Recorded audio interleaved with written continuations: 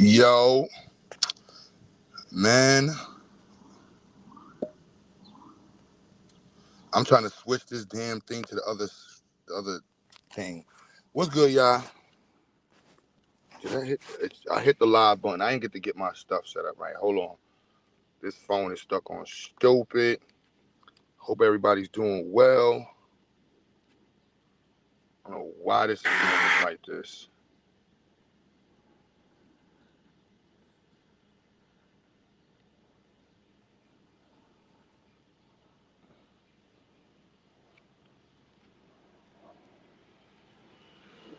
I don't know why.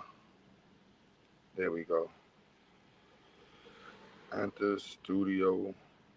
Cause I'm like, I can't play my music. I ain't got my banners up. Now it wants to pop up. Now you want to switch. There we go. I got to start off with a song. Got to throw that Big Brother up there on the screen.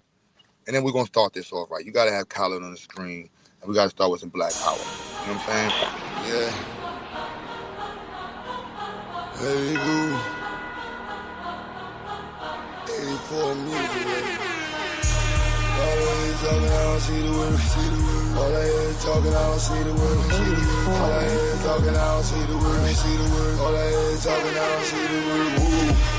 Black as a motherfucker, let him know. Cops ain't frame niggas, it's fool. We paper chasing, if not we catching zoos. Day to day, we take it, let it go. Yeah, we let it go. Yeah, we let it go. Lift the block from his knees, take it and let it grow. Get the block where the knees, leave him watching like woo. You know I'm on the river with a painless. Cold stove stepping, watching my lean shit. Building weapons and gold, you know they aim is. Living levels and smalls all on the English.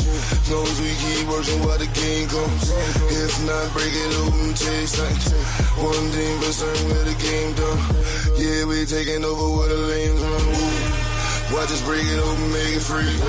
Watch us take control, watch us take the streets. Paper pie and all, yeah, we taking this. Fuck the police and law, watch me bring the heat. Woo. Black as a motherfucker, let him know. Cops ain't frame, nigga, it's fool. We paper chasing, if not we catching zoos. Day to day, we take it, let it go. Yeah, we let it go. Yeah, we let it go. Lift the block from his knees, take it and let it grow. Get him block with the knees, leave him watching like woo. No matter where I go, I see the same shit. Cops kill another with the same clip. You know, I see his movies, watching spaceships. We wonder why we struggle just to make it. Preachers giving sermons, but we don't see the work. Another body down, they gon' need a hearse. Cops playing games, take his body search. Play into the grizz, everybody hurt. Whoa. Watch us break it open, make it free. Watch us take control, watch us take the streets.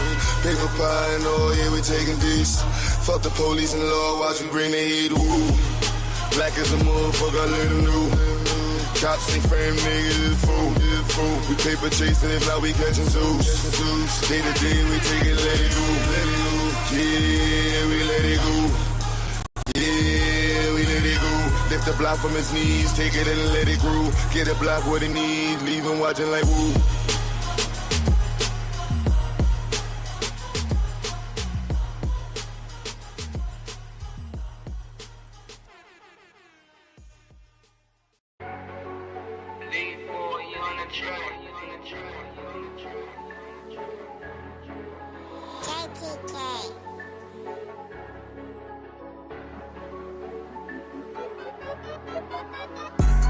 We birthed in the streets, came up from problems and slums. We'll hustle and eat, hustle our bodies for crumbs. We birthed in the streets, came up from problems and slums. Where we hustle and eat, hustle our bodies for crumbs. This where we from, and it's all that we know. It's all that we know, this is all that we know. It's all that we know, it's all that we know, this is all that we know. And this where we from, so yeah, this is where we from. And it's all that we know, it's all that we know, this is all that we know. We came out the streets, came up from flames, came out the beast, came up from pain, came up from cops, came up from Cain, came up from judges that's playing their games, came out the plots, came up from plots, came up from all of us playing our lanes, came up from crackers that's focused on killing our leaders and stopping our queens and our kings. All the days on that concrete, how did we ever get past? Short change, red line, see, so you may hustle for cash. Yeah, we did struggle to have, yeah, we did struggle to mass, but we knew troubles could last, plus we get muscle and math. Remember them days when in the dark, hustling, not grinding, that's smart. Remember them days and them times. Family was stuck on the move, family was stuck on the lines. So we push all our times up, push the case till all our files shut, push the feet till all our mouths touch, push the street cause all we got is us. Yeah. We birthed in the streets, came up from problems and slums. We'll hustle and eat, hustle our bodies for crumbs. We birthed in the streets, came up from problems and slums. Where we hustle and eat, hustle our bodies for crumbs. This where we from, and it's all that we know. It's all that we know, this is all that we know. It's all that we know, it's all that we know, this is all that we know. And this where we from, say yeah, this is where we from. And it's all that we know, it's all that we know, this is all that we know. Nights when the food is grinding, focus on food, had to find rent. Trapping and cruise, putting time in. Move or you lose or you're dying. Life for the fools and the blind men. Cops and the rules and they finding. Hung by a noose of they lying. Play like a fool by these tyrants. It's all that we know. Remember the pain that we put in for dough. Remember the nights that we slept on the floor. Remember the schools with their hand in our clothes. Remember the cribs with the roaches and mold. Remember the nights with the hood on the stove. Remember your skin with no third wasn't cold. Remember the programs that open and close. It's all that we know. The life in the hood. Yes, it's the life in the street. The garrison cold. Life by the curb. Life in the beefs. It's life in the cold. Yeah, the life in your feet. The garrison cold. Life by the curb. Life in the beefs. We birthed in the streets, came up from problems and slums. We'll hustle and eat, hustle our bodies for crumbs. We birthed in the streets, came up from problems and slums. Where we hustle and eat, hustle our bodies for crumbs. This where we from, and it's all that we know. It's all that we know, this is all that we know. It's all that we know, it's all that we know, this is all that we know. And this where we from, say yeah, this is where we from.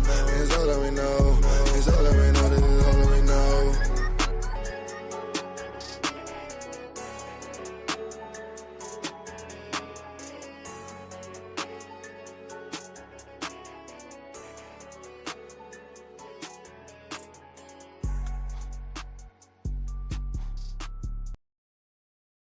What's goodies, baby?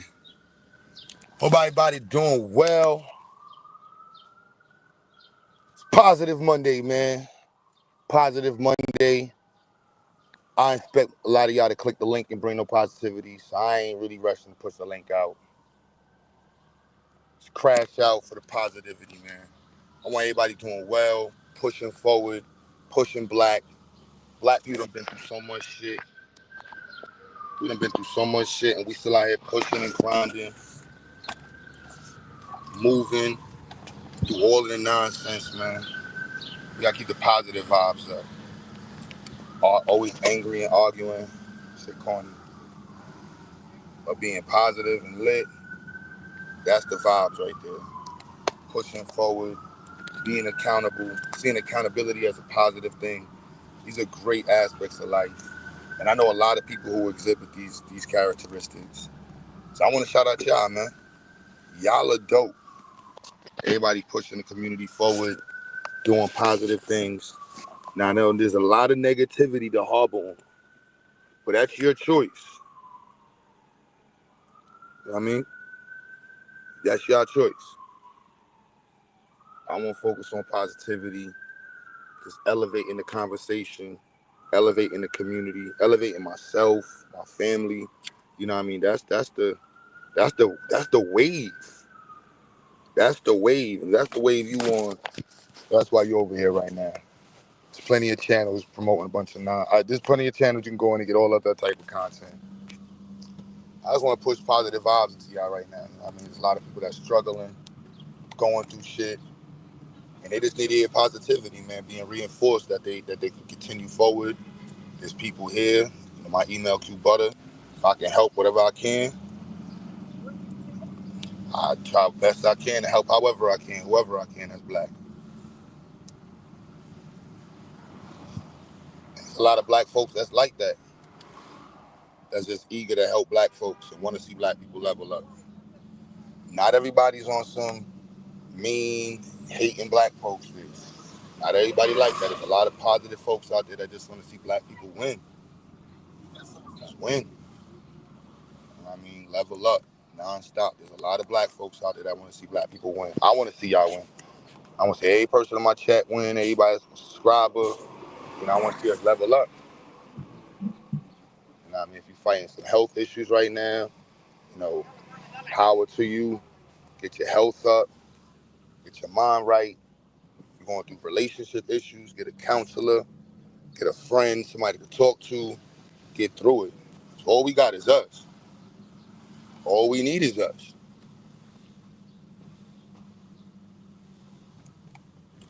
And every day is an opportunity to see us as something greater, to take a deeper delve into, how we perceive ourselves and challenge some of the norms that we've been told that we have to prescribe to. This is the era for that. With all the nonsense going on in the world, here's the time to push forward. It's the best time to be a Pan-African, black nationalist. I love being. This is the ultimate time to be a black nationalist. I have friends all over the country. Black nationalism before was letters. We wrote letters to each other and once in a while met up. Like, we consistently linked around the country with people that's all about black nationalism. I don't care if it's 10 of us. I mean, that's 10 people I ain't know before that was about that movement. That's 10 people that's just going to inspire me. Hopefully I inspire them. And we're going to do something for black people. Moving us forward, pushing us forward, empowering us, finding ways to make us be better. Like, that's the vibe. Arguing, debating, yelling, curse, all that extra shit. It's cool, it's entertaining, but I had to bring it home real quick. Like, hold on, y'all. That's not my vibe. My vibe is positive, move forward, focus, nonstop.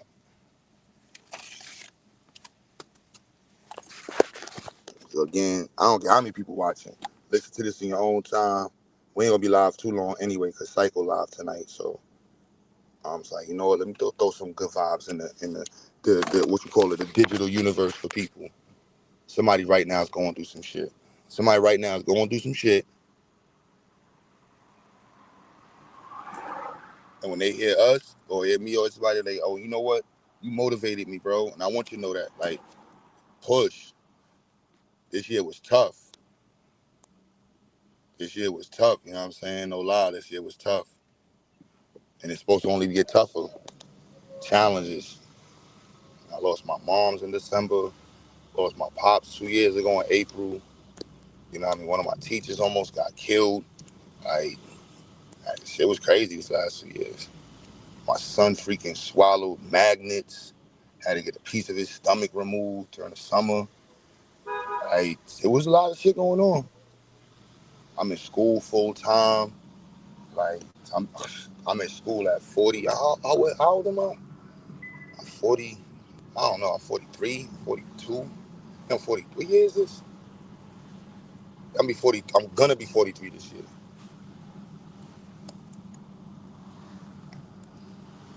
And nobody could have told me that I would be in school at 42 years old and enjoying it. Enjoying the hell out of it too. Like, this is having the time of my life in school. Learning more than I ever learned. And it's being put straight to use. Busy. Keeping up with the health. Like, I'm enjoying the hell out of my life. It's challenging. I'm sure y'all are all going through challenges yourselves, but y'all are making the best out of it. There's people that came on the tube or internet and was at one spot of life and in a different spot of life now. And that's the vibe. Leveling up and being around people that's focused on leveling up at all times. Like, what you doing today? Leveling up. How? I don't know, but I'm gonna do something to level up. I'm gonna do something to get me to the next spot. I'm gonna do something today that's gonna make tomorrow better. I'm gonna do something today that's gonna make me better than I was yesterday. One thing. Just one thing. One thing.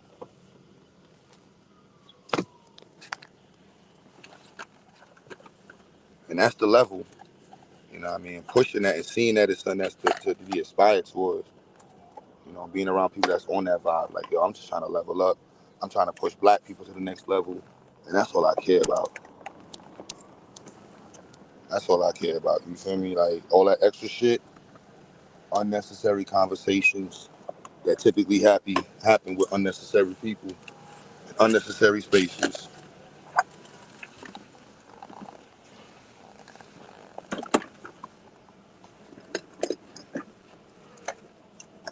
got a great opportunity. All of us, each and every one of y'all got a great opportunity living in this era. All these tools and resources and networking capabilities. There's the era right now to push. If you're not inspired, let me throw some inspiration at you. Push, push, push. It's the best time to put black power in the front of the conversation.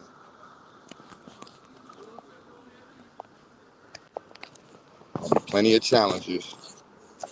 That's the plan. It's been a plan. That's the point of planning. So there's gonna be challenges. Looking forward to the challenges. That's the whole point too. You're not scared of it. You like, nah, this challenge here is gonna help me get to this challenge. I can't get to this challenge if I don't get over this challenge. It's like video games. It's the levels. Each level gets a little bit harder. I can't show you because I'm on the phone with you. Y'all looked it up? Huh? Y'all looked at the stuff? Kari, come.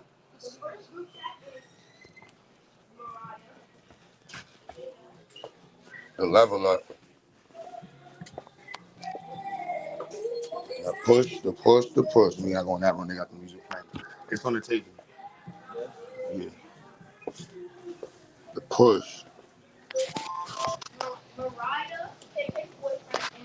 I never thought I'd have been none of these spots where I'm at right now. None of these spots. Teaching the stuff that we teach. Able to do what we do. I never thought that. You know what I mean? Like, this is nothing. Being able to show black kids how to make these type of machines. We don't have a texting. 3D printing, designing. Like, this is the era. This is the era to be involved and motivated. Can you tell me what Auntie Kelly told you? It's the era to be involved and motivated. Because if not, I don't know what you focused on. I don't. And that's how I want y'all to be seeing it. Like, nah, son. Like, y'all know Q, y'all vibe with Q. But the whole goal Q always promote. If she can't tell you... If you can't continue to promote positivity, I don't know what you're doing.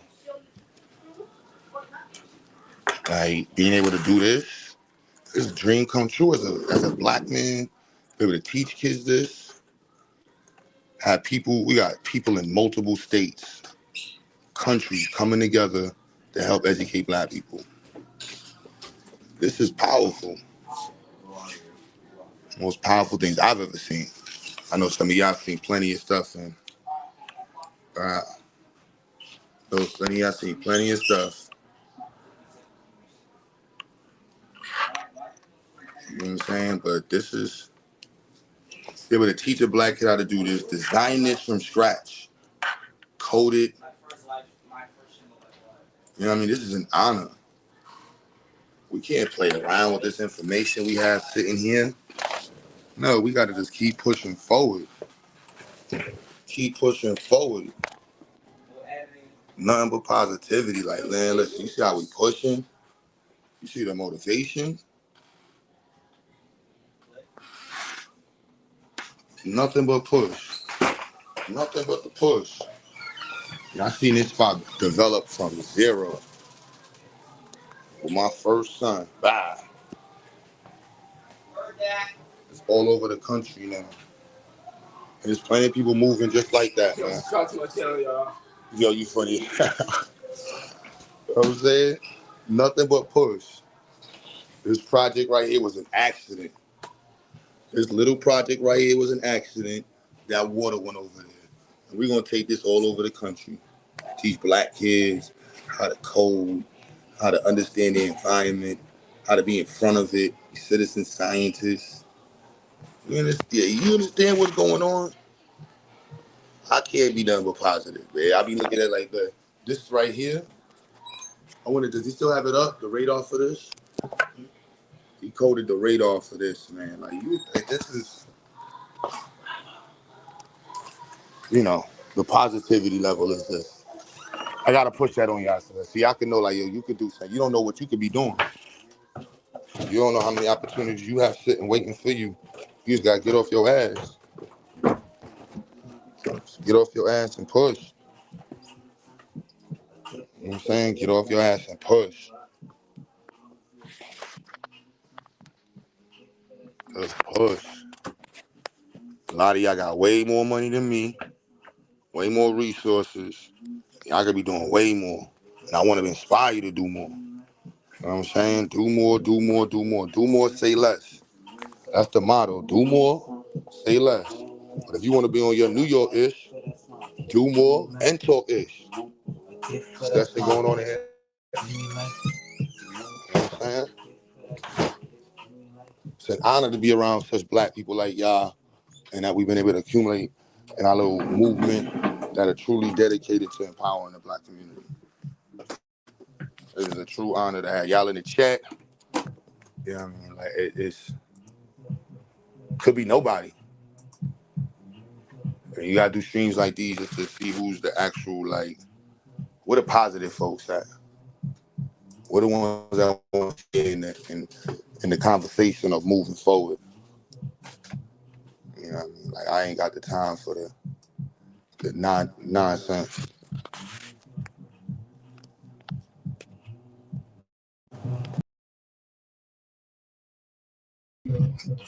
No time for the nonsense. Straight positivity. Nothing but positivity. Black over everything. And I know that's hard for some people to understand. Like, yo, Q really black over everything? Yeah. I'm not white. I'm not Spanish. So I'm putting black over through. That's what I'm doing. You gotta be hyped about that. You know what I mean? You're 50 Cent-ish, motivated. Like, yeah, I'm here to bulldog and take and do for us. Straight like that. And that's not gonna get you to be motivated. I don't know what it is. Amount of black doctors, black graduates, black millionaires.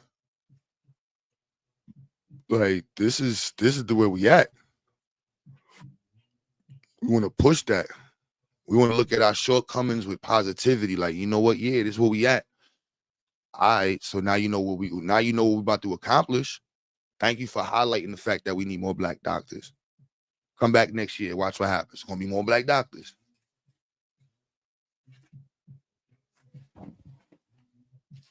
Finding a way to etch out in your own perspective positivity. Because I think a lot of people are challenged with that, like just seeing positivity through their lens.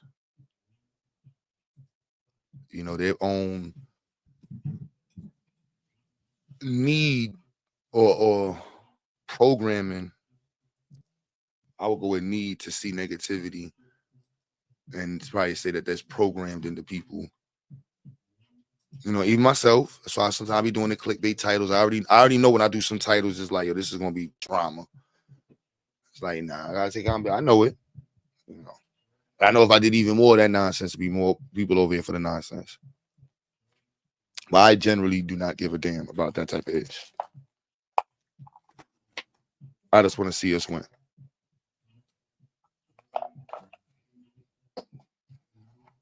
Connecting with people that's about seeing us win.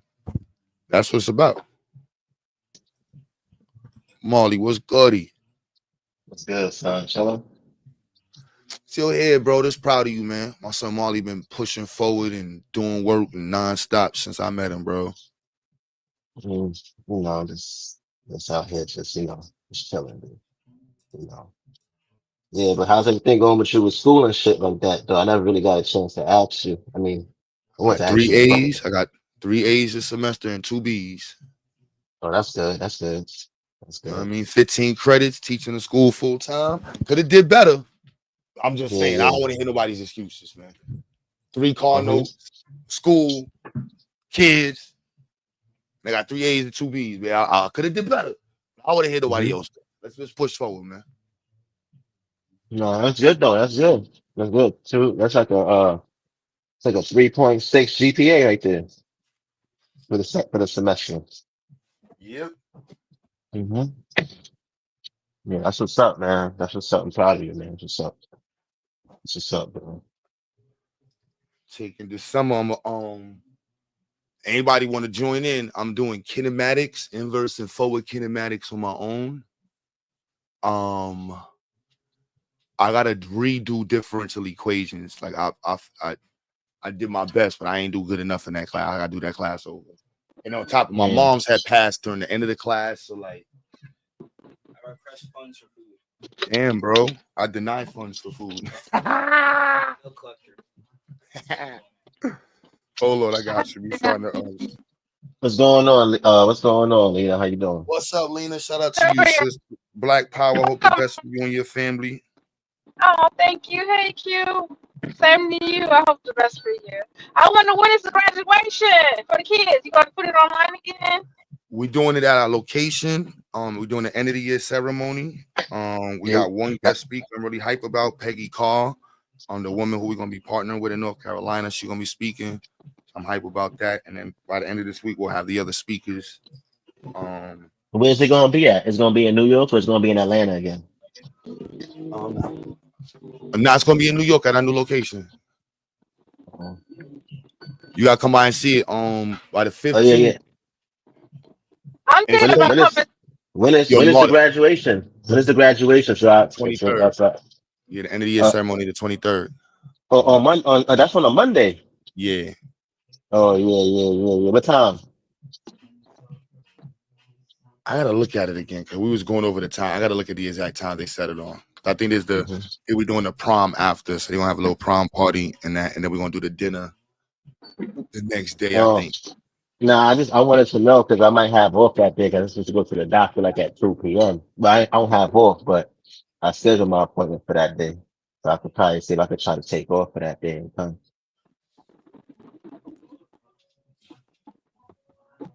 That's all I asked. Nah, that's hopefully you can make it. Like, it's gonna be online. You know, we're gonna show up to the world. Nothing but motivation. Nothing but motivation. I wonder, Q, if I come to New York next year, could I come visit the school or no? Of course. Of course, you can come visit the school. What type of question? Yeah, you can come. No, I want to be like, yeah, we're busy. Just okay, show you around. Oh nah. I mean, I'm always gonna run around with the chick on my head cut off. But especially with the new space, is gonna be lit. Like we got the I'm really excited. And then we're gonna be in North Carolina too. So you might come down to North Carolina. I'm gonna be in North Carolina, I think the week of the 11th. So I'm organizing that as well. I've been to South Carolina, I've never been to North, but my daughter turns 13 next year for her birthday. I was gonna show her Brooklyn. Lady.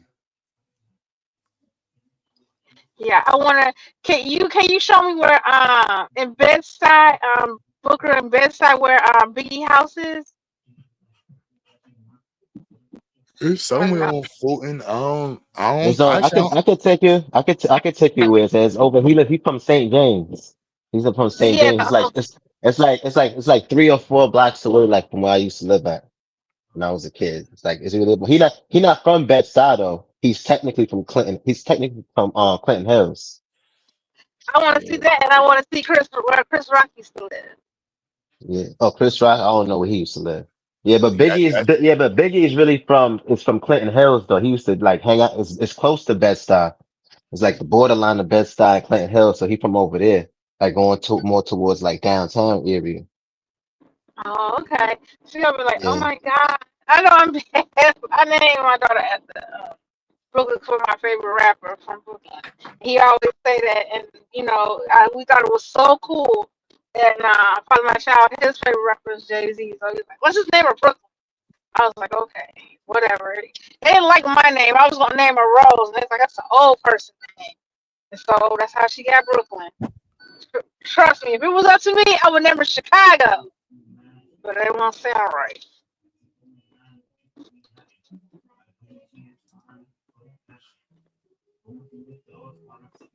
Shit.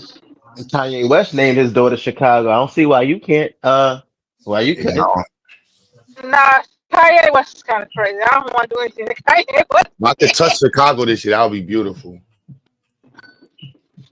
You gonna be in Chicago when you said this here? If I could, I would love to touch Chicago this year. Let me know. I'll meet up. I'm like, hey. I'm just talking about, between the new spot, North Carolina, and being and trying to be full time this semester again in school. I'm just trying to figure out how to get through that shit.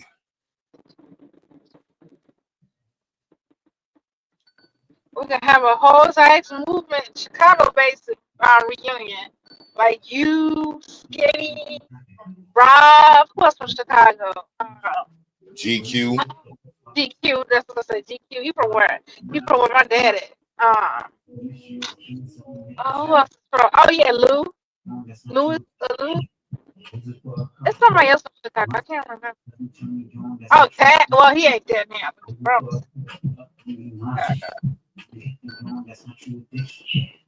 I'm sorry, my city is so cute. And I know it's hard for some of the listeners to be focused on positivity. You know what I mean? Like I know it's difficult because the negativity bias is a real thing. It's a real thing. Yes. Especially in these times with our president. Everything's under attack. Mark my words, they're coming for HBCUs. Even though they donated money, they're coming. It's coming down the pipeline. They're going to start fucking with our mission. Talking about black people being admitted to a black school as DEI. I'm telling you, I see it coming.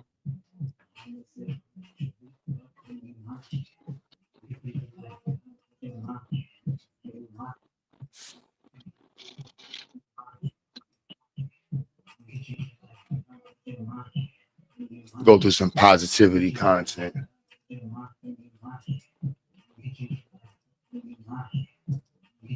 Piece of the chat was chopping.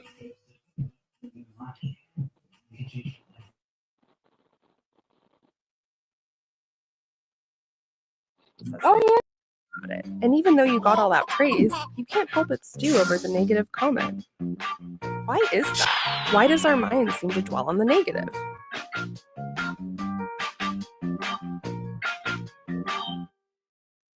A lot of my research focuses on how people tend to get stuck in particular ways of thinking and what enables them to get unstuck. Allison Ledgerwood is a psychology professor at UC Davis. I get to study how humans think and how we could maybe think better. We all know the expression about seeing a glass as half full or half empty. It isn't just what you see, but how you see it. And the way you describe that glass to people can really change how they feel about it. Allison wanted to know what happens when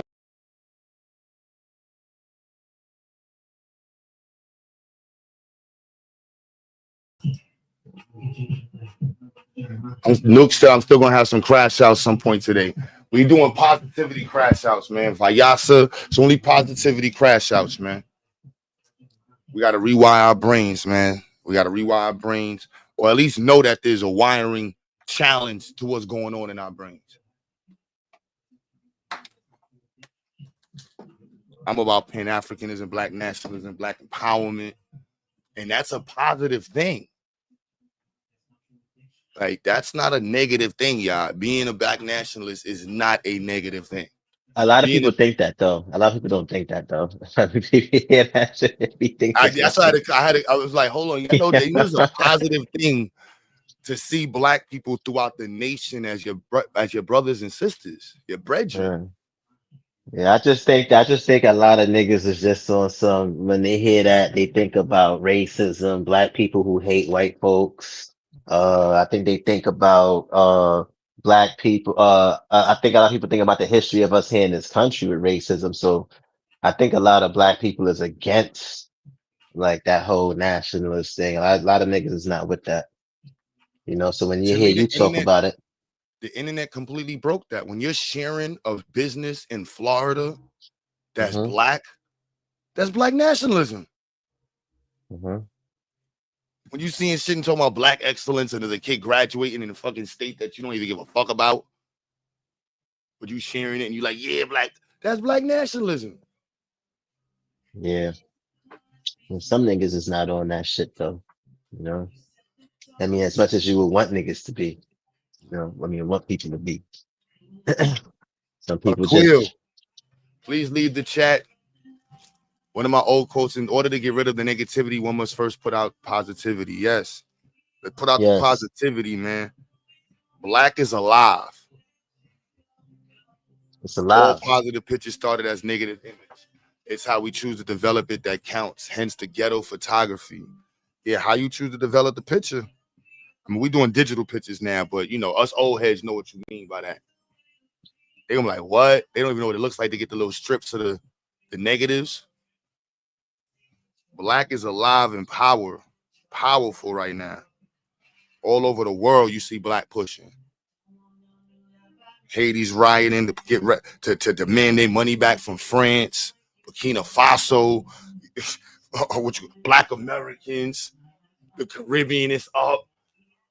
From Guyana to Trinidad, they like, yo, reparations, we need our shit. We don't want your dollar no more. Jamaica finally no more. We don't want their dollar.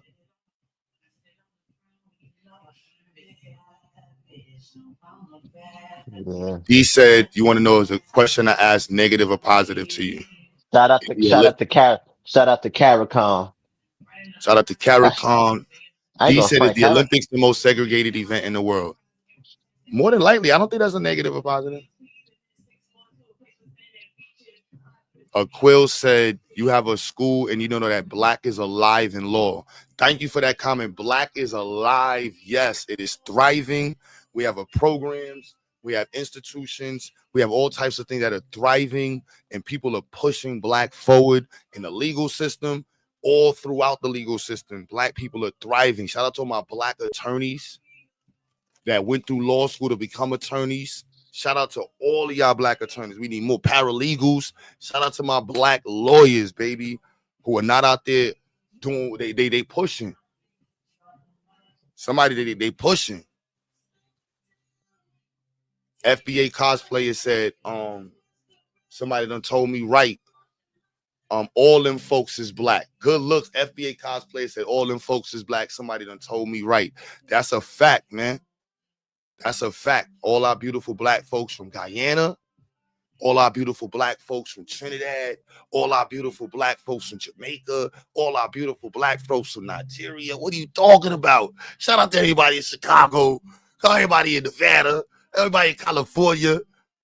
Put a black on it and say black power in this bitch. What is y'all talking about? That's what I'm talking, baby.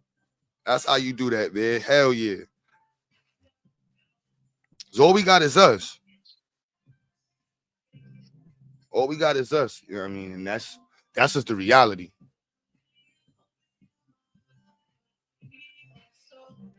I'm saying it's just shout out to the Mississippi, man. All my dope black folks in the Mississippi, man, pushing forward, man. If you got a program, you got some initiative, let's talk about it. Yeah, Hot Lead Hurt said black power. Yeah, all other stuff that you can type in the chat, but black power is that's first. Black power is there first. Deity, what's good, Young King? Today's a positivity time. Till cycle go on, it's straight positivity. Positivity, little 2 hours, little jab shot of some positivity in your life. You know what I mean? Nah, me. So my man said, let me pull this up real quick. This is one of the songs that inspired me when I was young. Let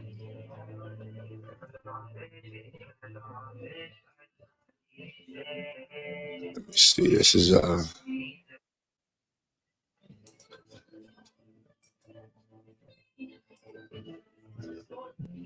yeah, a kid definitely unsubscribe. If all you about is negativity and the nonsense and not building the community, please unsubscribe immediately from my channel. You know what I'm saying? Please, I'm begging you, please unsubscribe. I have no interest in working with people who have nothing but negativity in their mind, no plight or work, desire to do any work for the community. Why niggas always gotta announce that they leaving? Nobody cares. Nobody even knew they was here. Like, why niggas gotta be like, yo, we leave, I'm leaving. Like, nobody care. Like, you don't make the show. I think this is weird, bro. Weird, bro. But that's I'm like, no, keeps it straight. Cause I'm doing a whole mental training on myself. Like, in order to do this level up, I gotta be on some super motivated, positive shit. Like it across the board. Only way to handle this level up, I gotta like retrain my own mind. Like it gotta be Like focused. niggas acting like niggas gonna be like, nah, come back, please don't leave, we need you. Nigga, I need to put that shit in the chat too. Like niggas is gonna care. Yeah, this album they uploaded this in 2009 years ago, but this album came out. Black Woman and Child came out what 96? 96. I'm only gonna play the beginning of it because the copyright strikes. What the Black Nation? I love it.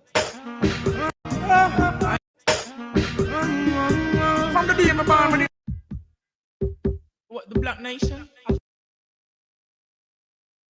So you heard what he said right there? For the Black Nation. Shout out all my reggae artists, conscious reggae artists. I was put out that black nationalist music, man. I just want to make sure I heard that. I don't even got to play the artist. I just want to hear you, make sure you understand that. For the Black Nation. You know what I'm saying? Feed the black child the future generation. Come on now. Come on. From the day my born, when it done lose, my color the first. I know last. So you expect that to search. What's up? Black woman and child, you, yeah. For you, I really have so much love.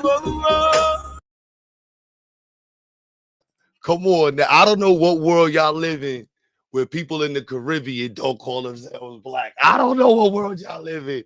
Come on, baby. This is craziness. Yeah, I don't know. I never heard that. I never even heard that before. Niggas in the Caribbean don't call themselves. I never met no Caribbean person that was like that. I swear to God, son. I never met nobody, like nobody in my family. I never when I niggas be saying, I be like, who they be talking about? Like, are they saying that they're not black? Like, I think it'd be a misunderstanding in context of what, I don't know. I think people, and then you got some people who just associate black with America. So I don't know if they saying that they're not like American and they associate it with black. I mean, I've never heard no black person from the Caribbean never say that they're not black. Even on their birth certificates in the Caribbean, it says Negro. Yo, That shit sound weird. I never super heard that weird. shit before until I came to the internet. I never heard that before. I never heard of black people from the Caribbean not saying it. Now, if you want to say like Dominicans, probably, you know what I'm saying, which is kind of understandable due to their, you know what I'm saying, but I never heard no black people from the Caribbean that it be not black. They might say that they're not black Americans, but saying that they're not black, like I never met nobody like that.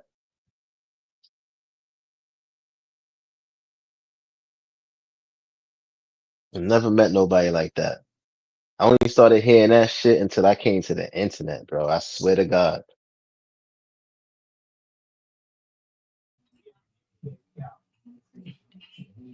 I swear to God, Yeah, I never heard like nobody in my family. I never heard no. That just sounds weird. that's just crazy to me, bro. From That Brooklyn. shit sound. So that shit sound, especially being from. That shit sound mad weird.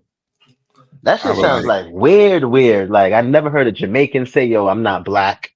I'm talking about a Jamaican who was black. I never heard no Haitian person say that they not black. You know what I'm saying? I never heard no. I mean, if they say they're not African American because they wasn't born in America, that's different. But I heard them say that Afro Caribbean but I never heard nobody say they not black. That shit sounds weird. Weird. Never heard that before. they. Yeah, they're gonna say that. Yeah, they might say that they Jamaican because that's where the country that they come from, but they're not saying that the black is not a country. So of course people's gonna say, yeah, I'm Trinidadian, I'm African, I'm Jamaican.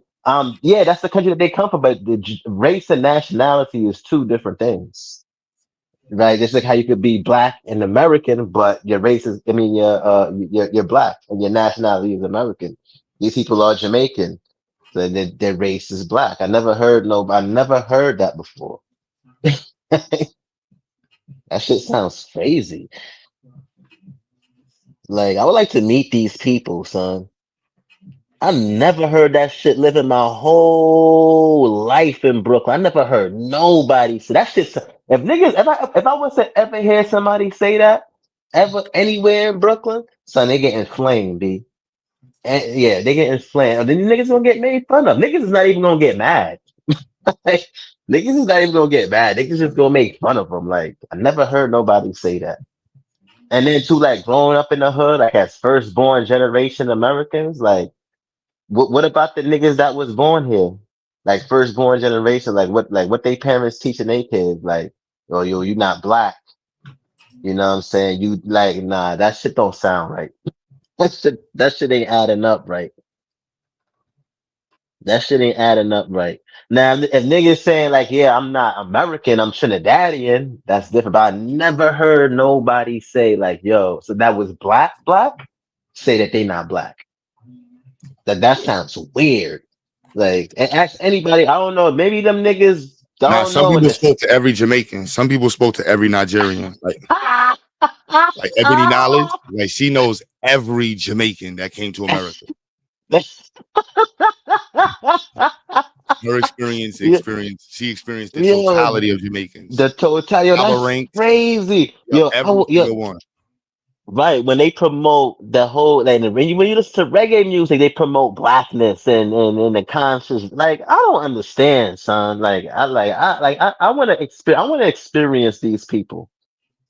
Yeah, because these people must exist, and I just never experienced them before.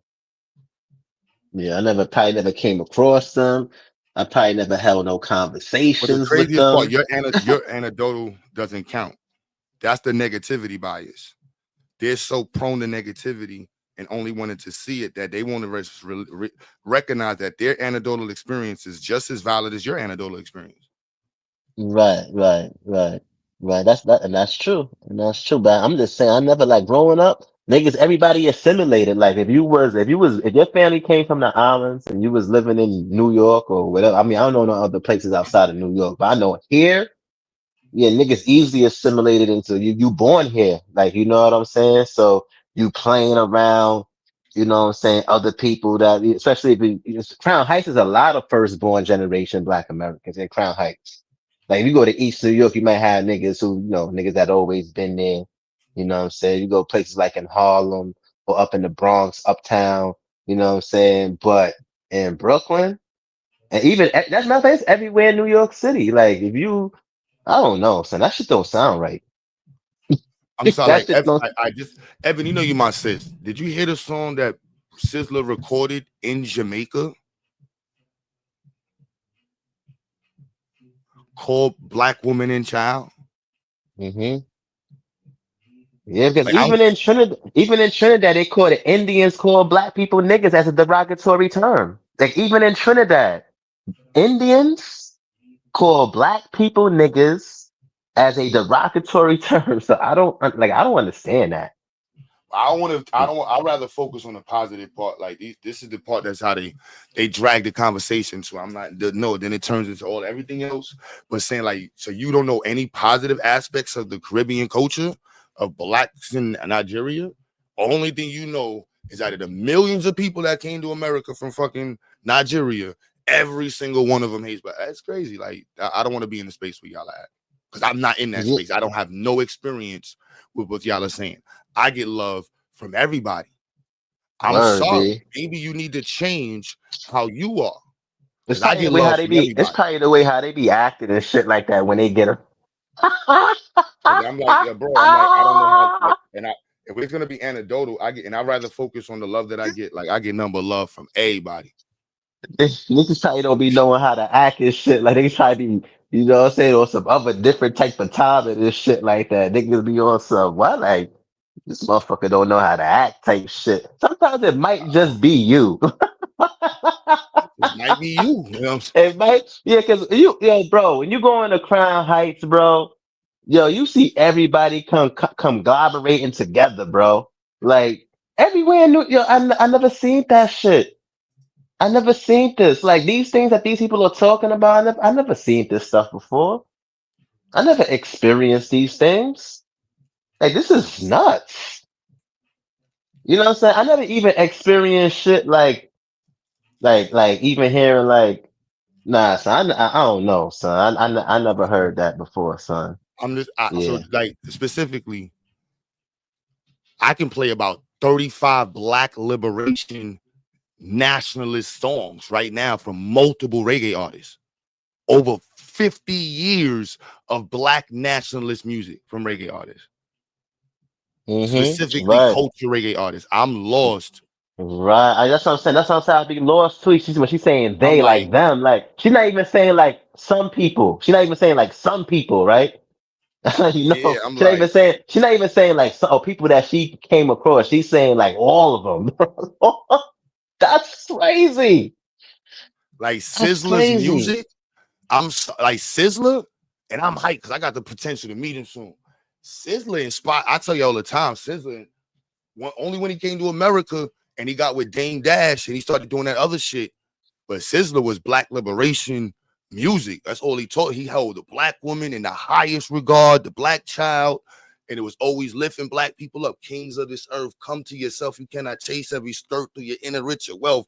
Woman of this life, what is your meditation? Feed the Black child, the future generation. Yo, that is one of the hardest lyrics to me of the 90s, being there. Kings of this earth, come to yourself. You cannot chase every skirt through your inner richer wealth. Woman of this life, what is your meditation? Feed the Black child the future. Yo, he went bananas on that. What? Come on. Oh my goodness. Don't let me throw the other art. I can't even. Peter Tosh. Dennis Brown. Oh, come on. I don't know. I don't know. Maybe I just not privy to the music, but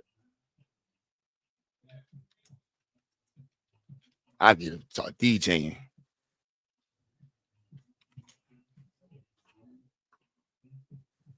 Let me see.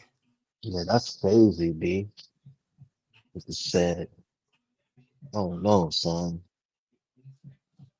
I guess if they probably did experience that, and you know what I'm saying, I probably, probably just left out of the loop or some shit like that. You know what I'm I saying? ain't denying their experience. Like, I don't want them to Yeah, feel like that. yeah. I'm not, but she's saying like all of them, but she making like it's absolute, like every, and that sounds. For now, she came across people that probably individuals. I never met those individuals. You know what I'm saying? My mom's is gonna tell you that she black. My aunt is gonna say that she black. My uncles is gonna say that they black. However, they Trinidadian. I don't know. This don't make no sense. This don't make no sense, B. And they're gonna and Negroes because in the islands and then they say Negro, but it's the same thing, black. But I'd rather And harp on the positive, you know, because that's how they control the confidence. Not them, but the reality of negativity and the biasness that's associated with it. Just just keeps pushing it. Like, yeah, that's crazy. Oh no, bro.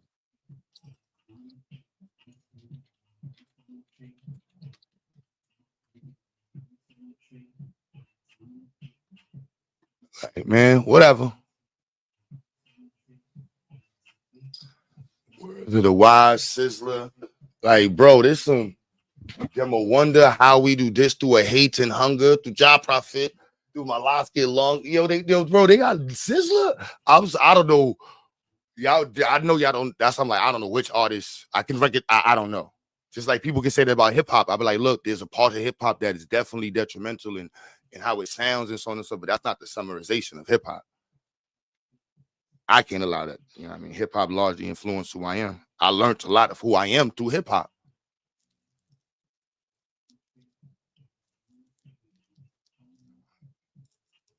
$5% a component of hip hop. the black nationalist aspect of hip hop, the Pan African aspect of hip hop. Yeah, that's what fueled me as a kid. Like, yeah, that Yeah, that and that that made me. and that really don't make no sense because Marcus Garvey came all the way from Jamaica, but he was a Pan African. So what I about don't know. Marcus Yeah, Garvey? Like, it's Marcus because Marcus is he in that totality? Because Marcus yo, Garvey gonna call himself black, Kwame Ture's family's from Trinidad. He's the one that got Black Power the term popping. right? No, Stokely Carmichael. Yeah, Kwame Ture. Yeah, Yeah. coined the term Black Power, and, and he was from Trinidad. So I don't know, son. Like, I don't know the people that she talking about because we can name several black people who are famous that's from the islands that like Marcus Garvey, Stokely Carmichael coined the term Black Power. It wasn't Black Americans that coined the term Black Power. So I don't understand that. That shit sounds crazy. I wouldn't even word it like that. It just that's not the essence of what it's supposed to be about. It's See about about black what nationalism.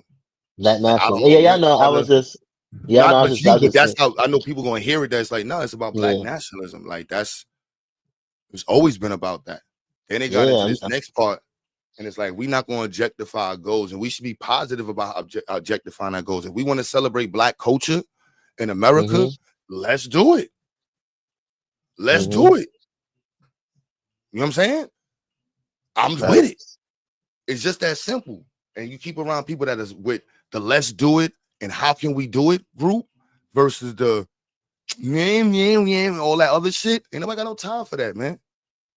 Ain't nobody got Mhm. no time for that.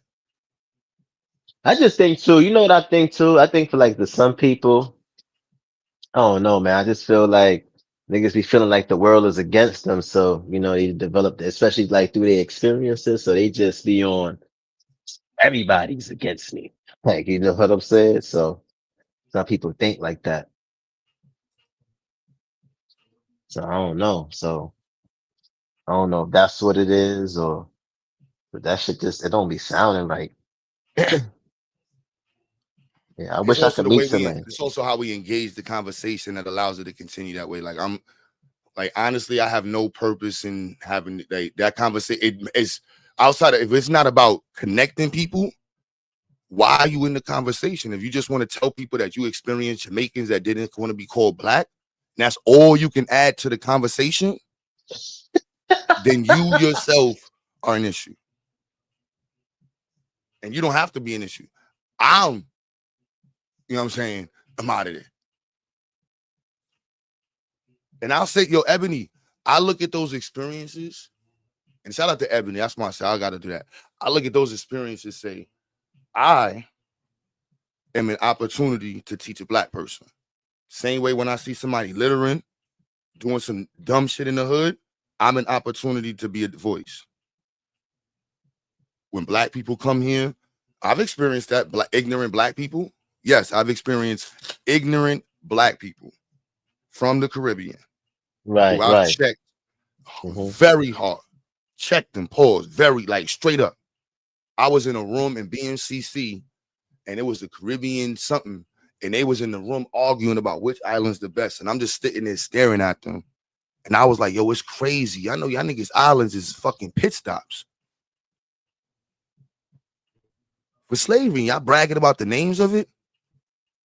Yeah, like what country? Like what country? I mean, niggas do that shit all over. You know what I'm saying? Brooklyn, But they was Bronx, going Queens. hard, Oh, disrespecting oh, each they, other. And I'm like, this shit, oh, oh, they yeah. I'm wasn't like, even yo, this playing. is They wasn't even playing around. They was on.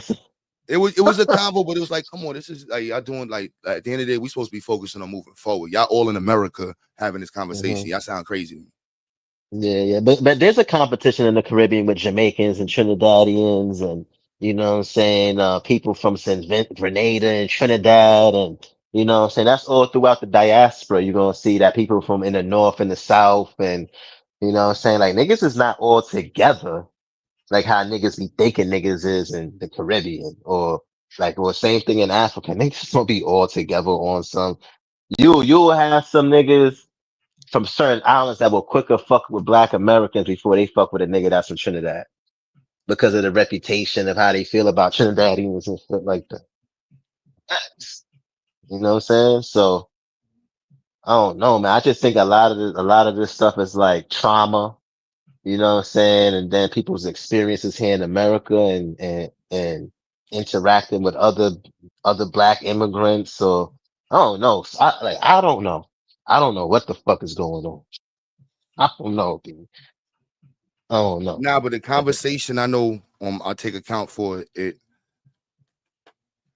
I used to do the positivity drills. I'm like, look, I'm just not gonna deal with it because at the end of the day, however you engage, it fuels the enragement.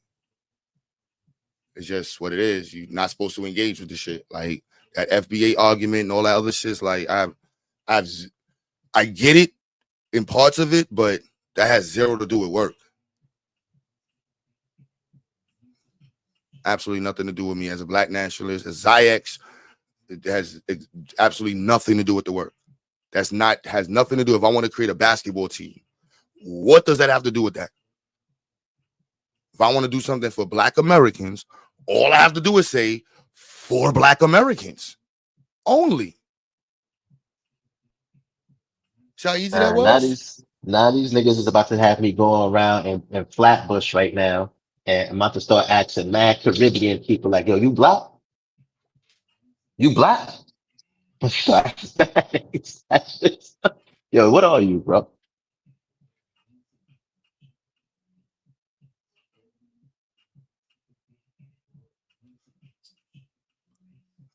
Wale said nothing but positivity, black over everything, even truth. I know you're not black, Wale. I know.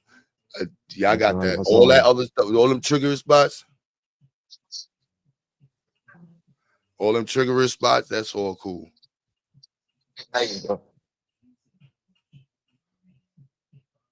But again, I'm celebrating blackness.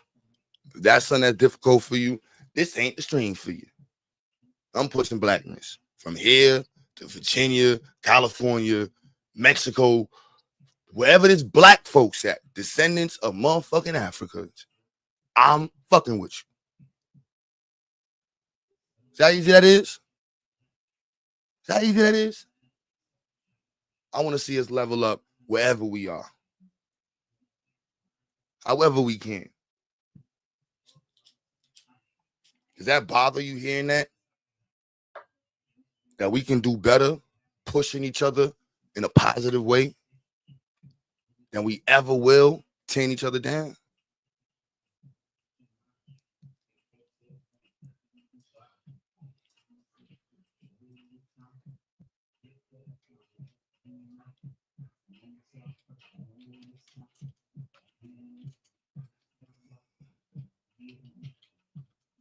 Let me see. X.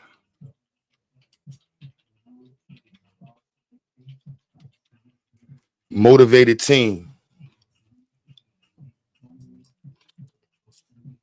Let me see what I want to pull up. Let's see.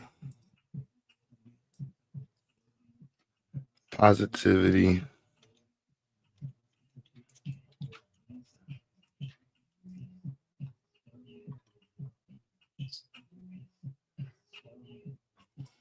Let's see. So my her put this in the chat. Let me show this. I had this on the screen.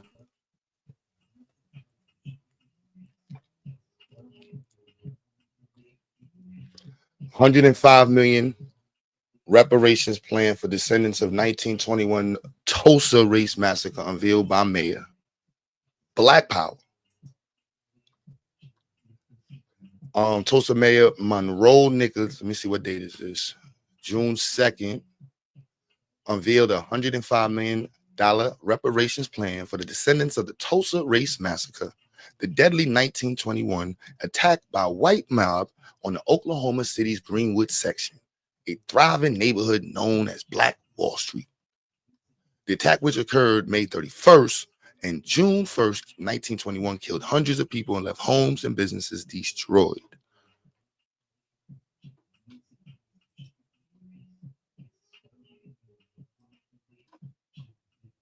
On my 104th day in office, I signed an executive order recognizing today, June 1st, as Tulsa Race Massacre Observance Day in the city of Tulsa.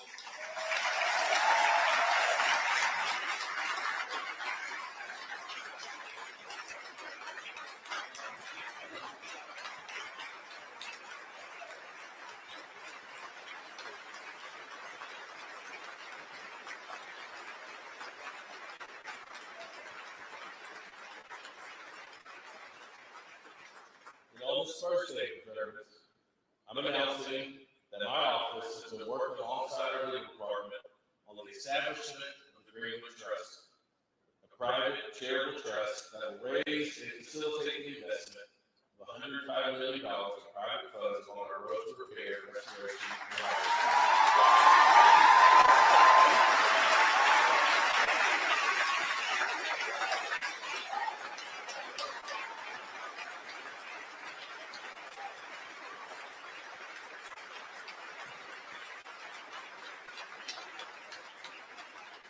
With the descendants of Greenwood victims at the center and our survivors, the trust will invest in affordable housing and homeownership by raising a $24 million fund of investment that's aligned to, you heard Christy, she's ready to go, in alignment with the Beyond the Ecology Commission recommendations.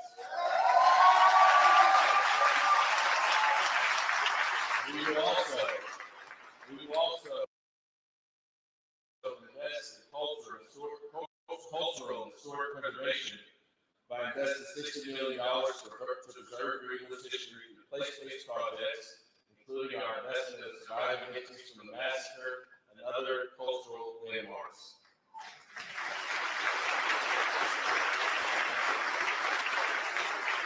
The trust will also be involved in economic development and education by establishing a $21 million endowment for educational scholarships, small business grants, no-interest loans, and continuing the work to bring closure to the families of the victims through our commitment to the massacre investigation.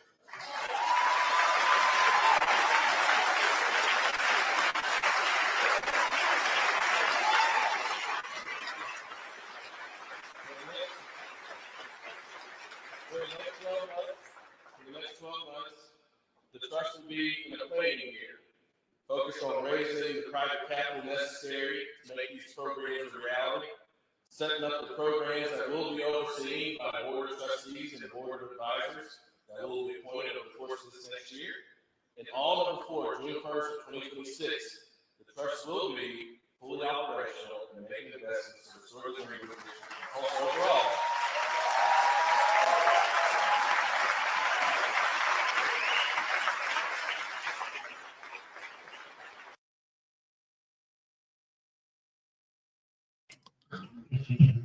Positivity, you know what I'm saying? Positivity. We're gonna have people that's gonna try to do stuff, and we're gonna have black folks that's gonna be against it. We gotta fight against that. Gotta keep pushing us, man. Every step is a win. If you're trying to lose weight right now, count each step is a win. You in the road to recovery. If you disabled, every step is a win. What are we talking about? Pebbles build motherfucking mountains. You don't build a mountain with motherfucking stones and big ass rocks. It's just over pebbles. Over time, compaction and shit. Subduction zones. Melting and pushing and mad pressure. Thousands of years. Millions of years. Takes time to build shit right. I'm not in that state. Anybody who's celebrating that, you're a black nationalist right now. That's black nationalism.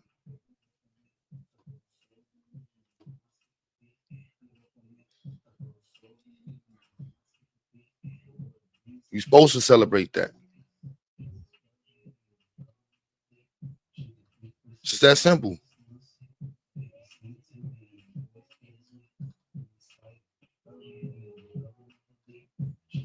Let me see.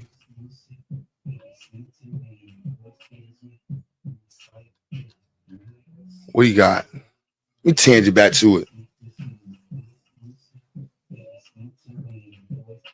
Yeah, Black National Power, BNP. You know what I mean? Like how we see our pictures, how we see our picture. Is the glass half full? Is the glass half empty? 30% to go, 70% way there.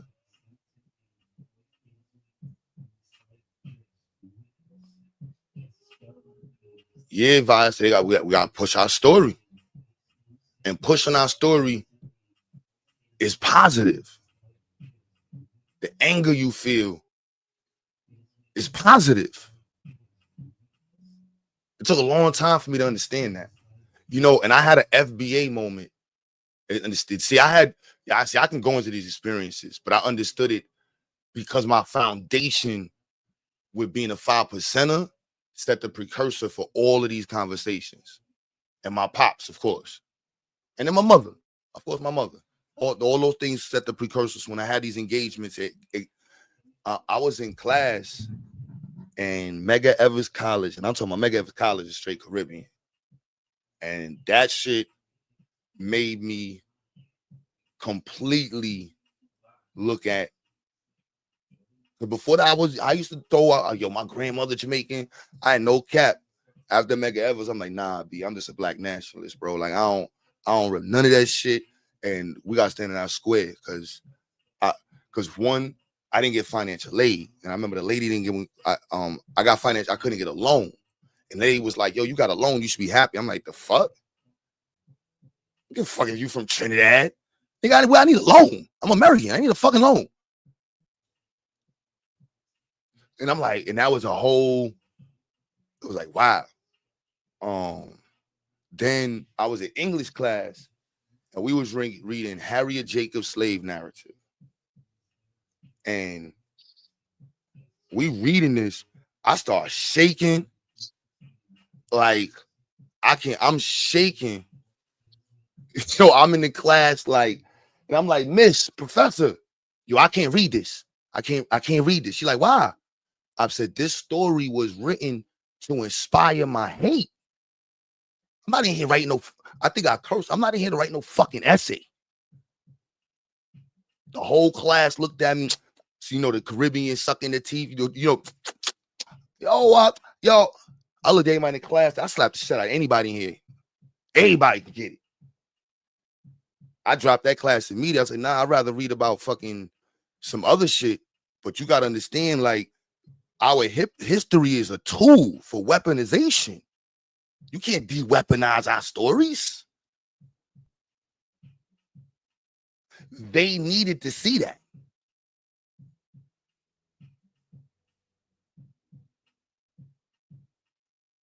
You know what I'm saying? So, like, I don't think I understand. Don't think I understand. But I place it in a space of ignorance.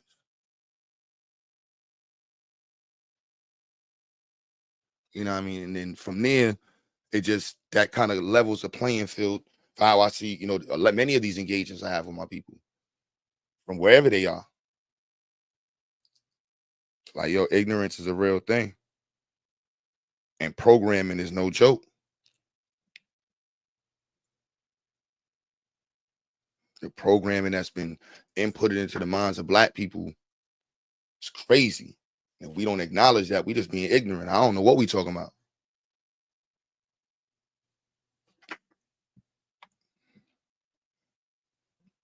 And it didn't only happen in America.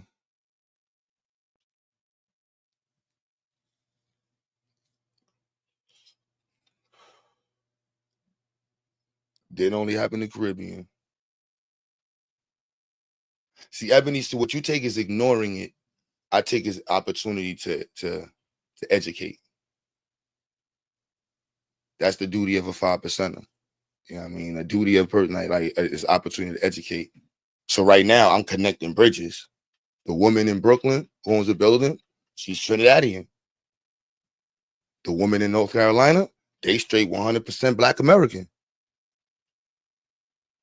You know what I'm saying? Like, I got teachers who are Black American, Caribbean. I had continental Africans. Like, this is the greatest period to be in as a Pan-African. I can click on Zoom and connect with, like, why focus on that when you got our men in the chat who's willing to volunteer to teach Black children anywhere? And we have the ability to do it. We got Damo and our men, GA and Identity. Y'all saw Irene on there. You know, Buddha was. We had so many different people, places of the world that they would have never interacted with. if it wasn't for this technology. I'm excited. What? I'm mad hype about this. What are we talking? Like, why talk about the anecdotal stuff that holds us back when we can focus on the evidence-based approach that will get us to the next spot? It's a fact that'll get us to the next spot.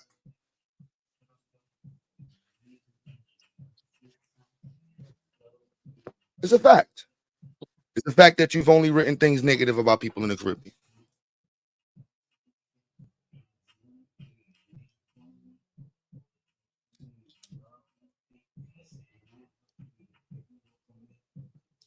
You know what I'm saying? It's just what we do.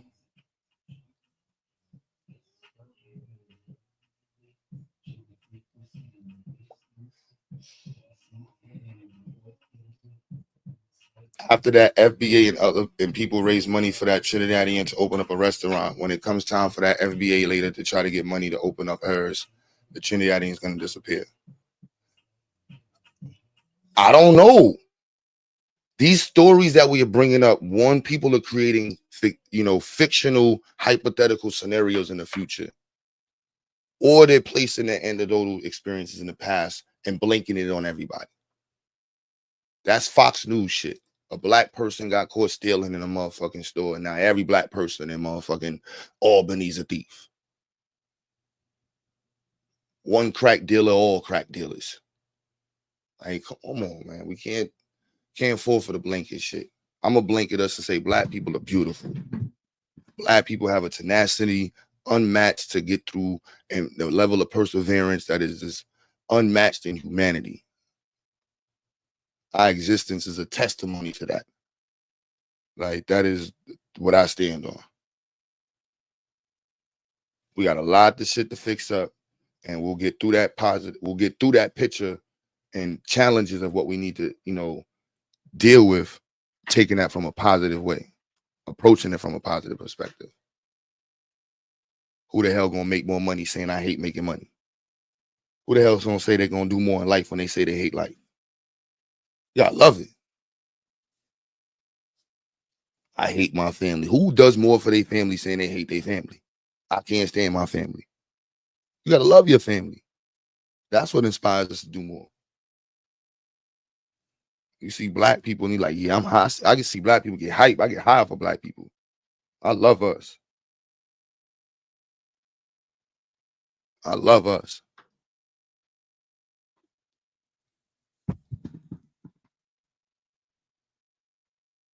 So good. You know what I mean? I appreciate that, Ebony. She said, I never meant all of any land the same. I hope I didn't come. It did kind of come off that way, but I'll take accountability, Ebony. We would never get to the point where you would say that if I'm on the panel acting on some negativity shit and the conversation's negative. That's what I'm gonna take accountability for, because I already know we can see through this bullshit, but if we just focus on bullshit, what do we expect?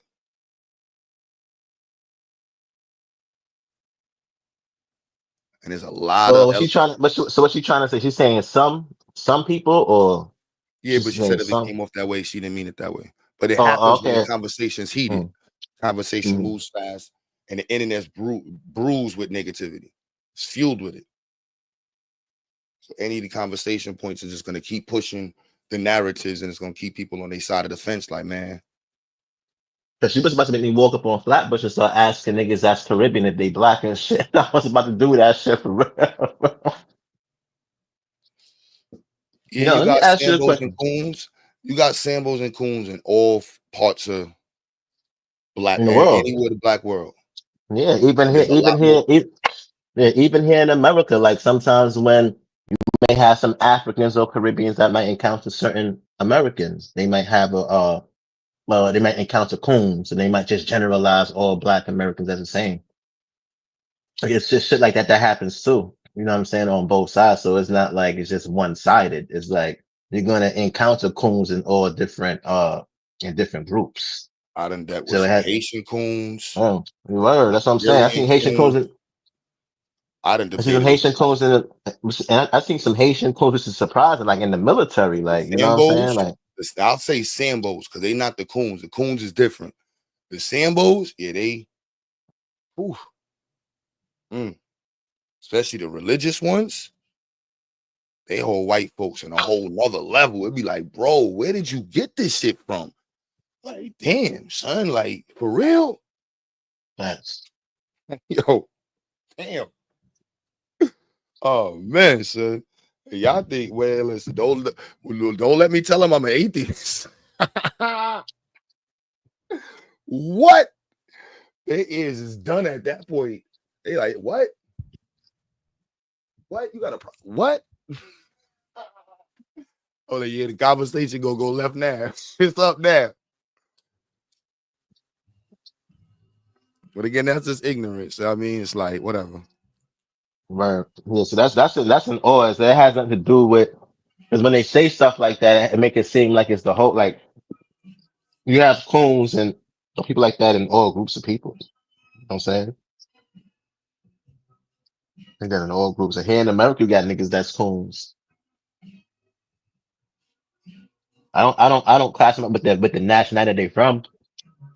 You just class them up as being coons. Like that's it. You don't try to class them like, yo, all Black Americans or all Trinidadians or all Jamaicans or like, you know, or they, like, you know what I mean? But now that's how it comes off. Like, and when it comes off like that, it just sounds weird. Like it sounds strange. Like, cause I never like, you know, as a person that's Caribbean back, I never heard that before.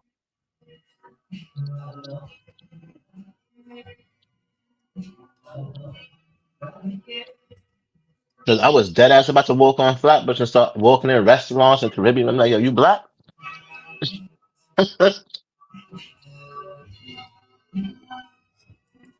So 100 racks, man. You can ask Wale. Wale live in Jamaica. Ask Wale. Wale would know. Wale So would this, know. so Wale would this is definitely know. so 100 racks. I hope you see the screen, man. Do me a favor and explain how someone can be Pan-African and never plan to build up Africa. Pan-Africanism, the idea that peoples of African descent have a common interest and should be unified. Pan-Africanism has taken the shape of a political or cultural movement. There are many varieties of Pan-Africanism. In its narrowest political manifestation, Pan-Africanists envision a unified African nation where all people of African descent diaspora can live. I mean, like, I don't know where it says African diaspora refers to the long-term historical process by which people of African descent have been scattered from their ancestral homes, other parts of the world. In more general terms, Pan-Africanism is a sentiment that people of African descent have a great deal in common, a fact that deserves notice and even celebration.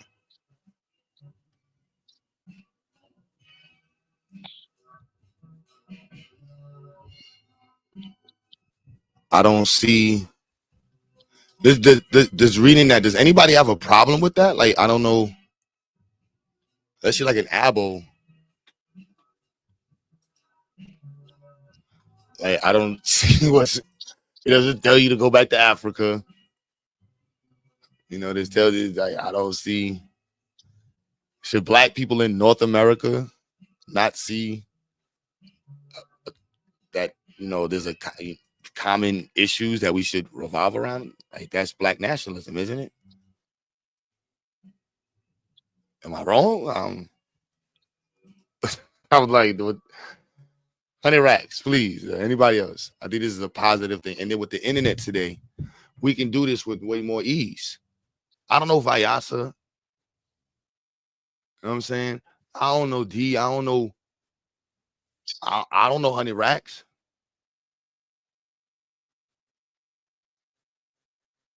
I don't know, you know, many of these people. 100 racks. Where are you at? Let's do something in your city. That's Pan-Africanism. Can I get to Africa? I can, but you got to prioritize in your region. I'm doing the best I can. I'm trying to get from Brooklyn to North Carolina, but trying to expand around the country. I'll do something in the Caribbean if I could. I got to figure out how to do it. My little bit of bread. I'm with it though. So you know what I'm saying? Like, and then what are we building?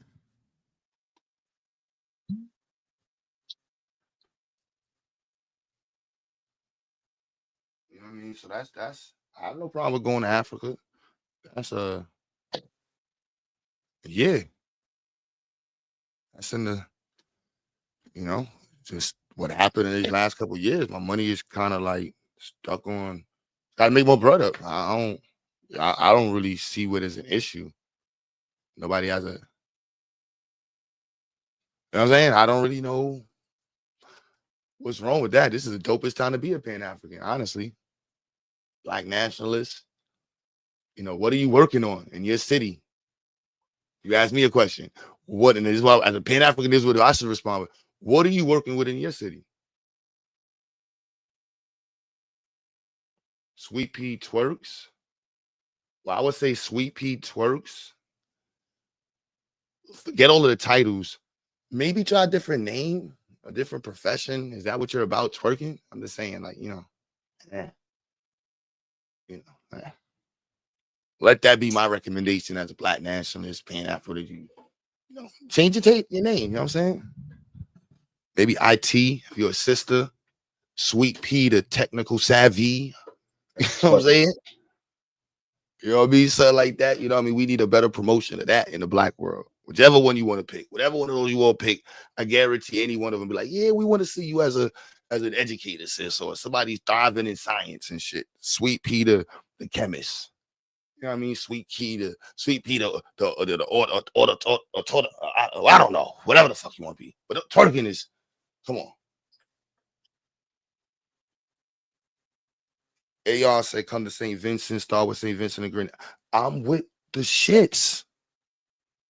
Nah, I'm gonna keep it real, B. My father from St. Vincent. Ain't nobody really that island over there, B. Like, you know what I'm saying? I really can't build no infrastructure over there, B.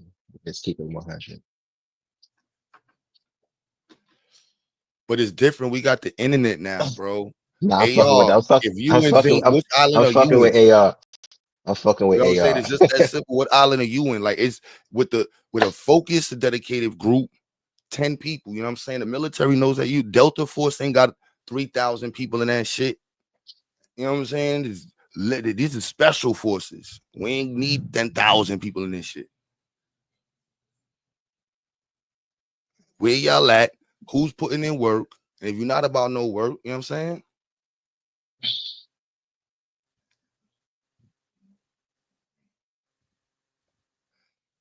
Don't worry about him, AR. We got digital means. Hey, let's connect. Monica Lamb in the chat. Shout out to you, sis. Number positive power to you, man. You already know that, man. Nothing but want to see you win, sis. Wake up today, tomorrow, whatever it is, was winning. Winning. Pushing the winning vibes. Nothing but positivity, man. How you gonna push that forward? Connecting with people, pushing STEM, pushing Black people forward, wherever you at. Who's in California doing something? Who's in Atlanta? It's just that simple. See how easy that is? Hey, yo, what island you in? What's your time zone? You're probably in the same time zone as us, or maybe an hour behind or some shit. So let us know if you can get a classroom, get a space, get it popping. We got Zoom, bro.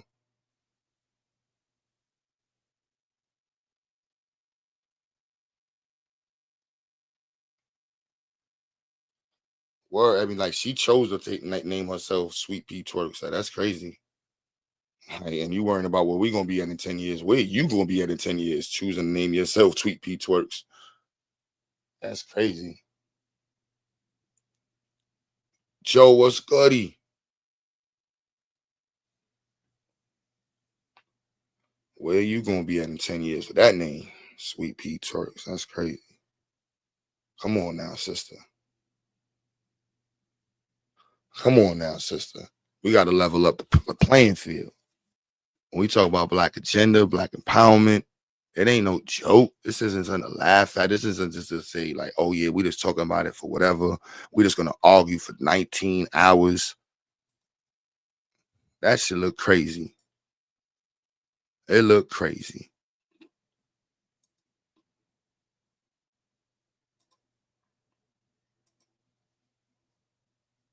all these resources laying around. Everybody in here, my chat, should know how to do some STEM shit. Everybody here should be connected in some way to pushing forward.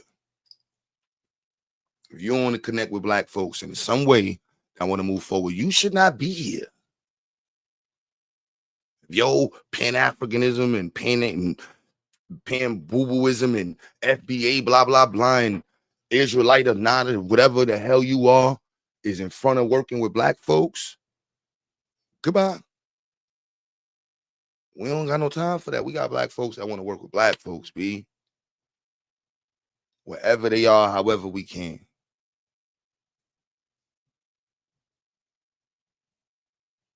This is not rocket science. It's nowhere near rocket science. Work with people that is pushing forward and stay positive. It's just that simple. You're not trying to push. Dr. Mo, what's good? Hey, Peace, Power, Profit. Can you hear me? Yes, ma'am. Hey, so we got to look up.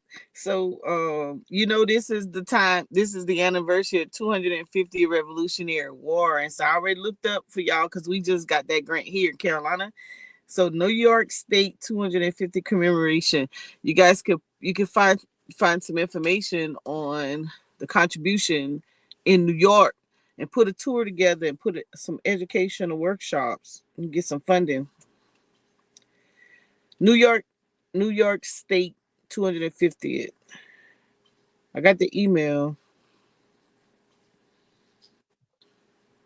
See, links on. This is Black nationalism. Yeah. We did it for the Gullah culture here in the Carolinas.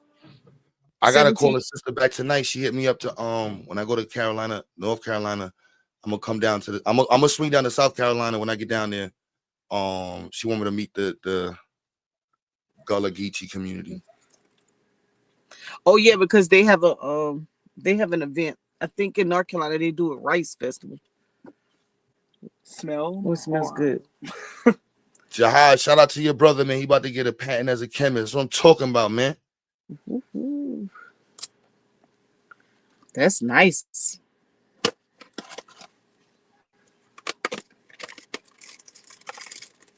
You converted a potentiometer to an old school 8-way arcade joystick. A potentiometer? Potentiometer. You coded it by what you did? 0 to 1023, and then you broke it into divided 1023 by 8. And then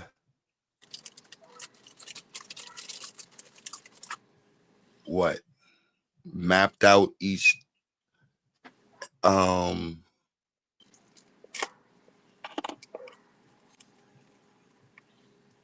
I would say what parameter? I wouldn't say parameter, but each scale. So 0 to 2, what? Something. Yeah, whatever. But yeah. Babes, yeah, I'd love to hear more about that.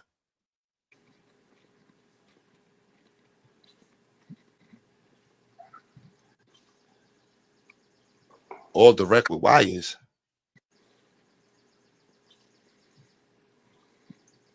Oh yeah, you gotta let me know how I gotta see that. I gotta call identity on that one. I gotta see that. Potentiometer? Yeah, I don't know what the old school pause joysticks look like, so I don't know. That's dope though. Yeah, I'd love to see that. Is it square with the top piece or something like that? I don't know. I ain't. My first video game was like Nintendo or something, or Atari. I think my parents had. I ain't get to play the Atari. I don't know. I think it's weird. I remember that had X and one. I remember had X and Y coordinates, so you go left and right and up and down still.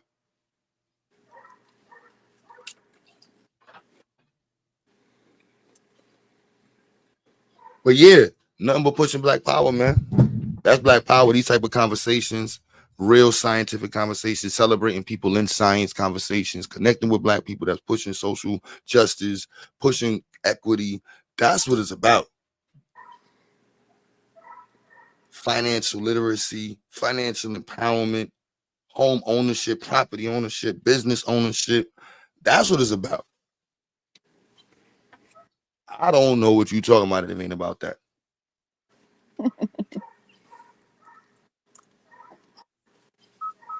It's just that simple. And I know it is tricky on YouTube and social media to do that and be positive, because it's like people are just wired to be negative. They run off, but you popular, so they'll stick around.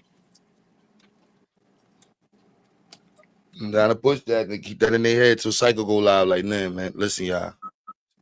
Focus on being good, great, and of yourself. Don't worry about nobody else.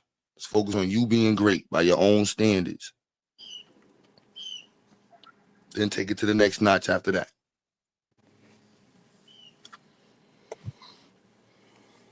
I like that, by your own standards. Yeah, a lot of people live by other people's, and it's like, nah, live by your own standards. Respect the world. You know, but every step matters, man.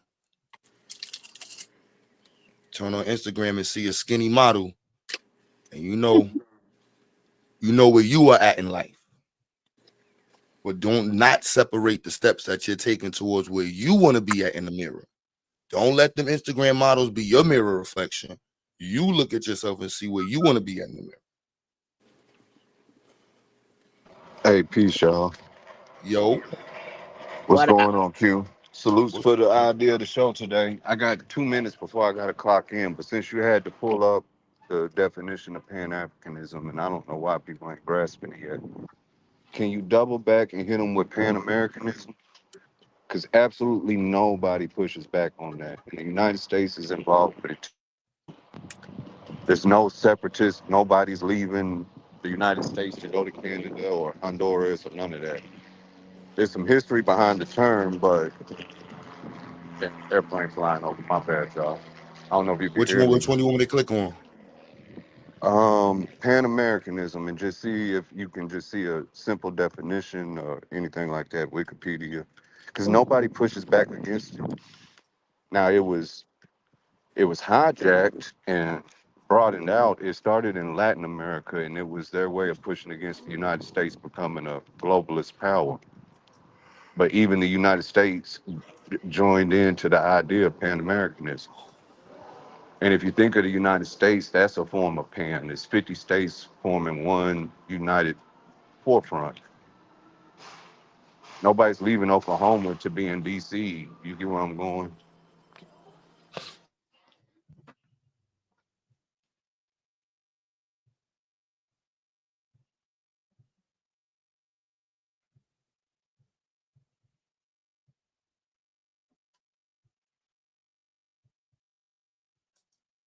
Yeah, Pan-Americanism is a movement that advocates for cooperation and unity among the nations of North, Central, and South America it seeks to foster diplomatic, political, economic, and social relationships between these countries. Pan-Americanism gained prominence in the 19th century, particularly after the Pan American Conference in 1889, which was instrumental in establishing the Organization of American States, OAS, in 1948.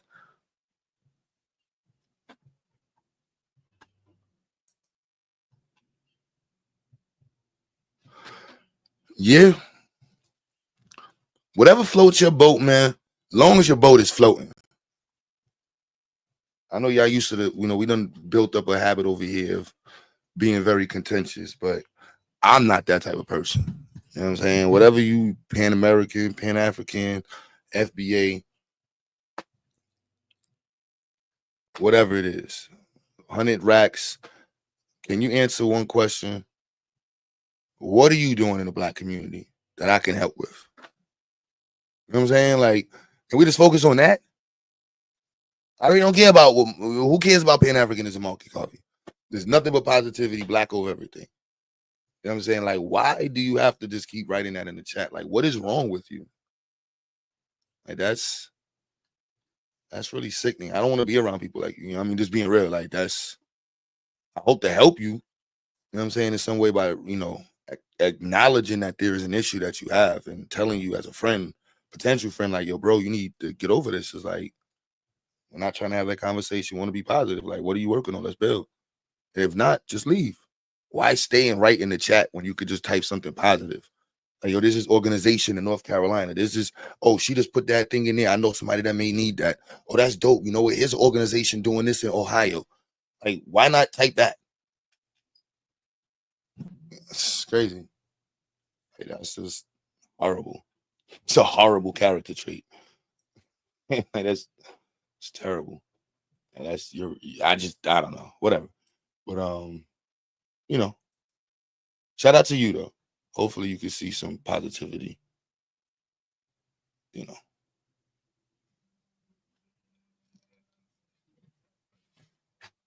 Thumbs hurting from all that typing just to join the live. You know what I'm saying? This is the number of positivity, bro. All that extra shit. All that extra shit ain't got nothing to do with nothing, man.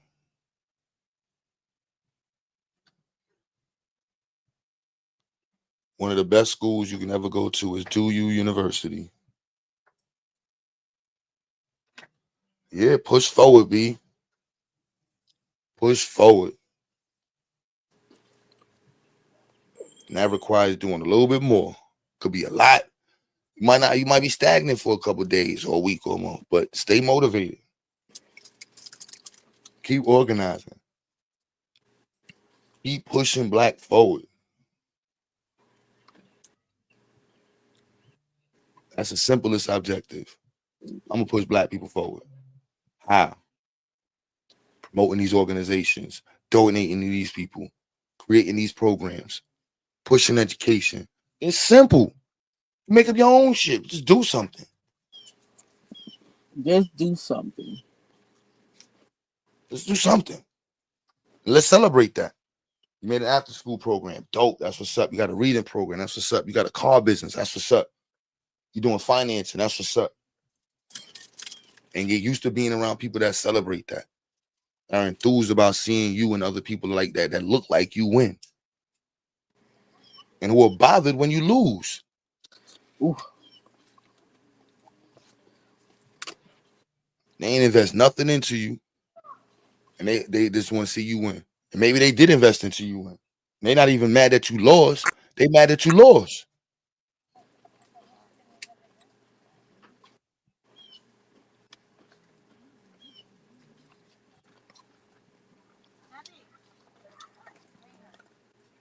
It takes a focus to edge out those type of people around you. Yup, make something. Wale voice.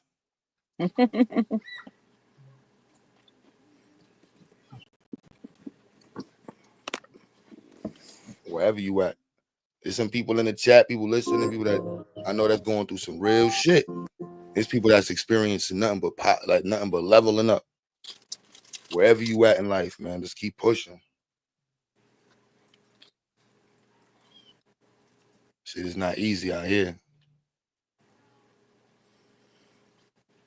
Chess and checkers ain't got nothing on life.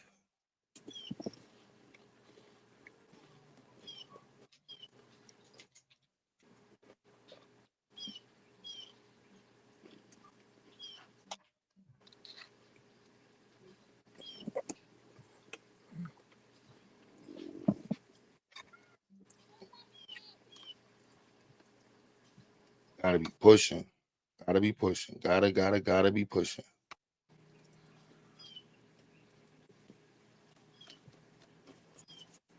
Let me see. Call you back in a few. Let's see here.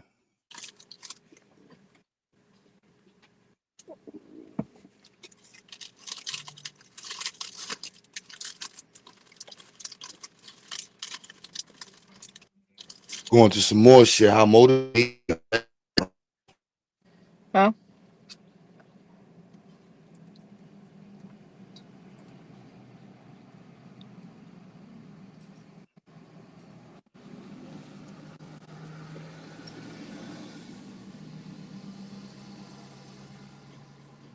All right, here we go. What is motivation? Let me put this on the screen for y'all.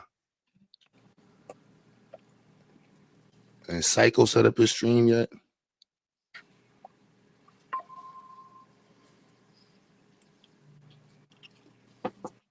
Yo. What it do? Yo, what's good, King? I'm here, man. How's everything? Pushing on a little live stream. You said this is it, right? Next week you're supposed to be moving. Yeah, next week too. Yeah. Game plan.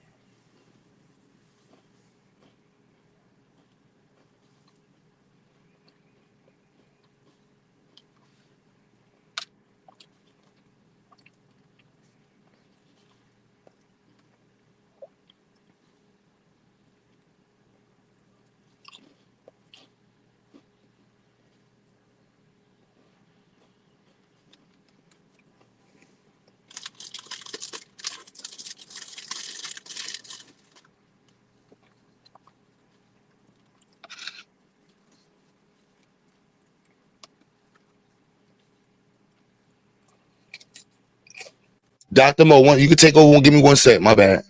Okay. Let me see. Well, I can share with you all what we got going on. So this past weekend, we're coming off the Gullah Festival of South Carolina. So we had, I think we had 68 vendors.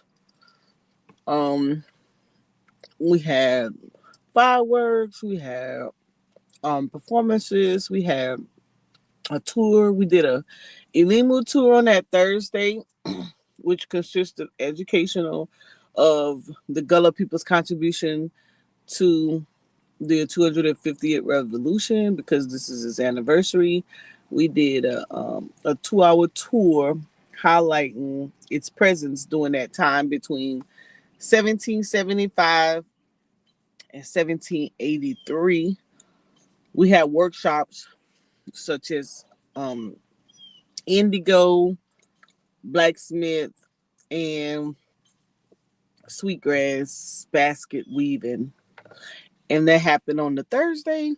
And then on the Friday, we did we had performances by different Gullah cultural, whether it was singing, dancing. We had the high school band, and we also had workshops on that day, which was shuckery, instrument making, doll making, the basket weaving again, and quilt making.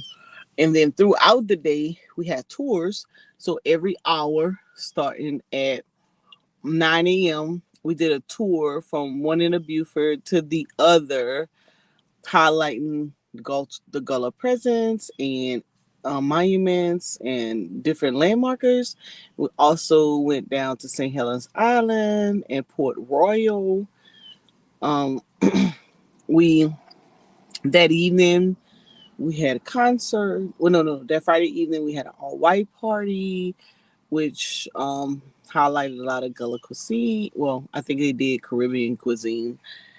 And the Saturday we started again, more tours. A lot of people love that. We also had an area where we created what we call Lest We Forget, which was a museum of different people who made impact over time in history.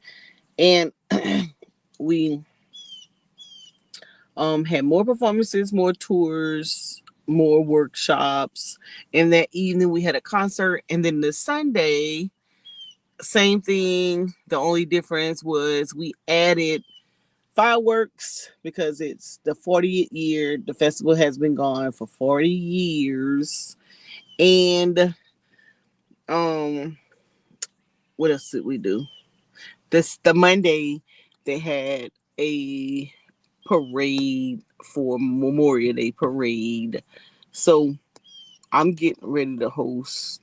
Well, I'm getting ready to submit a grant for the Columbia area, and hopefully I'll be hiring True Story and to come down and do a tour. So if you all are looking in your state and you're looking to do something creative, I would also get with True Story. Maybe yourself a lot of landmarkers in the area. Tourism is really big right now. Preserving the culture. Our theme was preserving the culture, preserving the land, and a lot of tourist idea, or how are you going to preserve your own culture? How are you going to preserve your history? How are you going to pass that information down through storytelling, through educational material? I've also was privileged. It's in the house, but I'm going to get it. I'm going to show you guys on the screen. I met an author.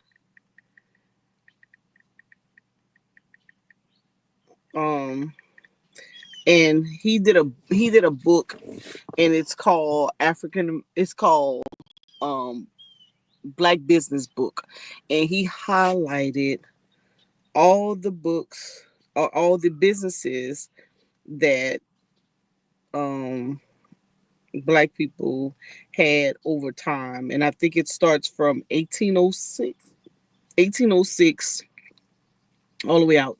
So I'm gonna grab the book right here right now so I can show you guys. So if you want to purchase it, it's a good tool to have. I can tell you that. I purchased about four. Excuse me. Let me drink some water. I purchased about 4 of them while I was there. So let me see if I can get the link, and I'm gonna post it for you guys. Really good information. And even if you're not trying to start a business, but you just want this book as your archive, it says over 200 facts with emphasis on the history of Black businesses in America from the 1800s to 1960. And the author is Anthony Brogdon. I think I said it right. Yeah. And guess what? It's only $4.99 on Kindle. So you guys can you can look that up. I think it'll be a good read for you. Like chapter 1, I'm right here. Oh, hey, Dad.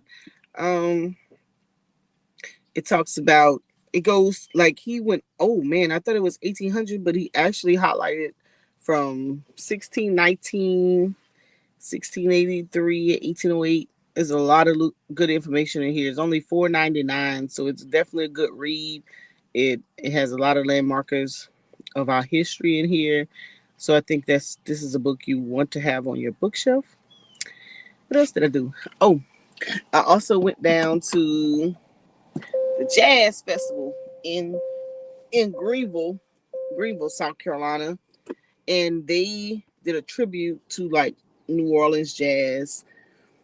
They did a second line parade. It's crazy. The way they had their festival set up, it was like 2 different stages on each ends, and they had the vendors in between. They had the big projectors up so that if you couldn't see, you could, the band, the stage, you can actually still enjoy the entertainment. And so that was super cool, especially the location where it was, because they had like this waterfall. It was by the Bohemian Hotel, which has this bridge, and it has like this waterfall up here. So that was a huge tourist attraction. So yeah. And then this weekend, I'm getting ready to go down to Georgia because I have 2 business companies that are going to be connecting on the model for intellectual disability residential homes.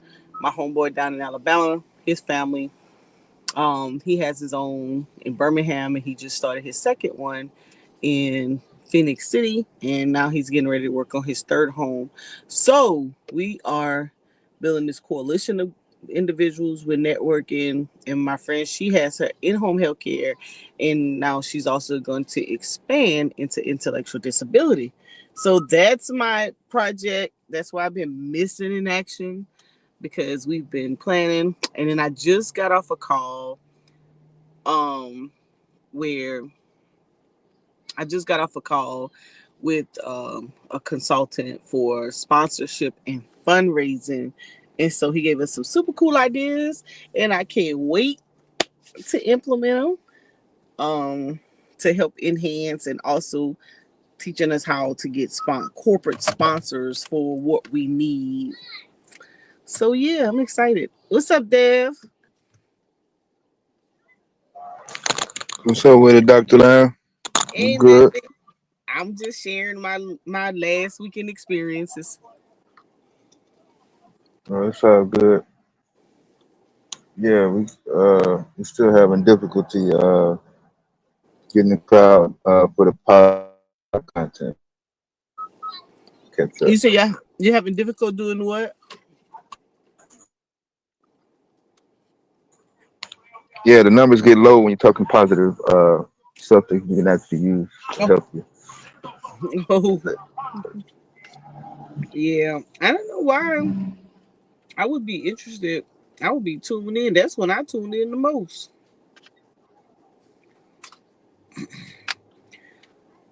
You know, gauge the audience. What you do next? What can I do in my hood? How can I get, something simple popping? Maybe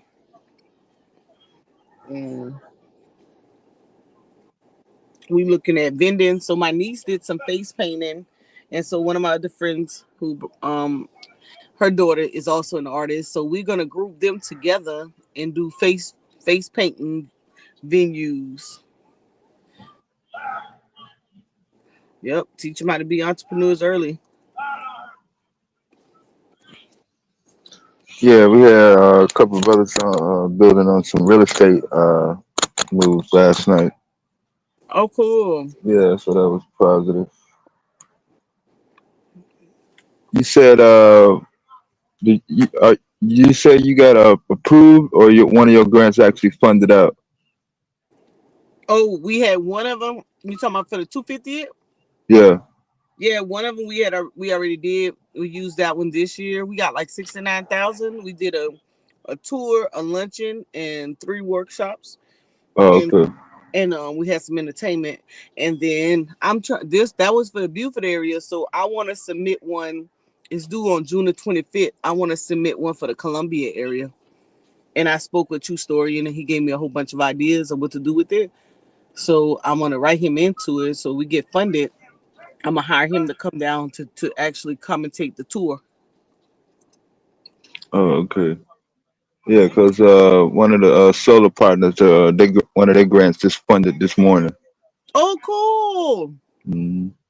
That's what I'm talking about. Yeah, it's still funding out there. That's nice right there. So they did grants for more to helping people to get solar, or for outreach. This for the apprenticeship. Oh, nice. Yeah. Nice. Yeah, I know a couple other people had already submitted some EPA environmental type stuff. They hadn't responded yet, but I was just trying to see, because I know the Trump reversals kind of kicked in. It's kind of hard to tell, but I know that the Trump rhetoric kind of died down, and now people are starting to actually get cash deposits.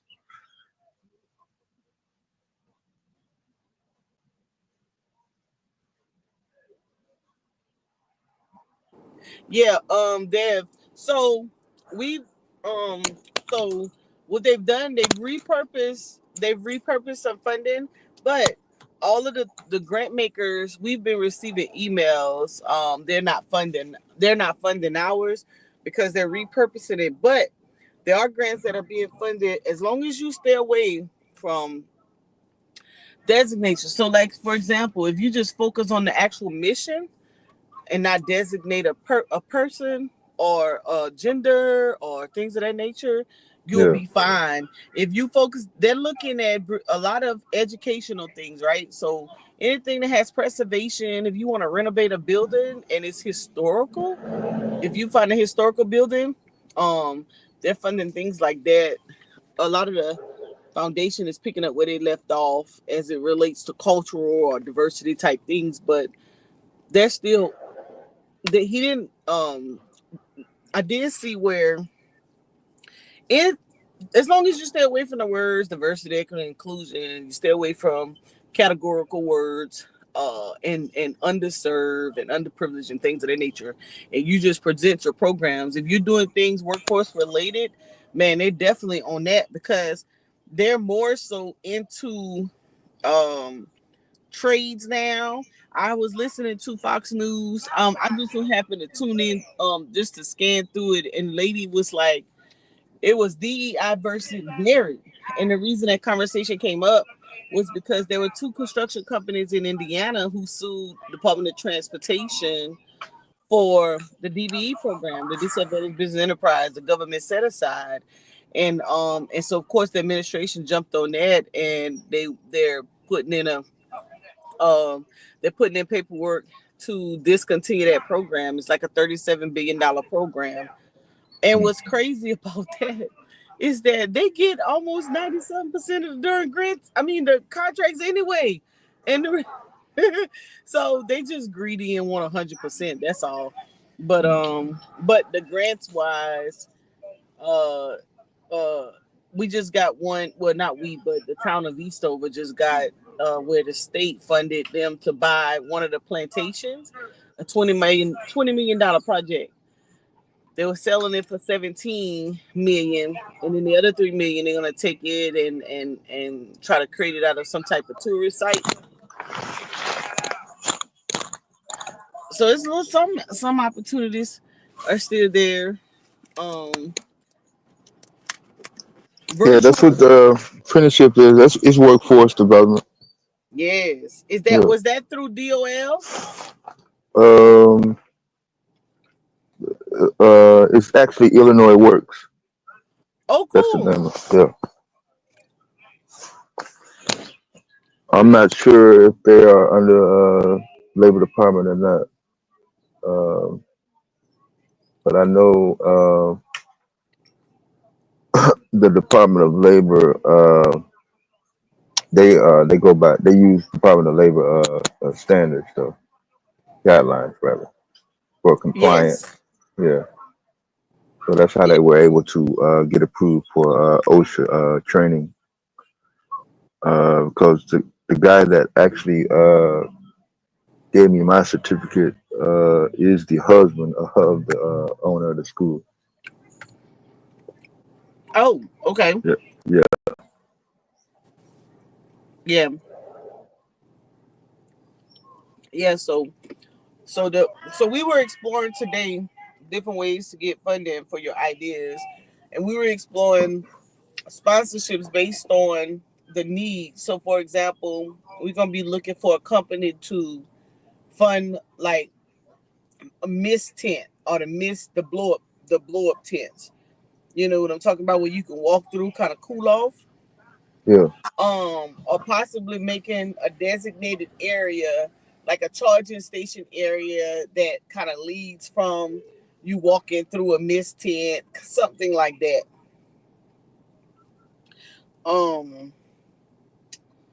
Historical scavenger hunt, where instead of our tour, just the tour guide and you just listening, I take a picture, we're gonna try to make it interactive and have these and do a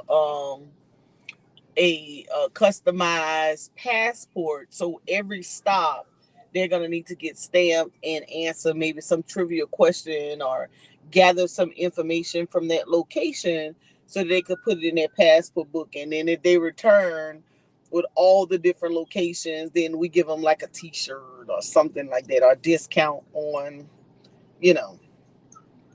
next year or a workshop or something to that nature.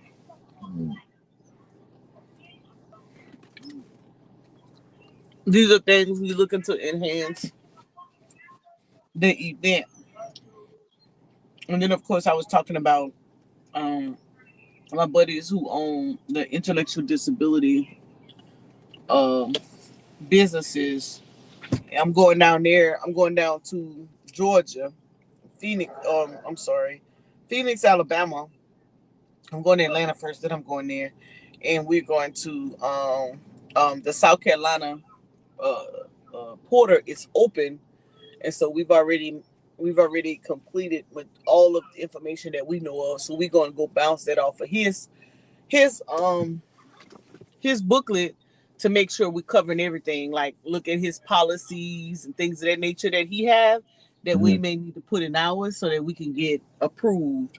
Once you get approved, or while we're waiting to be approved, which takes about 6 months, we're going to be renovating a home that we're going to use to house this person, because man, you can make a lot of money in that market. So the guy from Alabama? Huh? The guy from Alabama?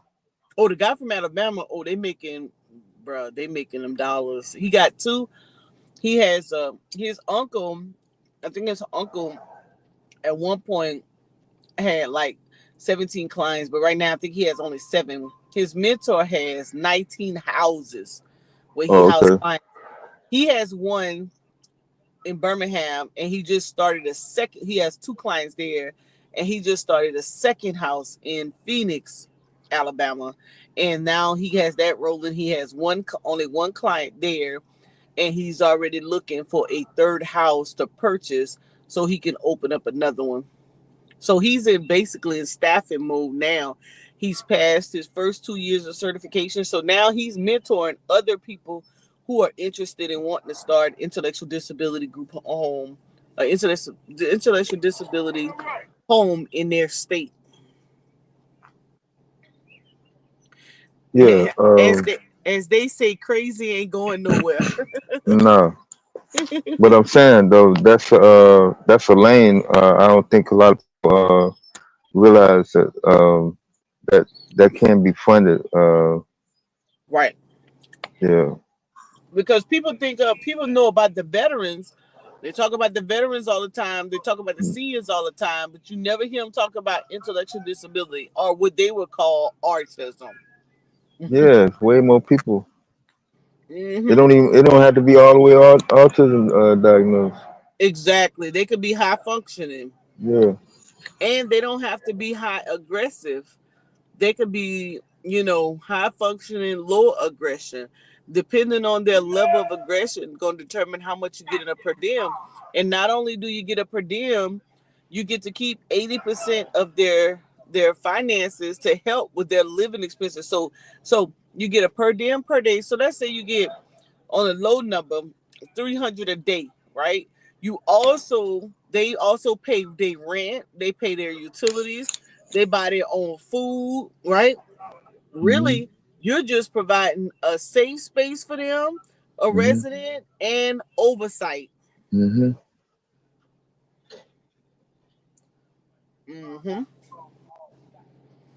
So, if you own homes, or since they was talking about real estate, this plays right into that conversation. If you own homes or you flipping houses and you interested in employing people, especially if you know some, like maybe if you're in a retirement area or you know a few people who are who just maybe they're not working no more, they're looking for a job, but they're into service type work, man. Yeah. Because it takes a special kind of person. I ain't gonna lie about that now. Can't have anybody. You gotta have a people's person, Patience, yeah. So those guys who was flipping those houses, that would be a good, good look for them. Talking about staffing people to come in and do that. You get your nurse or RN who comes and make sure they take their meds, make sure they check, take their medication, make sure they good. You know, you get your van, go get you, you get your van from the auction or something. You can take them to their recreational. Now, I do know, the one mentor he has in Montgomery, I visited his business, and he purchased a 3-story building, and on the 3rd floor, they created a recreation so that all of the location where he has these clients housed, they would drive to that location, which is in their controlled environment, and that's their entertainment. Isn't that cool? Yeah. They got a movie theater type. They got a game room. They have a little recreational area. Pool tables. They got everything for them, so they don't have to worry about them, out in society, running away, doing something crazy, because they've created their own. And then on the 2nd floor is where they have their business. Their staff, and then I think he rented out the 1st floor.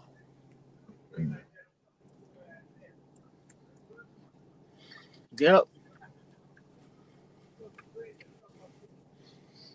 So that's what I've been on. That's why I've been hiding over here trying to get these businesses going. Yeah. So half of 25 is gone already. Man, say that again. I'm like, what you say?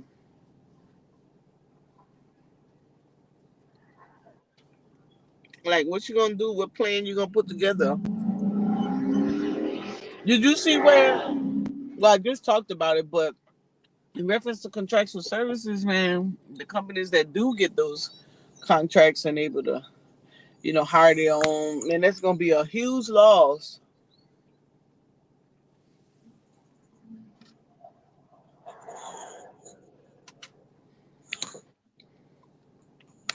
So, oh yeah, that's what I was gonna say.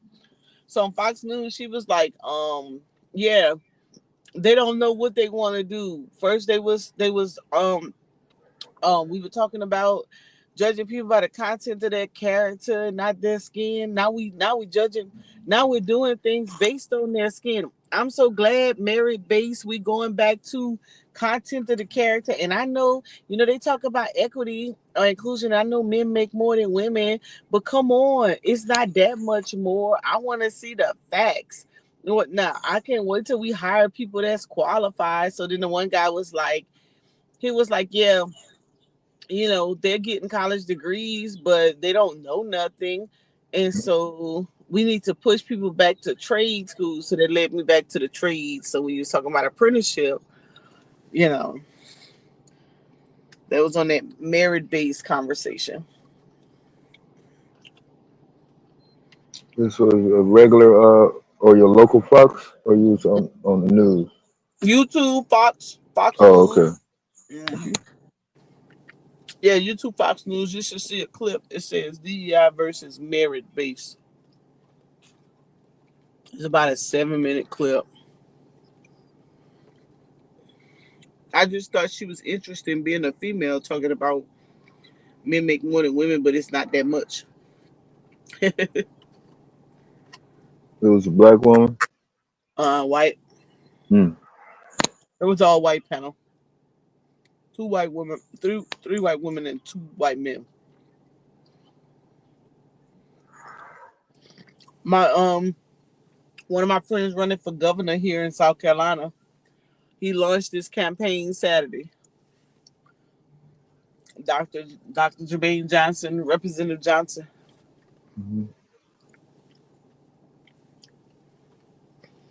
Some people are like, this is a Republican state. How you gonna win Democratic and Republican state? And I said, I remember when this guy, I want to say his last name was Green, and he snuck up on that ballot, and people was voting for him. And when they found out that he was about to win the preliminary, I think they did a compromise with him, like some kind of settlement for him to drop out. He was about to win. I was trying to look it up. We were talking about that today. So I was like, don't be surprised now.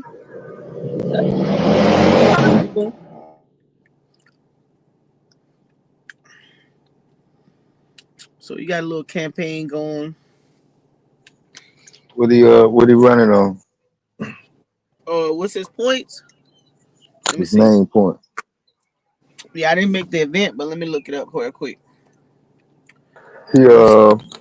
you said representative. He a state or U.S. State, Oh, okay. state. Look for Representative South Carolina Representative Jermaine Johnson, District 52, I think. Oh, okay. Let me see. Let me see what he's working with. His wife is a pharmacist. I'm gonna see what his campaign points, what he running on. You went to school with him? No, he here. I used to help him with his re-entry program here in Columbia. Oh, okay. Before he got his PhD, before he became a representative, you know, he used to play professional basketball in Mexico. He played for the Oh, College of Charleston, went pro in Mexico. Then he moved it back to Carolina. He's originally from I think California, and when he first came back, I was working with one of the pastors in the community, and I met him, and then I started working with him on his reentry program. His program is the one I always talk about, where we did the PowerPoint, and we went and solicited to the manufacturers and created a staffing company, and then also got the company took a $10,000 grant and paid one of Midlands Tech instructors. We put the workbook together and paid Midlands Tech instructors to teach the 8-week class. And they gave us, USC gave them continuous education, CPE hours for doing that. But when he got voted in, first he went through Parks and Recreation as a commissioner. And then once he got the voice of the people, then he ran for representative. And what happened was one of the representatives had died, so the seat was open, and so he ran for that slot. And so he's been in that slot for, I want to say, 4 or 5 years, and now he's going to run for governor. He's the one I told you that, I don't know if you saw it. He was on the House floor, and his TikTok went viral, and he was talking about DEI and racism. I think I did see it. Yeah. Let me see if I can find his points. Whatnot. He's a likable guy, but you know. Let me see.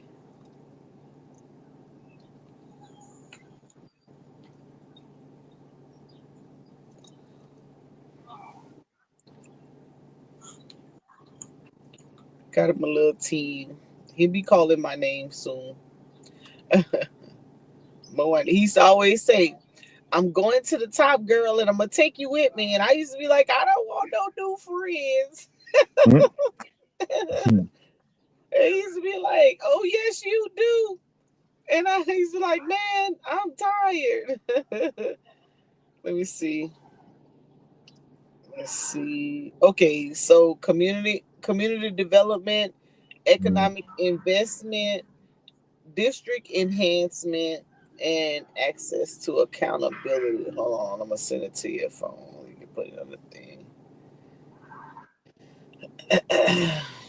So, remember I always talk to y'all about the things they have going on in the community, economic development. Remember we had that conversation? Yeah. Well, that's the same community he's in. And so that energy bill they just passed, he voted for that bill. Let's see. So his thing says, "I'm pleased to announce my official candidacy for South Carolina House District 80 on Monday." Wait, who is this? So this says the House. Hold on, this may be old. Hold on, let me make sure I got the right thing. Yeah, this is old. Okay, this is when he first ran for the House. All right, he Okay. won that. I'm looking for his governorcy one. Let's see where he got it at. Let me see what he running on.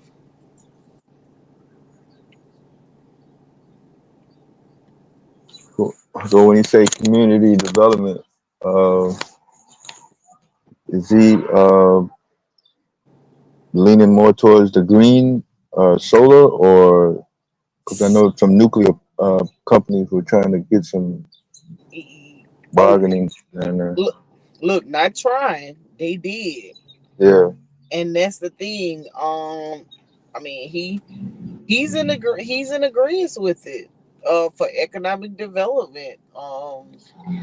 Community enhancement, and that's what I was asking you guys the other day. Like, at the cost of, it takes what years to get data on whether or not something is harmful or not, or if it is harming your community. And so when you don't have the proper data to even support that it is harmful, then that type of economic development will come into your community. mhm. Um, so he signed off on it. He voted yes. Now I don't know who's running against him because the current governor, the incumbent, this is last term. Oh, he's not running. So I don't know who's running against them. Yeah, you got a little bit of an edge right there. Yeah, because it's gonna be somebody new, right? Hmm. So it's almost like an even playing field. Let's see. Let me see if I can see what he's running on. Uh, Now when remember the 2020 election when Andrew Yang was running, Yeah. he supported Andrew Yang. Oh, So okay. Andrew Yang, I know, is Universal certain. income. Yeah. Yep, yep, yep. Um, I'm trying to see. I'm trying to see what he's running on. I should know this. I just spoke to him. I didn't go to the event. I had gone down to the jazz festival.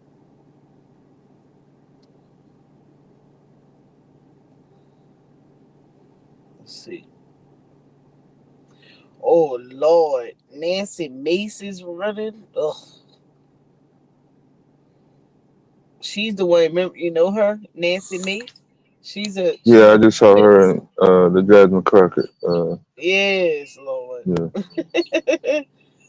And Ralph Norman, they're all U.S. representatives. Pamela Yvette, Lieutenant Attorney General. Oh Lord, Alan Wilson trying to run too, and State Senate Sean Bennett. Oh, we got a lot of people trying to run. Oh, that's why he went on and announced his first. Let them battle it out. They're all Republicans.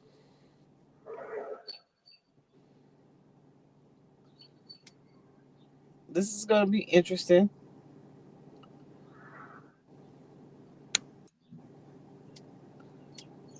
Let's see what. Let's see. Trying to find his. Man, that should have been the first thing I'm able to pull up, right? Unless he got his own. Unless he got a separate campaign site. Oh, okay. So let me look for that. Let's see. Now I'm gonna tell you, he boots on the ground. Now he be in the community. He had all events. He's Yeah. at the schools. Everybody know him. He's there. He's talking to people. He's helping people. I mean, he's there now. Now, what he have to do is make his presence known around the state. Um, He's definitely different than everybody else I've named. The rest of those folks have like legacy type, you know. Is They just Charleston the biggest amount of black voters in the whole state, or is probably, or maybe Richland County, Charleston, Richland County, kind oh, of run okay, up. Probably, Charleston. They've been gentrifying so much, so maybe yeah, Charleston, because I think Charleston's district is the one that brought over. Remember when Clyburn, yeah. we were the last ones to make the vote? Yeah, that district there kind of brought them over the top. Oh wow, we have a $62 million water project.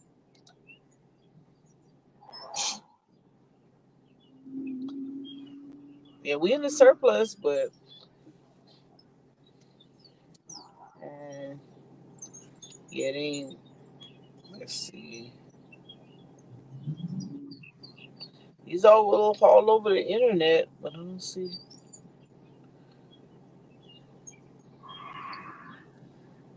They better not let him drive him crazy. He only 39. He could be 40 on the 4th of July. Oh, okay, So he a young fella. yeah.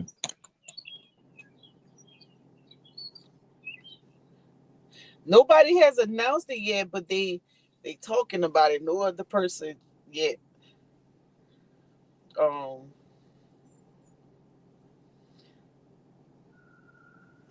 Now we don't have they outnumber us in the House and the Senate.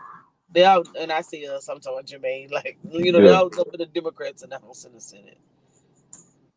Will they keep them seats? I don't know. Because people upset and mad right now. Yeah, it's still kind of narrow. Uh,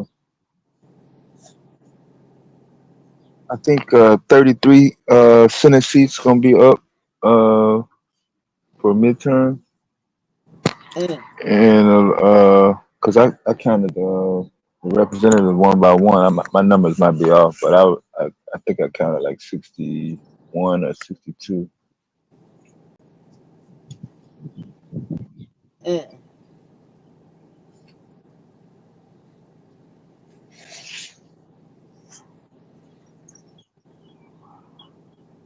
He be in there trying to fight too, but they be shooting that junk down. He be bringing his little amendments. Yeah, I've been trying to keep the toxic chemicals info in my little search algorithm. I see Baltimore. It's a lot of little cities that's not really making the news. That's running into some issues. PFAS. Right.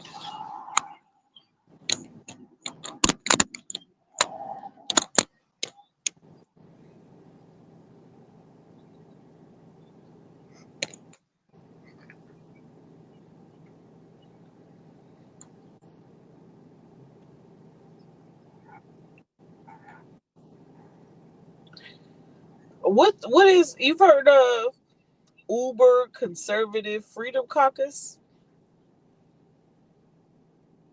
I seen it floating around. Is it an actual thing? Yeah, this article they was someone commented and they quoted them as being from a member of the Uber Conservative Freedom Caucus. Hmm.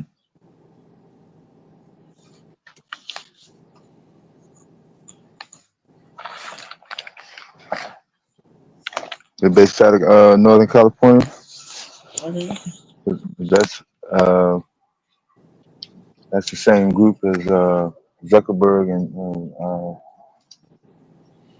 Oh, yeah, so they trying to create their own little caucus? yeah.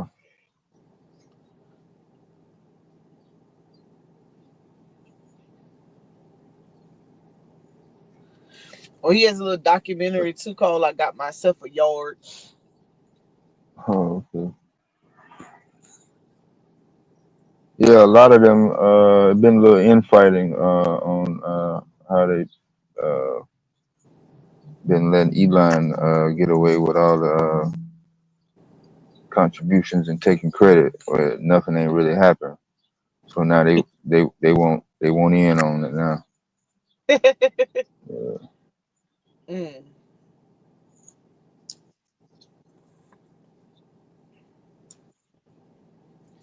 yeah.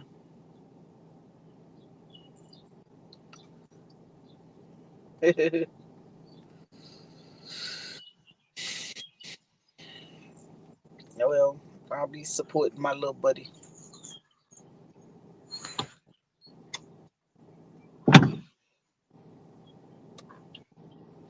Let me Yeah, see. that's good.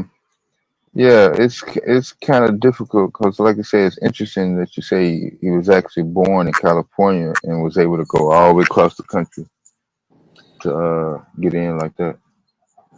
Yeah, he he played ball here in at the College of Charleston. Oh, okay.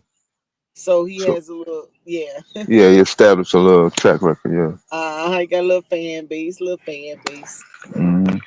down there at the College of Charleston. And he's let me see, he's been back. I got here, God, when did I meet? I met him in 15, 14, 15. I was still in the army, so I think it was 14 or 15. 2014, 2015. But you see, what he did was he acclimated himself in the community through Hmm. recreation, and he became a commissioner. The community, being that a lot of younger people don't come back. Yeah. Um, so being that he was a young adult in that rural community, he established himself as a recreation commission person first, Hmm. and so got to go through all the parks and you meet everybody. I mean, mama, um, and got involved with the community. Then he got involved with a lot of community action with the kids and crime and things of that nature. And when the late Jimmy Bell died, which is a white guy, which was very supportive of that community, he was able to get in that seat. And at the time, Carolina was giving out, earmarks, so he was able to help a lot of the community organization get funded. Yeah. And then, and not to mention, he liked to talk and he liked to help. I mean, he does a really good job in what he do. Yeah. Um, Community person. He has his church and he does a lot of he's a deacon in his church and does a lot of outreach. Not to mention, he got his accolades. He wrote a book. You know, he had his his nonprofit organization where he was helping felons and vets Hmm. and women and young men. He started mentoring young men. So he made his imprint in the community. You couldn't Yeah. tell that he wasn't from there. No, you can't really Mm-hmm. push back on that at all. Mm-mm. Yep. And then his wife is from Carolina, and she's a pharmacist. Oh, okay. Oh, Mm-hmm. that's his tie down right there. Okay, cool. Yeah. Oh yeah. Yeah. Oh, how he stayed, right? Yep. Yeah, yeah, boy. Mm-hmm. You meet a woman on the moon, boy. That shit. That's it. You ain't going Had nowhere, huh? had a good time on Earth, boy. So I already know. Oh man. Yeah, but she good peoples. Yeah, Uh, you know, both got those letters. They got, he has a yeah. story to tell. He from the, Hmm. been there in the streets. He been through school, been in the political world, so he can relate. He can relate to those on the ground. He can relate to those with the suit and tie. Hmm. You name it. He's an adjunct professor at the local school. So, you Yeah, know, that's what's up right there. yep. Wrote a book and he just did a little documentary. Wrote a leadership book and then did a documentary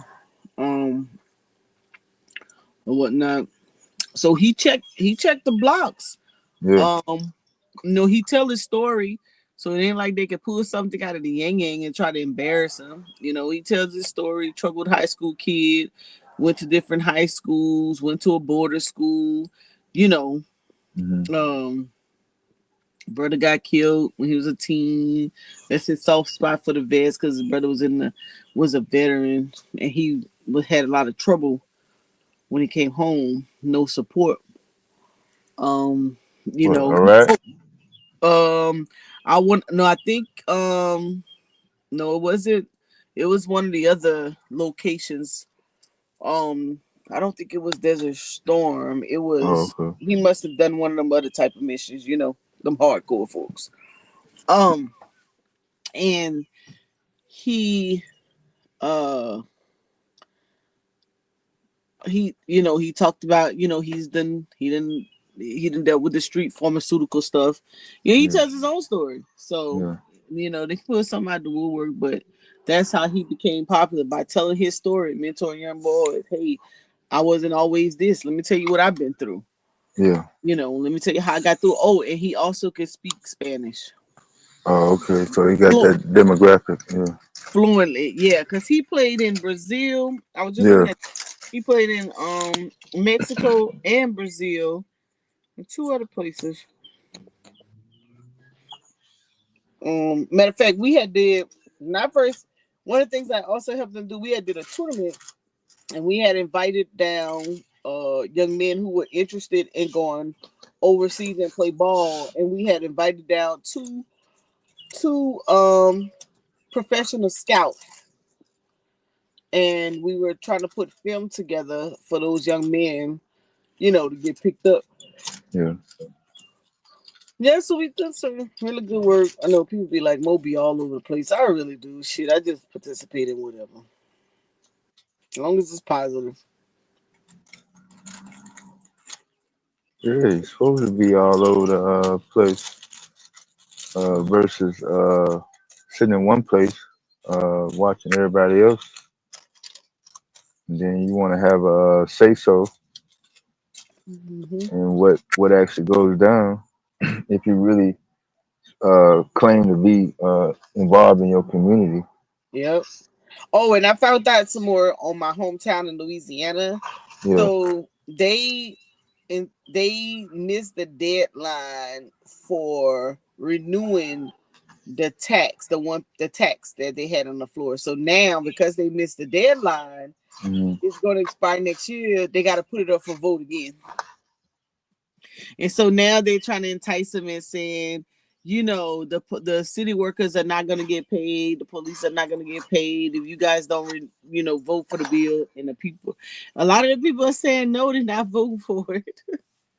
That's going to be interesting. When the vote going to come back up? I want to say it has to be 2026. I think they're talking about it early because they got to put it on the ballot. You got to like January 2026. Let me see. Or maybe even March. Yeah, don't to put it on the ballot. Don't you have to go through some process in order to even get it on the ballot? You talking about the state of Louisiana, right? Yeah. Yeah. No, this is the city. Oh well, yeah. It depends on how they run. They running their own city council. They could bypass whatever. I mean, especially if it's already been through, that'd be like a resubmittal. Yeah. That's how the reparations bill got resubmitted. Oh.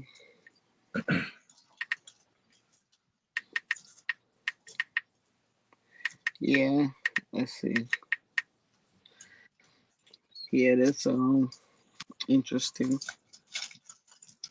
He was on earlier when Q played the mayor of Tulsa, Oklahoma. Reparations, $105 million. Oh no, they passed it? Yeah. Well, you know, the Black Wall Street always had some history, so yeah, I think they ran into some roadblocks last couple of years. So yeah, because I remember they was giving them some pushback, so it actually went through now. Yeah.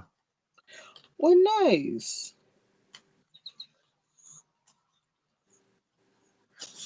So you think? So you thinking? I'm thinking reparations is gonna have to get passed like in your local versus in the feds.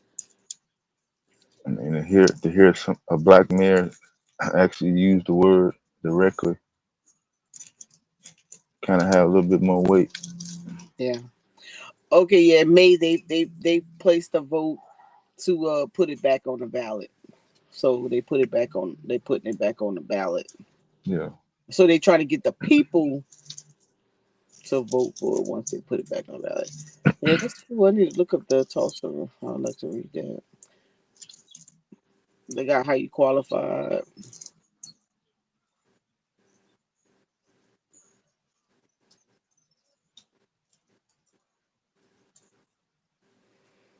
Mm.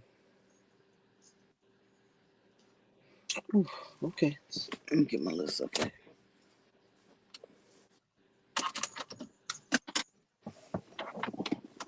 So y'all just coming up with a little streaming idea until Psycho go live. Yeah, I was out trying to catch some fresh air and some birds and some. I was actually trying to take a nap. I've been moving boxes all day, boy. I've been going up flights of stairs and shit. Oh gosh. Yeah, man. Well, I suspect. I suspect you can go take your nap because.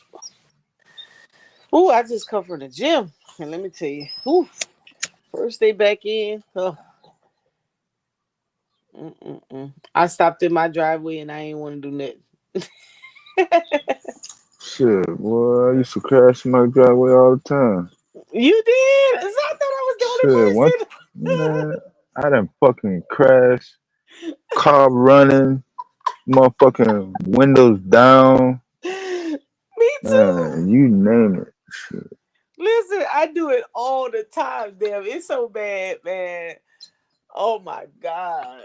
And I used to do it when I used to live by myself. It was worse, and people used to be like, "What are you doing?" I'd be like, "Shit, I'm still in the driveway, Mm-hmm. asleep, past that." Hell yeah. For my niece and nephew, they'll come by, they'll come check on me. They'll be like, "Ain't you still outside?" I wish I had a screen porched in back porch or something. It's so expensive to build.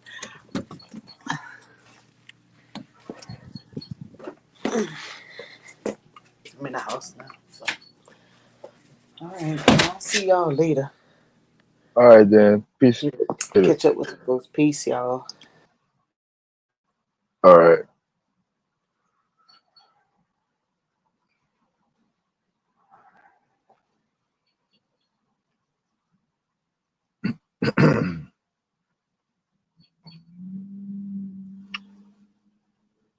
Yeah, I thought a few more people was gonna come up. I guess y'all don't have no positive stories to promote. Y'all waiting on the crash out. But we're trying to go 2 for 2. We had the little real estate talk last night. And depending on how tomorrow go, we're probably gonna keep it going for tomorrow. See how long we can last. And kind of getting away from that type of content.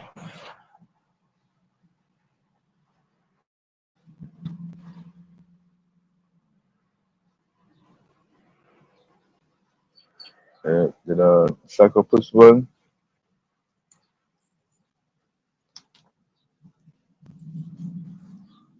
I know Q in the studio.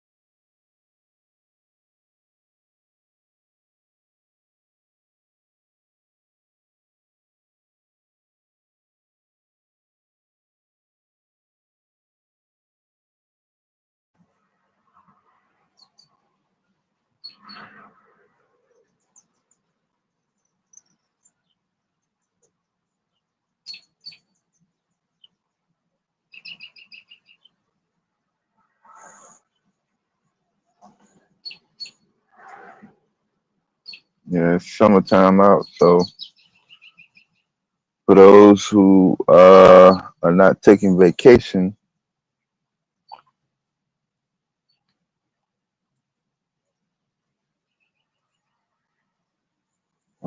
they might be getting involved in some upcoming Juneteenth celebrations, or they may not, depending on where you at.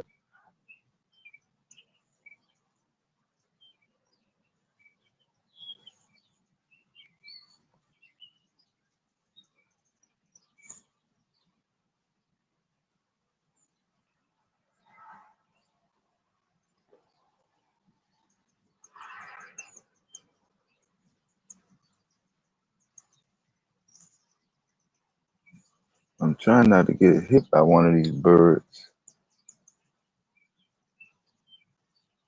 I might have to move later.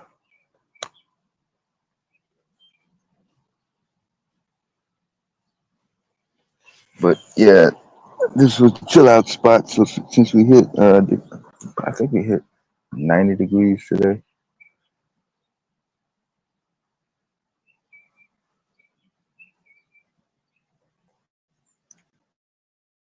190. Let's see.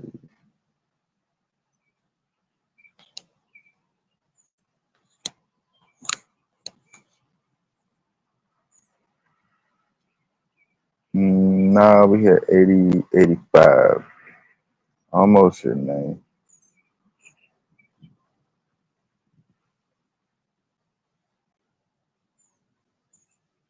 Got a little front coming through tomorrow. But the rest of the week's supposed to be pretty decent. Let's see. Yeah, all the way through. Summertime definitely in full effect.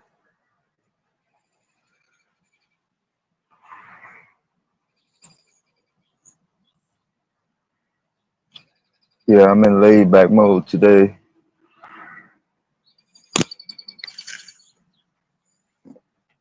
Saturday and Sunday was a work day for me.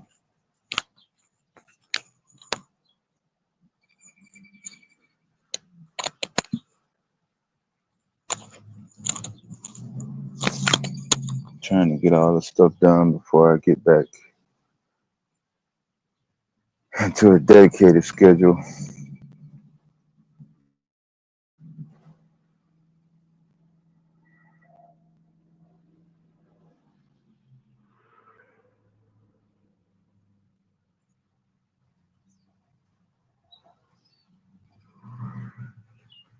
I don't think my phone gonna be working in the building.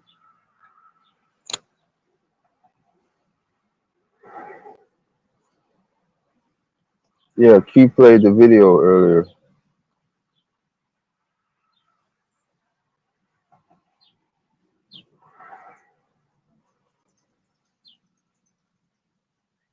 Yeah, I was in Tulsa on Black Wall Street in Juneteenth 2020.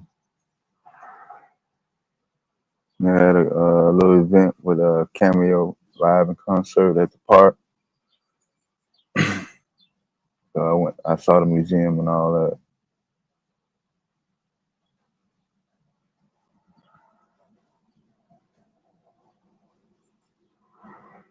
Yeah, nice little area.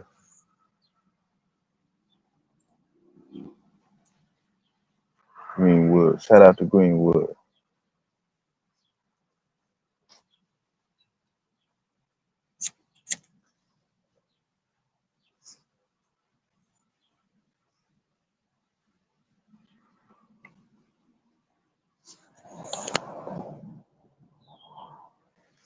Yeah, I got that.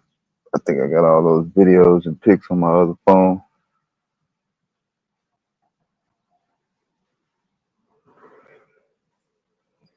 Yeah, it's a little bit different when you actually been to Black Wall Street versus just talking about it and listening, watching videos.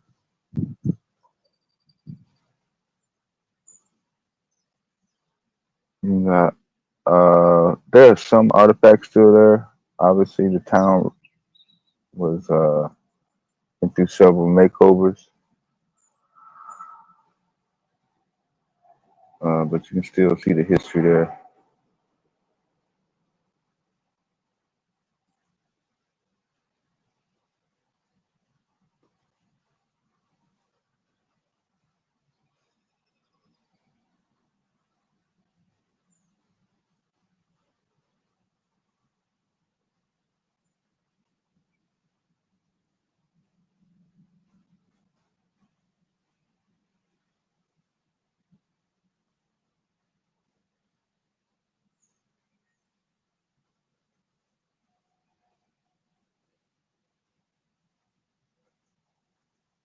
To my around the town, yeah, you can set that up, but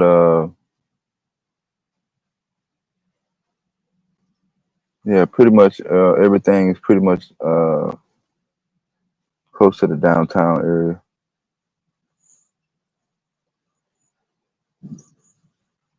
You know, I like wandering off and venturing off on my own. I went off route to go to Area 51. Shit, I went off route to go to Mount Rainier down there where Diddy's at.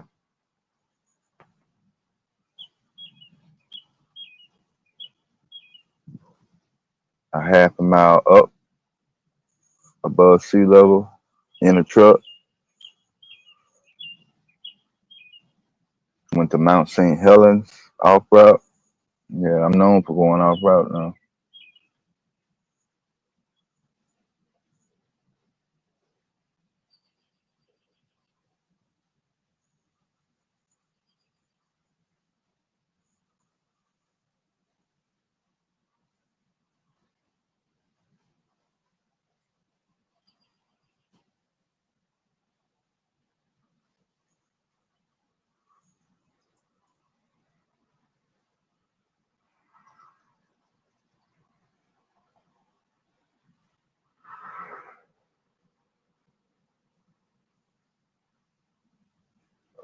Yeah, they're always finding bodies up there.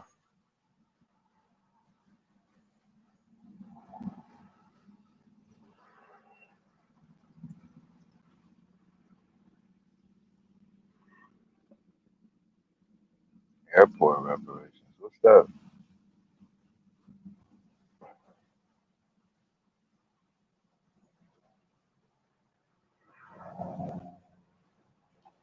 That's a police helicopter.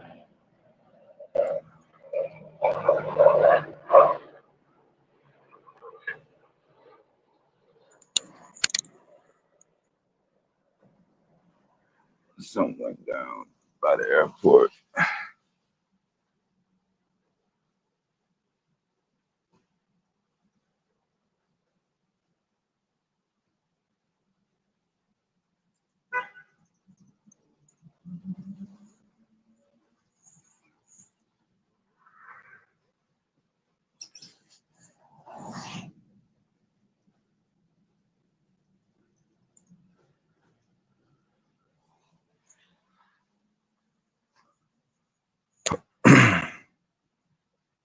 Yeah, I've been chilling out. I'm trying to catch a breeze before I get back in motion.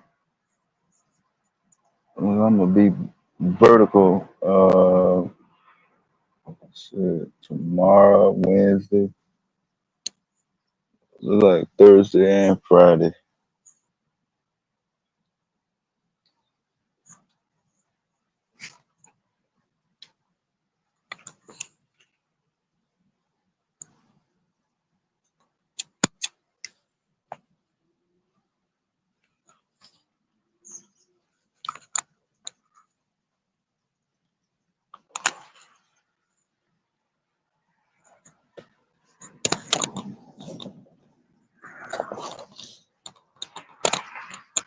Oh,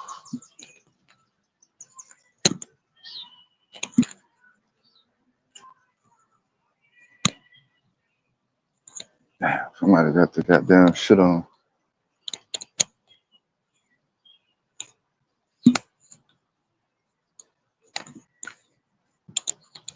Hopefully y'all can't hear that.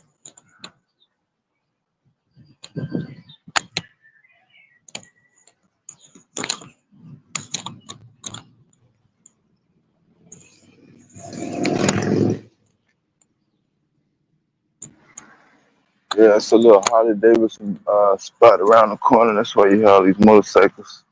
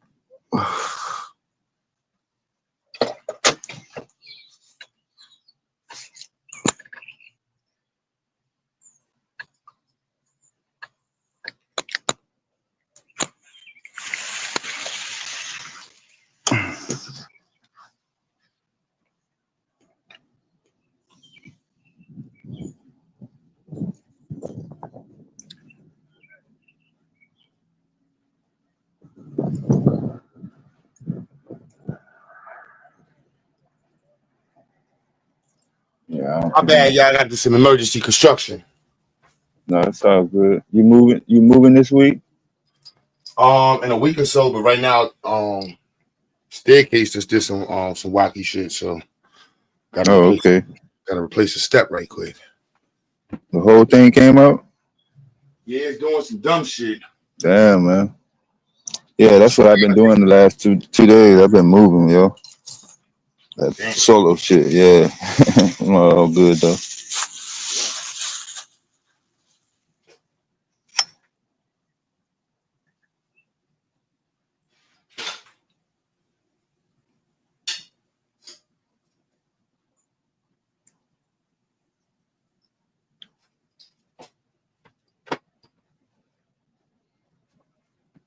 Well, at least it's nice not to have a call a contractor to repair that issue. Oh yeah.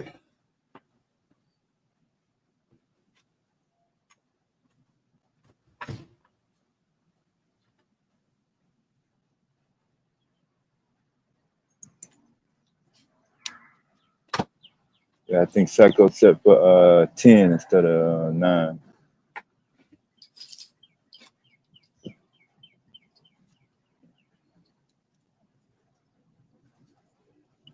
Everybody saw the positivity shit. Said I ain't with the positivity shit today. Yeah, boy said I'm out of here. He said, "Shit, ain't motherfuckers ain't fighting. Shit, I'm out of here."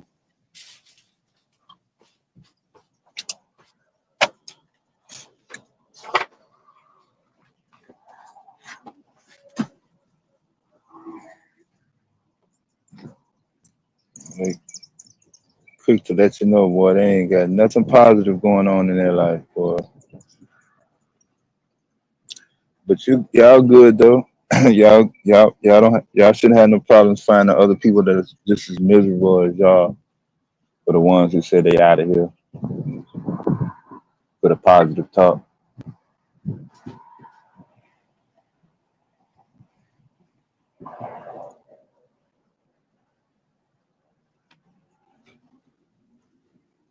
That's the only time y'all talking about getting together. When y'all say come together, unity, that's when y'all come together to square up.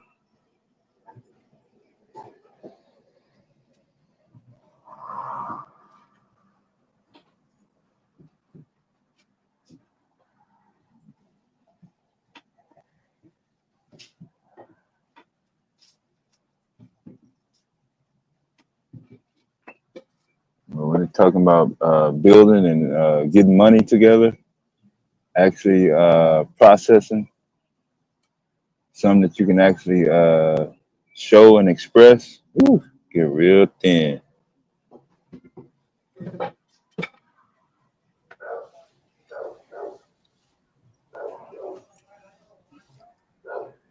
Yo, what's good? Me, what's up with it? Yo, Dev, what's good? Long time. Yo, What's up? Q, what's good, bro? He might be back and forth. He repairing a step. Oh, he's Hope, doing some work. yeah, hopefully nobody fell through. I done stepped on plenty of steps and fell through. Yeah. Well, Yeah, for his place, his own place. yeah, where you at now? Yeah, Okay. Yeah. Last year I had to repair my deck, my back porch. yeah. Same thing. Uh, Basically, where they kind of rotten out. oh yeah. So if a heavy person stepped, they would have went straight, like Oh straight, man, yeah, yeah. I didn't seen that. and got that fixed. That's good though. Positivity scare everyone today. It's all good. I've been moving the last couple of days, so my energy kind of low right now. I'm just enjoying the cool breeze. Yeah. I was gonna go to the riverfront, but if I go there, I don't think I'm gonna make it back. I said I'll crash out in a minute on a good cool breeze on off the lake, off the river. Before it gets hot, I think they say this week is gonna get pretty warm. Yeah, we got up to it was supposed to be about 90, but I think we got up to about 86 was the official reading at the temperature. But in the inner part of the city, it probably was almost 90. Yeah. You know. Yeah, I can't wait for it to get warm still and kind of sick of this cold. Oh man, yeah, yeah. We're in June now, man. So Yeah. should have one of these opportunities to put that jacket back in the back of the closet. Yeah.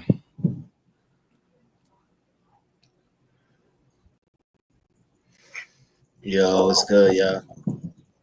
What up, Mark? What up, Marley? What's going on, man? I heard you a teacher now at Ziax, bro. That's what's up. Nah, I've been at Zax for a while. I actually had to take a break, if you want to call it that, because I'm back in school, so Yeah. you know, kind of busy in the daytime now. That's why I haven't been online for a minute too. How is that coming along? It's all right. It's a lot of workload heavy, but it's okay. Got to get used to having daily homeworks again Right. and deadline, submission deadline and shit like that. I did my first exam last week. A few tests. I have one more this month. Yeah.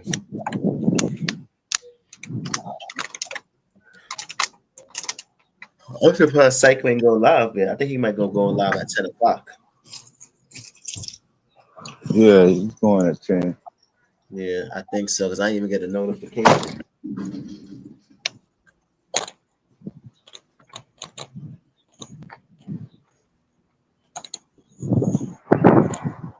Are you talking about Black Nation building? That's what the topic is. And this is like a generational old story being told over and over again.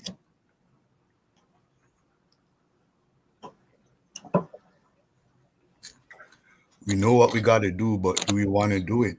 That's the question.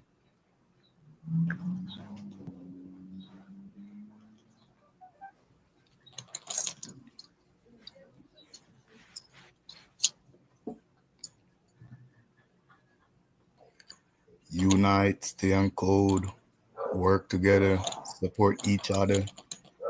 It's really not that hard.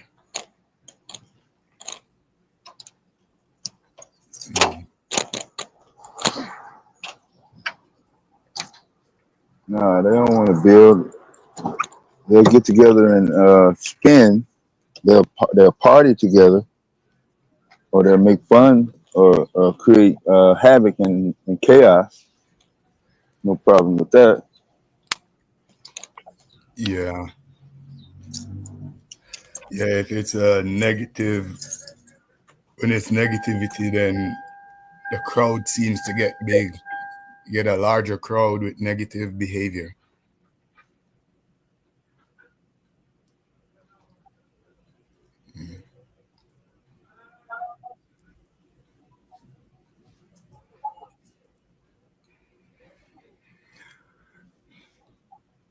But it's human being all over still. It's not only black people, it's a people problem. People just tend to gravitate towards negative stuff. I guess it piques their interest more. The only thing is, when you're in a situation, you know, you gotta at some point start taking yourself serious and then realize that everything can't be everything can't be about entertainment, can't be about fun. You know, everything can't be a way to escape reality.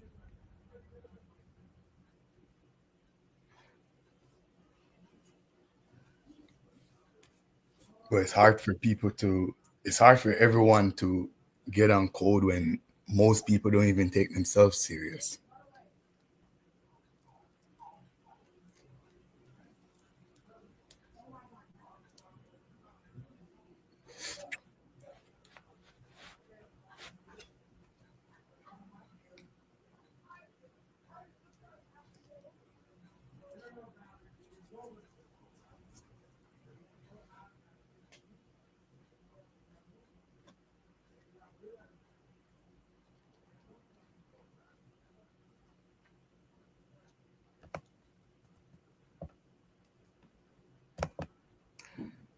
You know, this is the lowest I've ever seen the numbers, like low 30s. Last time I see it. And it's not even like YouTube busy right now. Nah, they gotta trying to figure up and come up with that the rest of that rent. It's rent time. It's time to pay. End of month or the beginning of the month. Yeah. Well, your rent, yeah. Rent got to be paid today. Yeah.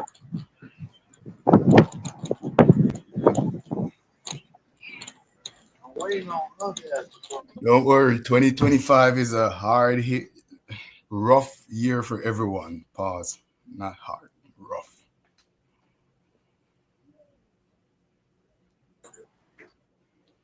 Everyone's feeling it some way or the other.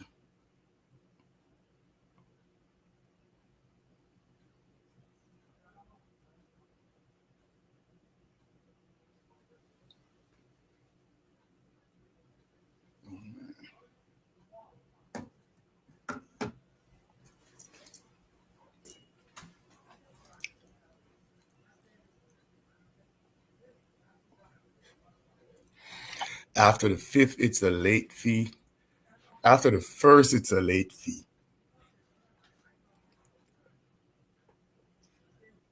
Well, it depends. If you got to pay your rent like in an envelope or by cash, then, you know, you could talk your way out the late fee. But when your rent or mortgage comes directly from your account, you better have the money there, or else you're gonna be in a whole lot of trouble.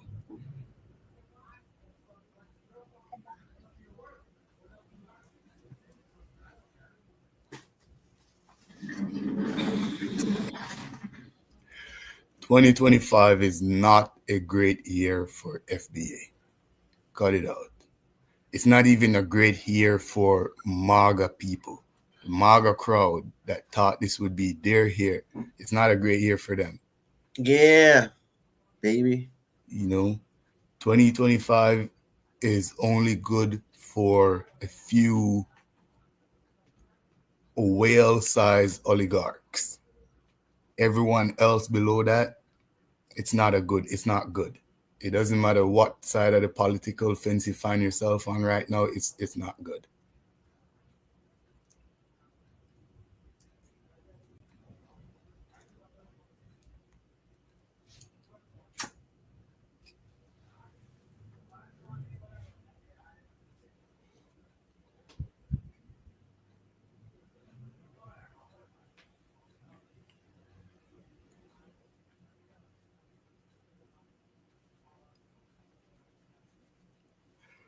Marley, what up though? What you been up to?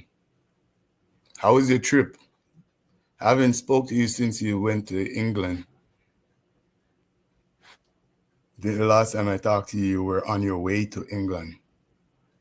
Oh, me? Oh, nah, Yeah. it was good. Nah, I was in England and I was in France. I was in Paris. Oh, you went to France too. Nice. Yeah, I went to Paris and I went to France. Yeah, I went to both places. Yeah. It was good though. I ain't gonna lie. I think Paris might be a little bit better than London though. Ain't Paris like the bougiest part of Europe? I don't know. It might be. You got Paris. You got Italy. Yeah, it might be Paris because Paris is. You know how over here we all kind of look at England because we're used to the British monarchy, and not us as black people, but even say like white people in the Americas, including Canada's and the South American countries. They kind of look at you like at England as if England is like, what you call it, like the top tier European country that other Europeans are trying to be like. But that's a propaganda that was spread to us, to the new world. Because over there, they were really trying to be like France. They weren't trying to be English. English was, you see, the derogatory way that we speak and and look at other people. We kind of look at like people who are more distant from England. We tend to see them as being more savage, meaning how much of the English language you know and speak, how much of the Christian religion do you know and practice, along with their morality, their ways, their principles, all that, For instance, someone say in some rural part of Africa that may have a good moral culture, custom that would be more appealing to us if we know their custom and their culture. But because they're so distant from what we would have seen as civilized, we tend to see them as savage. Not us again, but how people look at things, And what comes with that is some derogatory statements and some derogatory phrase used to refer to people. And it happens to us over here to where the further you are from whiteness, the less acceptable you are in society. And you find that even amongst your own people, where you find a lot of black people don't even want to be black or don't want to be African or want to be something that's closer to Europe, closer to white America, or closer to in case of the Caribbean, from my experience, closer to Britain, you know. In Europe, it was the other way around, where England was looked at as the ghetto. You know, they were looked at as the ghetto, the unlearned, the savages. And the rest of Europe, not the rest of Europe, but France treated them that way. France, Portugal, Spain, certain place treated them that way. And what they did was took on the Stockholm syndrome, where they adopt most of the Francophone language and words and kind of adapt those into the English language. And the Francophone ways, their behavior, you know, if they dress a certain way, the Englishman would want to dress. For instance, someone from, say, I'm going to use some rural country, Papua New Guinea, come over here dressing his Papua New Guinea custom, he's going to look completely savage to us. But if he's in a suit and a tie, even though he's from Papua New Guinea, doesn't speak a word of English, was throwing a spear yesterday at a freaking koala or something. And today he's in a suit and a tie, well shaven, you would seem as if he's more civilized. And the only reason is because he seems as if he's in the English attire. He's closer to England. So automatically people brain just put that as being civilized. Over there, they were having the same issue amongst themselves. And they were doing the same thing amongst themselves.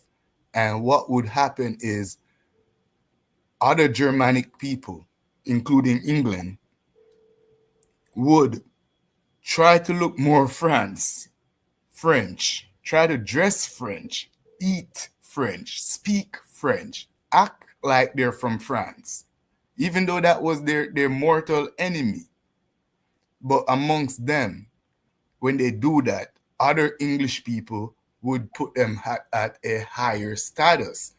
That even extend to the point where places like Scotland and Ireland that was so rooted in their own custom and kind of was a little bit more distant from France, they would start to look at them as savage because they know learned a few Francophone words and they know are wearing the white cotton shirt, button-up top cotton shirt with the freaking black belt around it. And they stop wearing their leather wife beater with the little shoelace. So when they start to dress France and look France and start to speak France, they would look at the rest of their, what you call it, like the Irish people, other English people who are not trying to be like France. Scottish people who are not trying to be like France, they would look down on them as if, oh, we're closer to France, you know, and that kind of that behavior was transcended in the New World. But the difference is we didn't know that France was the top tier. We thought it was England. And now everyone in the New World is trying to look English, trying to speak the Queen's English, when the Queen was trying to speak like the French. The Queen didn't give a fuck about English. She was trying to sound French to be accepted by the French and to seem as if they're more civilized amongst their own people, you know? So it's just a human thing. Yeah, I know. It's a human thing.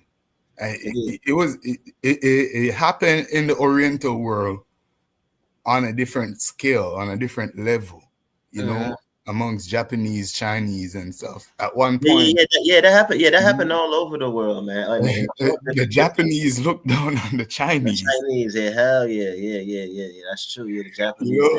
You know? And what the Chinese did, they start to act Japanese to be accepted. You know, and if you were practicing traditional Chinese custom, you would be seen as savage amongst your own Chinese people. But it's funny that we would think England was the shit when England wasn't the shit. England was only the shit, meaning the shit on the street that needs to be cleaned up because it stink. That was literally England. France was the shit. When you talk about the GOAT, the shit that everyone's trying to be like was France, not England. Nah, but Paris was definitely fine. It was good though. I ain't gonna lie. But I think that's like a place where you take like pressure. You can see it coming out. Like you take a lady, and like you take a lady to France, to Paris, or something like that. That's not something that you do like, you know, with your homeboys. You know what I'm saying?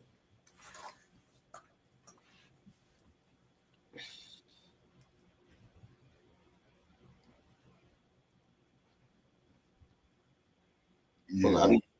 Yeah. Yeah, man. And now I'm planning my next trip now, so I'm trying to go to West Africa. Well, next year? Yeah. Yeah, that would be good. That should be a Zayx trip. A few of us should go. Yeah, yeah. I did my African ancestry already. So I want to go to visit some of those tribes and shit.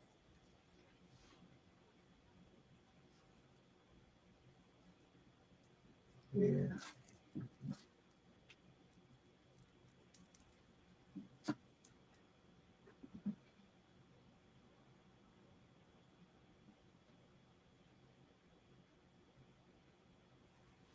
Let me call you back.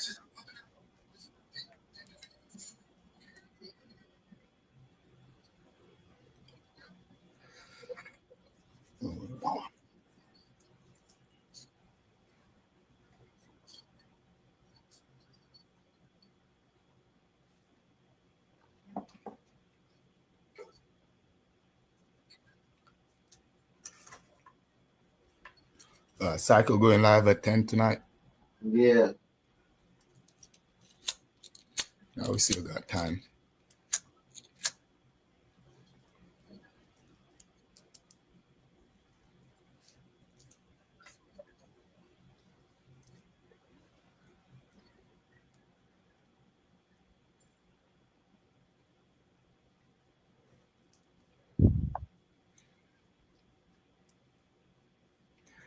FBA doesn't identify as African.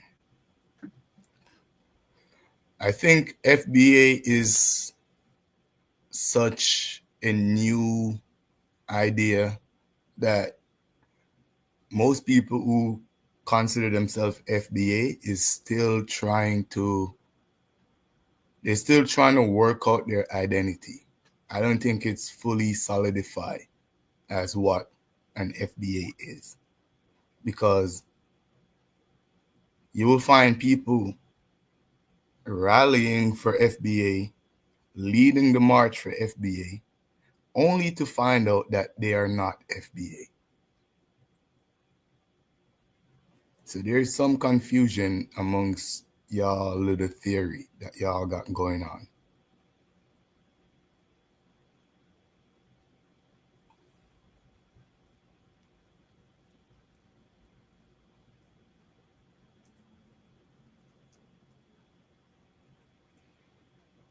I think y'all need to sit with the organizer of the FBA agenda and really organize this thing properly. At least if you want the rest of the world to take you serious, at least if you want the rest of America to recognize you and take you serious. You need to properly organize your organization.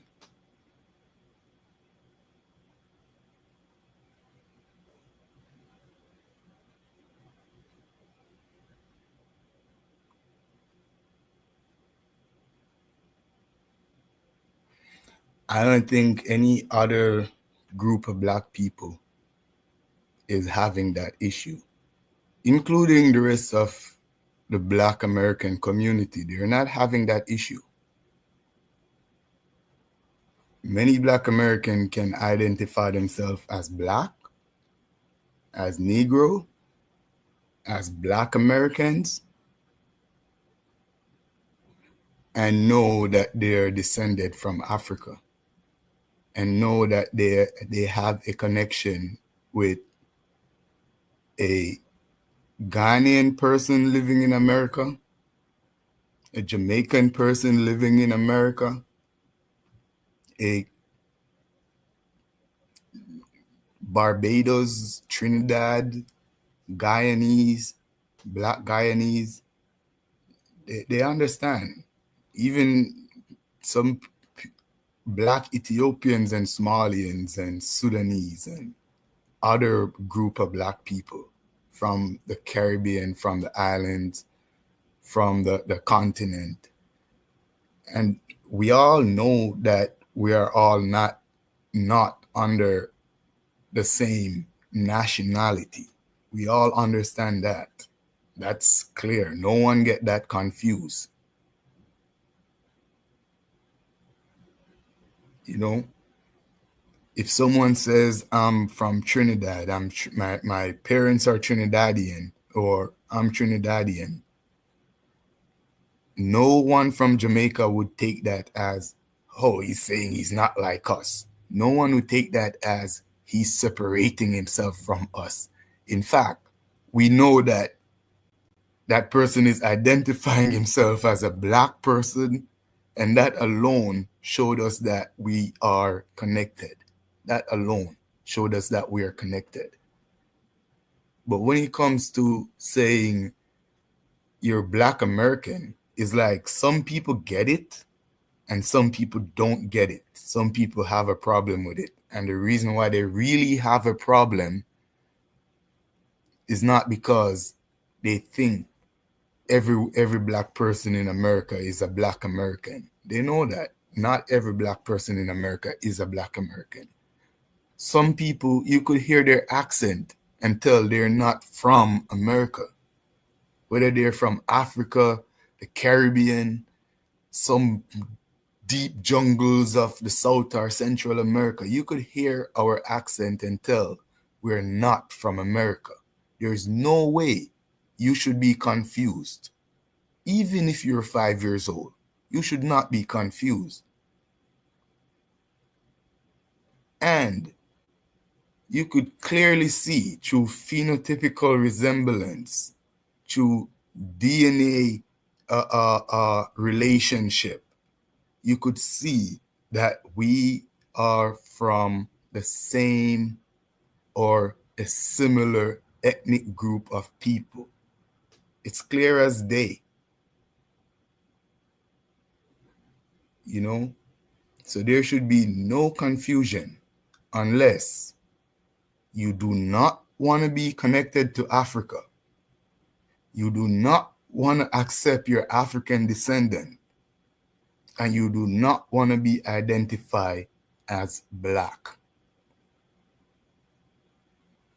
Those have to be the reason to have someone in confusion about nationality, ethnicity, and race. If you're confused about those, it's because you do not want to be identified as your race. You do not want to be identified as your genetic or your genetically ethnic group, and you do not want to be identified, or you have a problem with your nationality. Some people do. Some people have a problem with their nationality being America, and you can understand why, given the social dynamics of race and racism in America. Not everyone is comfortable just identifying as America. But when a Black person, that's not something subjective,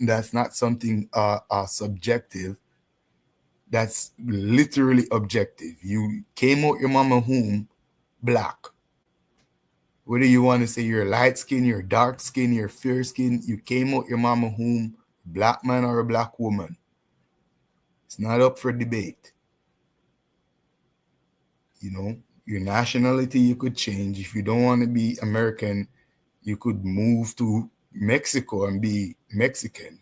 Move to Canada, be Canadian. There is many other things you could be when it comes to nationality. But your race, your ethnic group, you don't have a choice.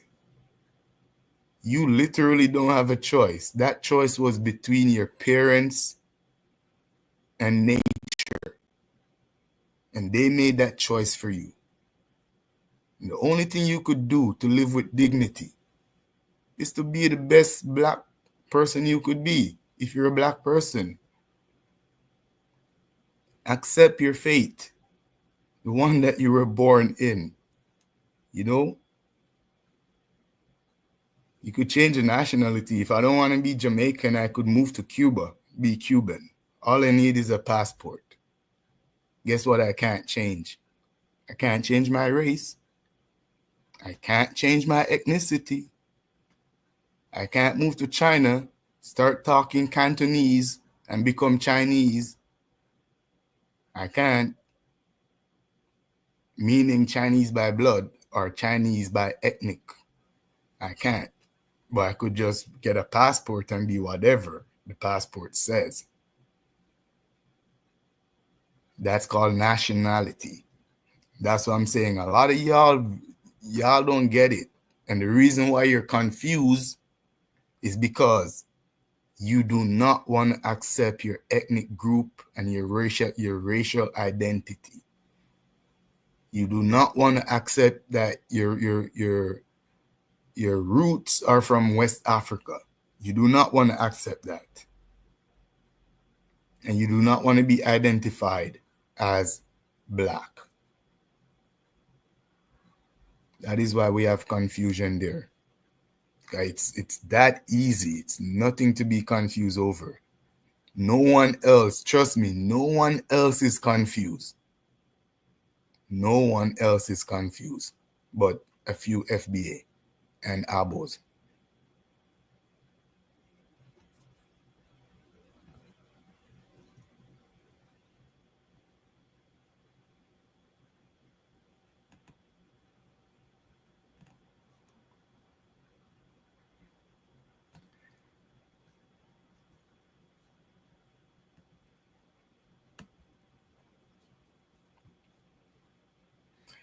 Afrobeat did not kill reggae.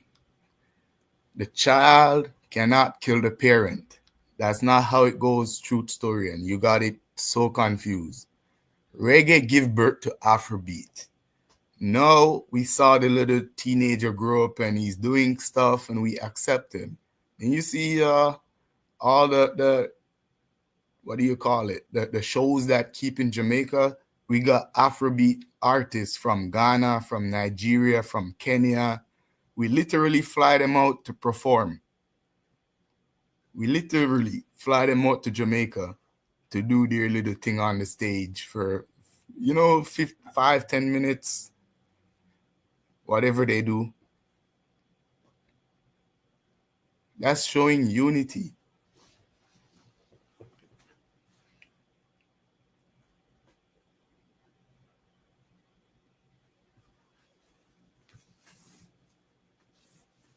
Nah, Afrobeat is a part of reggae. In fact, it opens up the African market, which is like billions of people. We're talking now over 50 countries, 50 different marketplaces open up for reggae artists.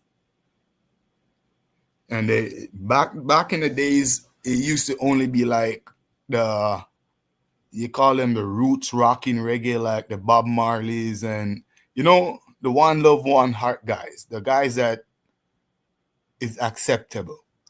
Back in the days, it used to only be those guys, but now it's everyone. You got the skin it out, the shoot it up, the blood clot, the bumper clot, the pussy hole. You got everyone now, not only the One Love One Art guy. So the market is open for reggae, and it's not just the roots rocking reggae. Now it's the dance all reggae. You know, you got dance hall, you got reggae, you got whatever else they got, calypso. You got the tangarina. And look, we're not South American, we're not Latino, we don't do the tangos.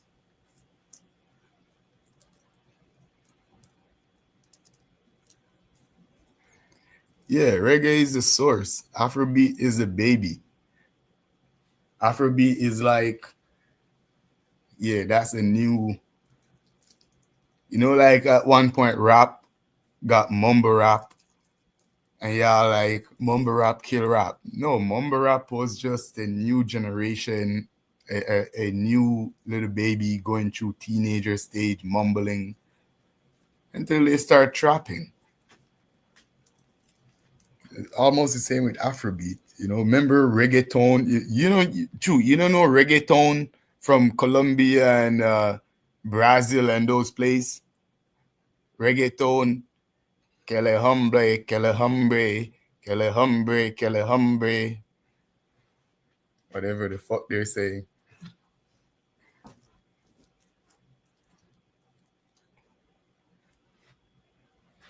That came close, but it couldn't kill reggae though. That quickly died down. But Afrobeat, you see, Afrobeat, the people that sing in Afrobeat, even though at first we were like, what the fuck? This ain't reggae. Who the hell? But when we look and we see, okay, they're black and, you know, they look like us. So we give them a pass and we support them. We listen to the Afrobeat. Even though we know it's not a Jamaican person singing it, we still listen to it, you know, until we start doing collaborations. We start collab with Afrobeat artists, you know, Davido, what you call him? I forgot his name. Burna Boy, Davido, all them boys, you know. I almost call him Nature Boy, but I forget Nature Boy is an FBA. Talking about Burna Boy? Burna Boy is a Afro. Burna Boy. And you have a next one that was in Jamaica the other day. Wale. Not crazy, not our Wale. The real Wale. Omu Wale. The real Omu Wale or whatever they call his name. Listen to Nature Boy had never seen a coconut tree before he went to Costa Rica. Nature Boy's from Chicago. Come on. Born and bred. Better never show his face in Chicago ever.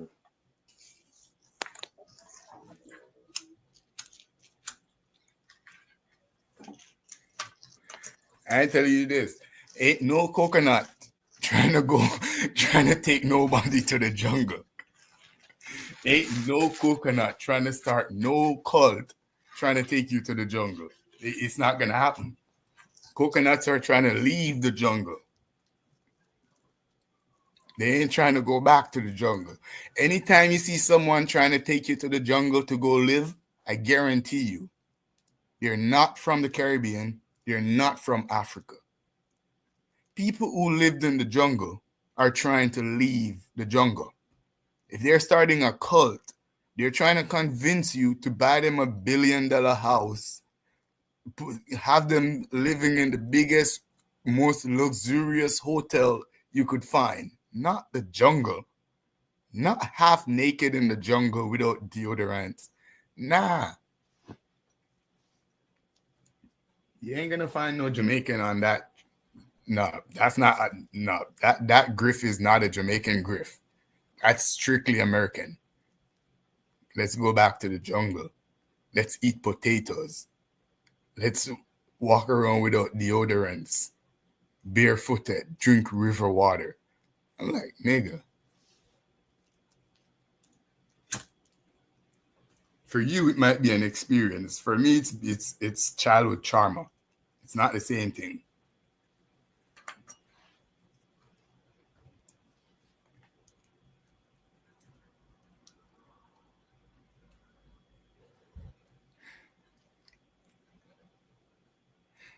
Yeah, that's exactly why white people love taking people back to the jungle.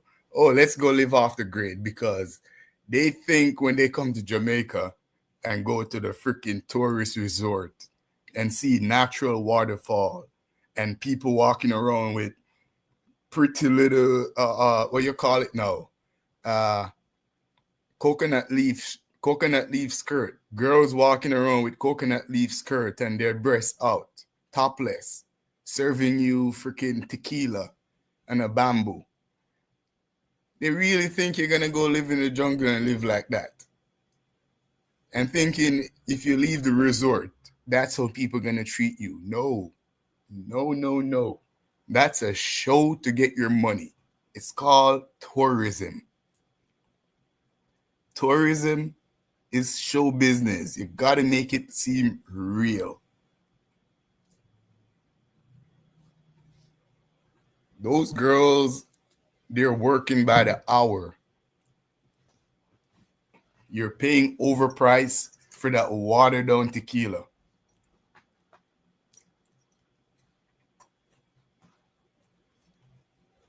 People who live in third world country are not trying to go back to live in no jungle. Nope. Wale leave America, went to Jamaica, and found himself living in the jungle. He has no neighbors. Jamaican people are not trying to live like that. But we see all the time, not Wale. There's many people come from Germany, Switzerland, all those places. They came, set up shop in the jungle, and live there by themselves. They have no neighbors. Maybe they have that one crazy Rasta guy, that one crazy Rasta man, smoke leaf from a freaking corn trash. He lives in the jungle. That's his life. But regular people don't live like that. And we see them white people come and live in the jungle. Yeah, we left them up there. Yep, do what you do. Everyone is trying to go in the city or live in a town where they have family around and stuff. To be honest, most people are trying to leave the country. Most people are trying to go to America, England, Canada.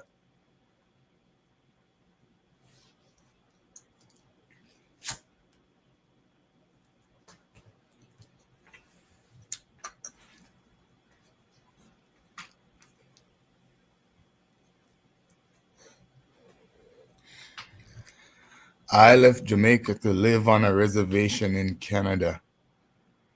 That's not such a bad idea. Weren't we always been here? Aren't we the Indians? The last time I checked, you guys said we are the Indians. So we supposed to be living on the reservation. I'm here to claim my piece of reservation. I didn't only live on the reservation. I got a casino too. Don't forget that part. Remember, the Indians got casinos and reservations.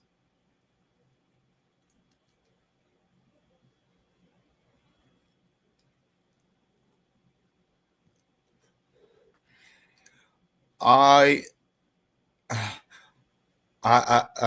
just learning to ice skate. I can skate. I mean, I can keep my balance, but I don't think I can be skating and swinging a stick right now. I'll be all over. Yo.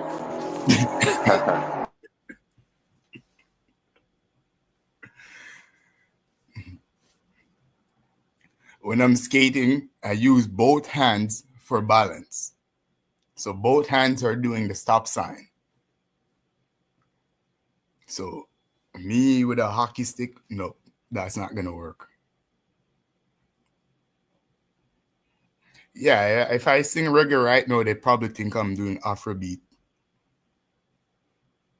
I do that. It's funny because people always think I do music. I don't know why, but it's a thing. If you're black, you must do music, play ball, or something like that. Truth, that's like you going out for cricket.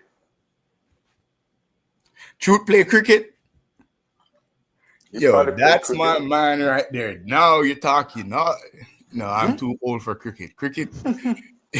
When I was a kid, I played cricket, but that's a long, boring game.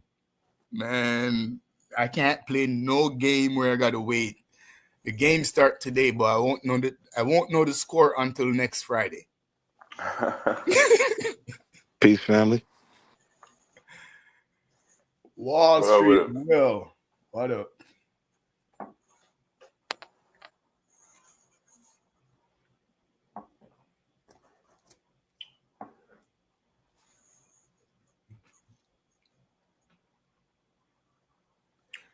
Cricket is too long, too boring, too technical.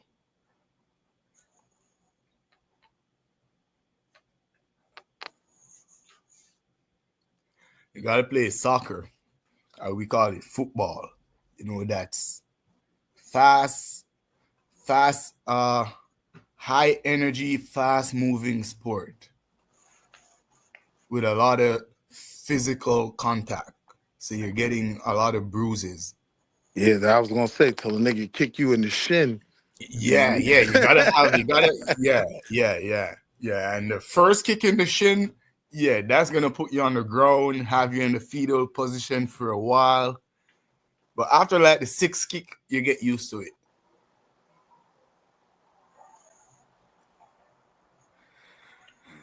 Hey, truth. Jamaica made the World Cup 1998. So don't talk shit. That was just the other day. Y'all been reminiscing about the 70s, the 60s, the 80s. Jamaica made the World Cup 1998. I still remember when Whitmore scored that. Was it Whitmore? Whitmore scored that one goal on Japan. I still remember. We got one goal against Japan. I still remember because I stayed up like 3 nights straight celebrating that one goal.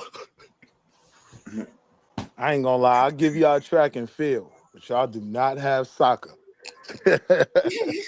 No, soccer is the main sport though. Listen, not because we didn't make it to the World Cup. Jamaica is a respectable soccer country in the Caribbean. Man, but where y'all kill the whole world is on that track. That I will give y'all. Like them girls be flying. Yeah. Track and field, it's big, but to be honest, it's track and field in Jamaica. It's big, but everyone can do it though. That's the thing. Like, not everyone can be a Usain Bolt or the other one. What do you call her? Shelly Ann Fraser. Not everyone can be like them, but most people in Jamaica are super fast. Most people are super fast. Get the hell out of here with that, Amen. I know some dreads that don't move. They be in the 90 degree. Yeah, that's dreads, yo. They be in the 90-degree stance. Yo, them niggas been eating freaking lettuce and smoking weed for the past 30 years. How much strength do you expect them to have? The only strength they have is the strength to freaking just survive the day. Make it to see tomorrow. They don't have no strength to move around.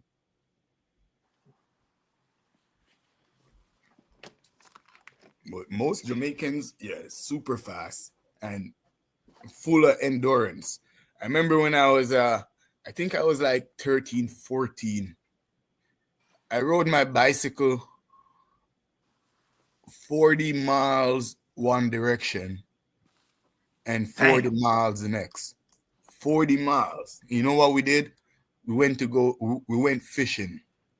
We all had bicycles and we just bored and get up, start riding, ride 40 miles to go catch fish in a alligator or crocodile infested pond.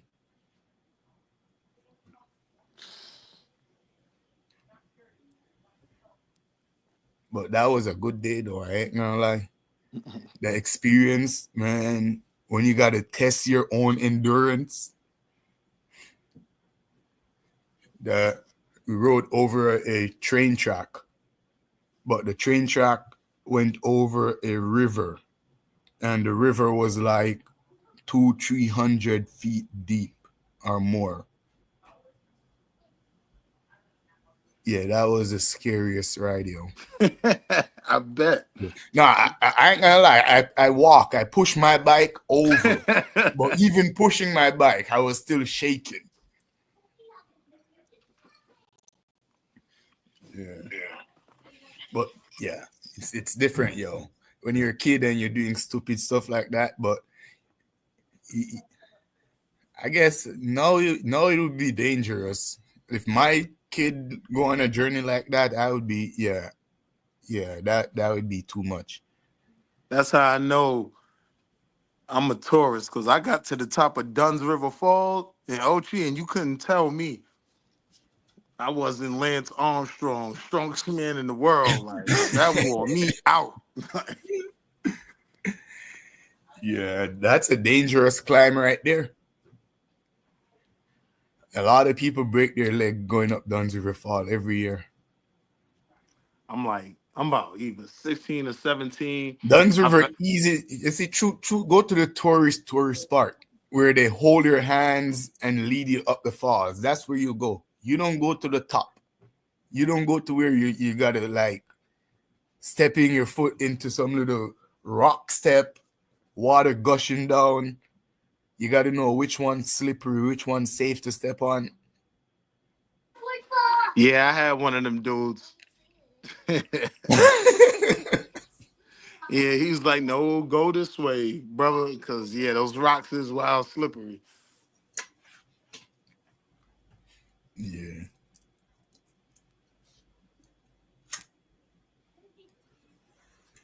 And I was like 16, 17. I found a dread. It's like, yo, y'all got it? He was like, yeah, Brethren, I got it. He was like, he must have charged. He gave you some green weed. Yep, maybe a bunch of sticks US. He was like, yo, put your hand in the bag. Put my hand. I felt that shit. I'm like, oh.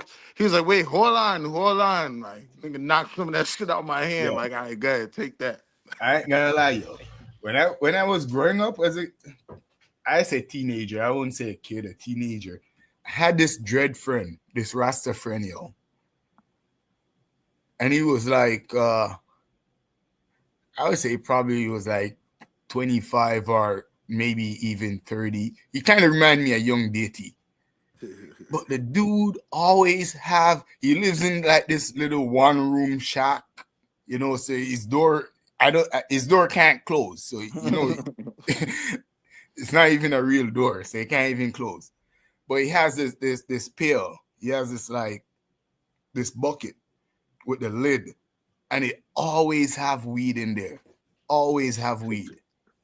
So every time I'm passing his house, whether he's there or not, I go inside the bucket, grab a little nugget, and I'm out. But I remember one day, yo, me and the dread, we smoking weed, yo, smoking the chalice. And I got so high, or I got so intoxicated off smoking weed that I start to puke. Yeah, that chalice is wild. And that day he made like this bean soup with maybe 1,000 chili pepper in it. So, man, I remember like when you're high, super high, you're eating spicy food, it's not even a problem. You're just eating because you have the munchies. Right. Shit. But you see, when you get sick and you have to puke spicy food, man, that's the worst. The worst. All them beans just coming up. But I didn't know you could get fucked up off weed like that. But we did smoke a lot that day though. Let me ask you all, men, because I know you would know. Do the Rastas still look at Haile Selassie as like somewhat of a deity? It depends. It got many different sections. Sects, yeah. So most do. Like the official Rastas, they do see Haile Selassie as the Almighty God. Selassie was taken aback by that shit. Like when he came to Jamaica, he was like, "Whoa!" Like he was. I'm not that guy. He was. He didn't say he didn't say he wasn't that guy. You know what he says? Yeah. He says, if they think I'm God, who am I to tell them that I'm not? I'll go with it. Which I think that was some slick ass shit to say. But this was a killer though. When Haile Selassie come to Jamaica, Haile Selassie prayed to Jesus. So at that moment, the Rastas was, it was like a reality check for them. They were stunned in the moment, almost like they got tased. See, I knew I was asking the right person because I never heard that part. Nah, they got tased in the moment because the man that you're worshiping, the man that you are praying to, just prayed to Jesus. And that was like a decision moment where the elders have to go back to the drawing board and they got to decide. And at this point, I think there was a split where you got one set that decided that, okay, we're not going to worship him as God anymore. We're just going to worship him as a prophet or as a king. And we're going to continue to worship Jesus. And that set was called the 12 Tribe of Israel. Before I know anything about no Hebrew Israelite, I know about the 12 Tribe of Israel, which was a group of Rastafarians that worship Selassie as the reincarnation of Jesus, but they do not see him as the Almighty. But you got other Rasta that do not believe in any Jesus. They do not believe in Jesus. They do not give any reverence to Jesus. Only to Haile Selassie, Marcus Garvey, and their tribe leader. Like for the Bobo Shanti, Haile Selassie is the Almighty God. Marcus Garvey is a holy prophet. Right. And Prince Emmanuel, who is the founder of the Bobo Shanti tribe, the set that I belonged in to Jamaica. when I was a Rasta.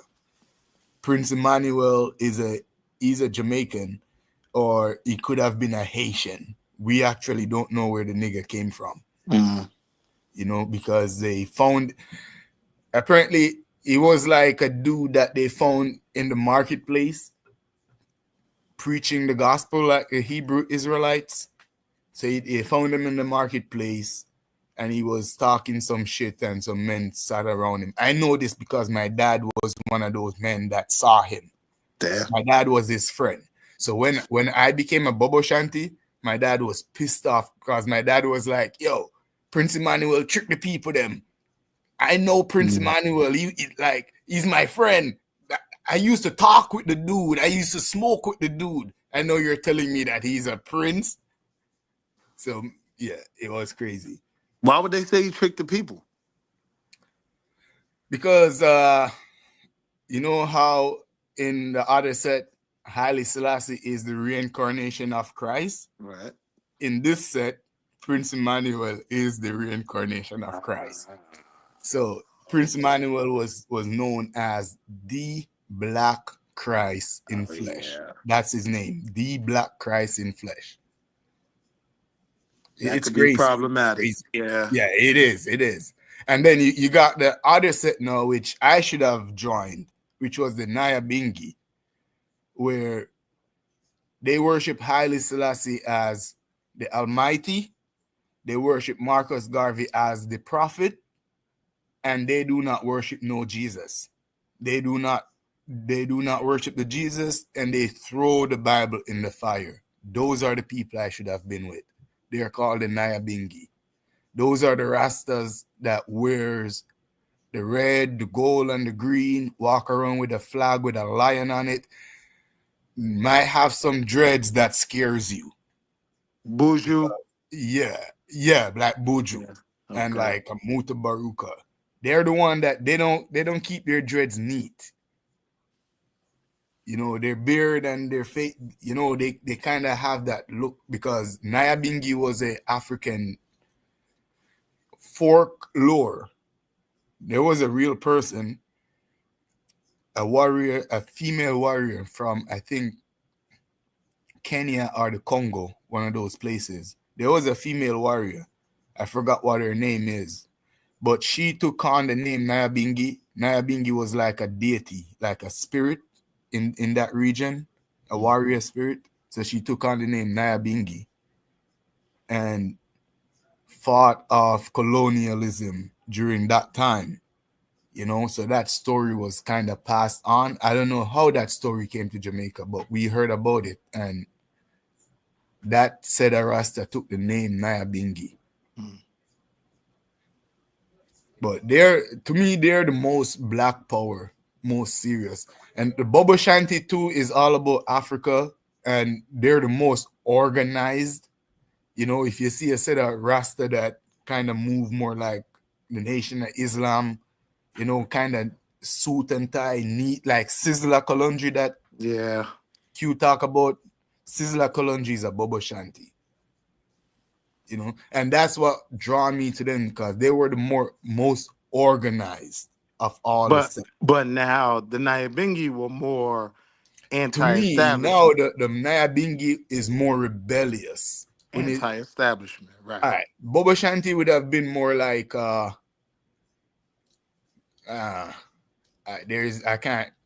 would have been more like the Nation of Islam kinda. The Nyabingi would have been more like a 5%er, put it that way. You know, they're more rebellious. They don't care about being neat and tidy, and they don't care about the appearance part of it and the structure. They just care that you're fully black power, all about Africa, fighting down Babylon system, stuff like that. Yeah.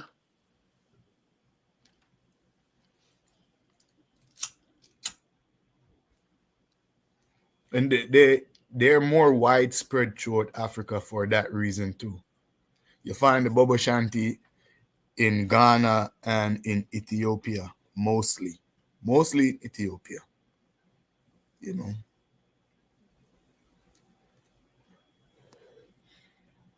because the Bobo Shanti, they are devoted to the Bible. They live in illusion, because they will tell you that they're not Christian. You know, but they use the Bible. Stand behind. The Bible is it plays a very integral role in daily life. Now, do they do that? Do they do that because of their connection to Selassie, that was very connected to Ethiopian Christianity? No, they did that because the same guy, Prince Emmanuel.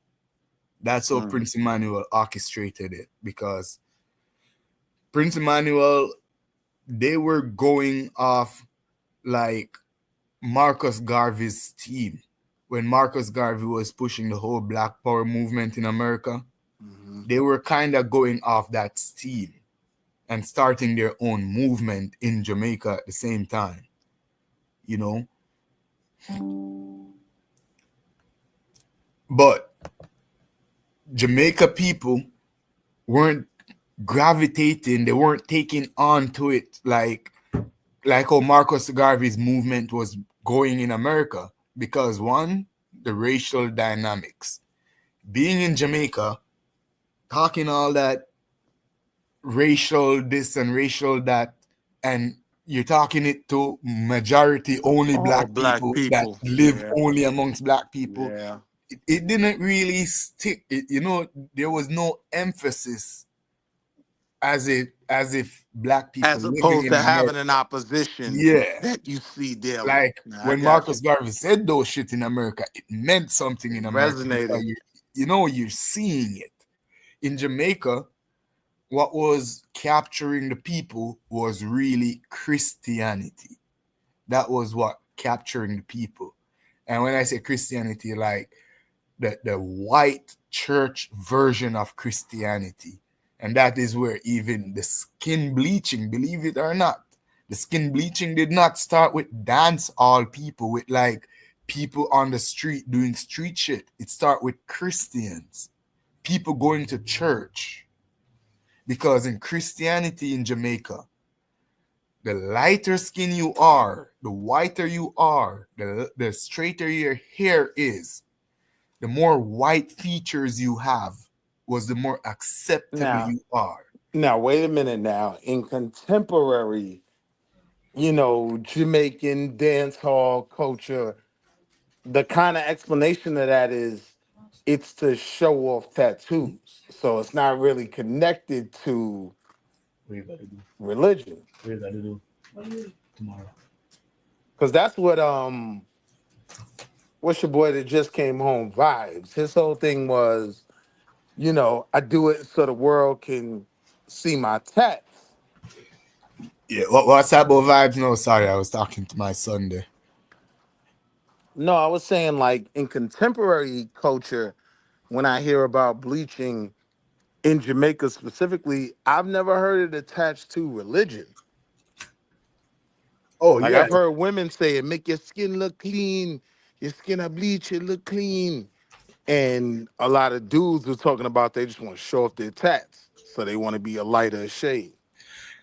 Yeah, they adopt that in the dancehall culture after, but before it was in the Christian culture, where women, even men, going to church. It started first with the straightening of the hair.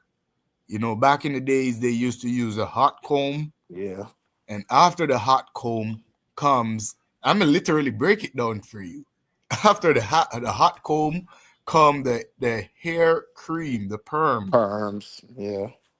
Perm used to touch people's scalp. Perm used to touch their skin. And when the perm touch your skin, it burns. It burns. But if it doesn't burn long enough to give you like one of them first, second, or third degree burn, it just burns you long enough to decolorize your skin, to denature your depigmentize your skin. And that's, you will see the lightness. So they start to mix the hair cream with peroxide and other stuff. Peroxide and stuff like baking soda or ash, like fire ash, or other soap that was like laundry soap, laundry detergent. They would mix it. When you hear Cartel say rub his face with the cake soap, the cake soap was a laundry soap. It's like a soap bar for doing laundry, or for doing dishes, So they start mixing these products, especially the peroxide, with the hair cream and rub it on their skin. Kind of neutralize the caustic, the corrosionness of it. So it doesn't burn them that much, but it was still strong enough to burn out some of their melanin. Is there any social conflict with that? Because I know the Rastas, they not with that shit. Well, that is why. Yeah, that is why most youths back in the days that was going against that system, they wouldn't stay. The only way to fight against it, you couldn't approach it as though you did in America, because in America you see the black and white dynamic, the race dynamic is clear in your face. Right. So you got like real life example to choose from.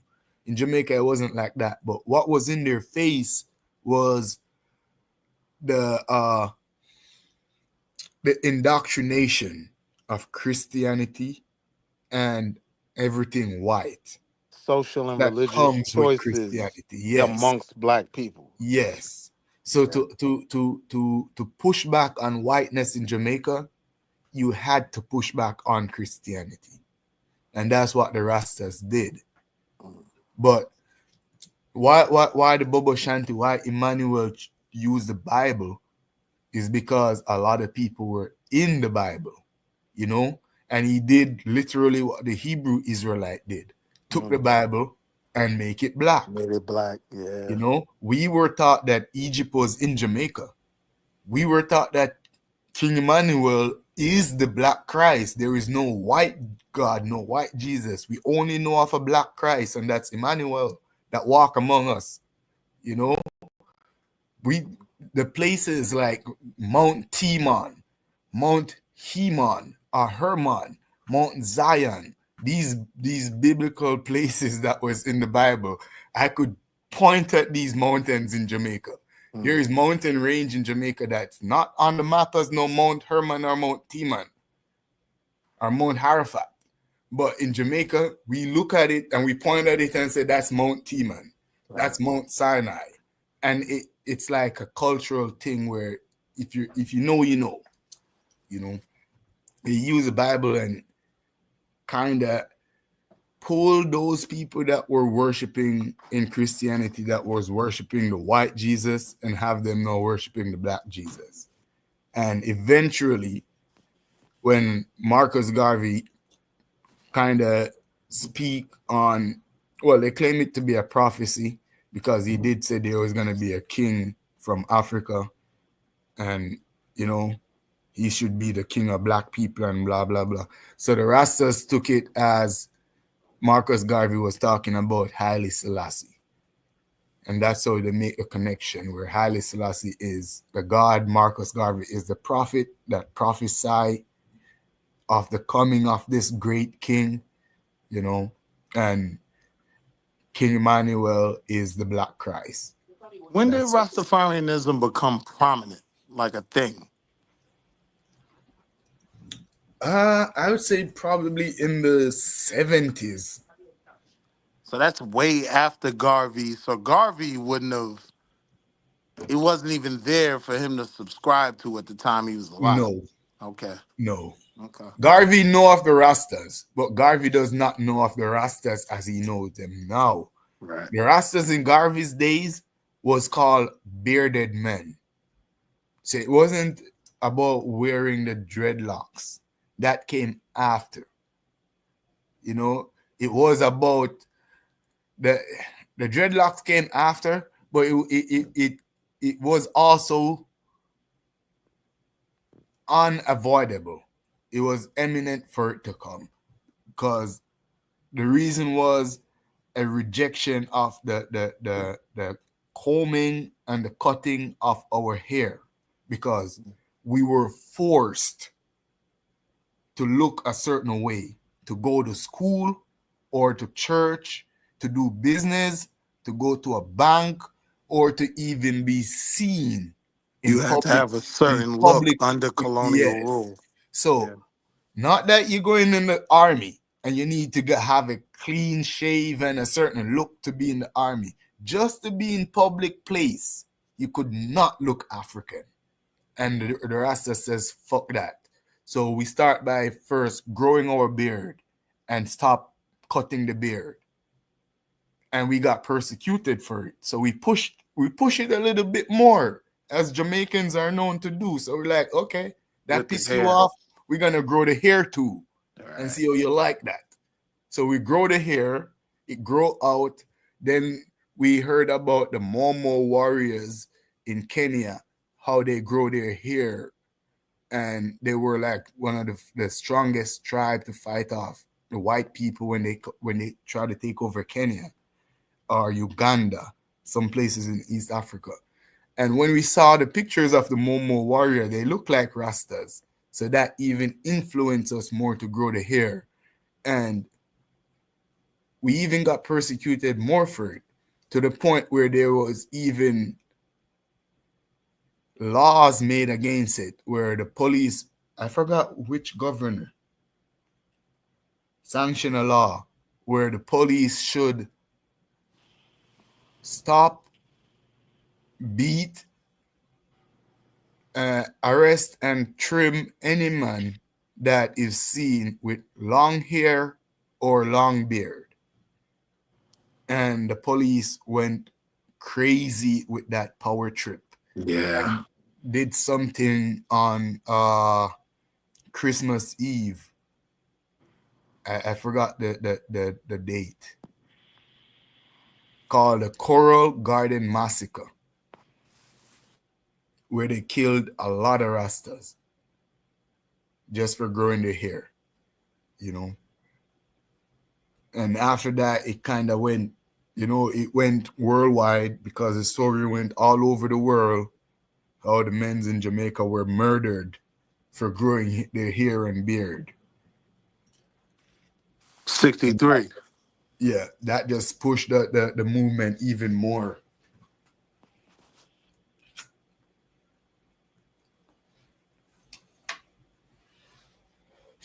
Because the reason why Rasta had to do it that way too, because they demonized Africa for us so much. There was a demonizing campaign that was launched in Africa, in the Caribbean, and it was launched in African spirituality, where there was a fear for witchcraft, for voodoo, and for obia, where any natural cause of sickness that happened would be blamed directly on some African magic, you know. So people, black people, just had this mistrust and this fear for each other, where there was literally no trust. A black person would not trust to drink water from another black person. You know, this is where you get all this saying of put a spell on this and put a hoax on this and don't drink from this person, don't eat from this person, don't go to this person's yard. You know, people became so conscious about this thing. And it's because of the propaganda that was spread about Africa. And it forces people now to want to look, make a choice, less African, you know, because if you look African in any way, you would be deemed as a obia man. And an obia man at that point, meaning you're someone who are practicing witchcraft, you're an evil person, no one should be around you, and they would isolate people. So hence you get the Rasta, the you know, the lonely Rasta man that live in the bush by himself. That's how you get those people. They were literally isolated from society, because to look African, meaning that you are doing witchcraft, you know, and people, to prove to their neighbor that they're not involved in witchcraft, they would overemphasize the fact that they're Christian. And this is where you get this over exaggeration of I'm a better Christian than you.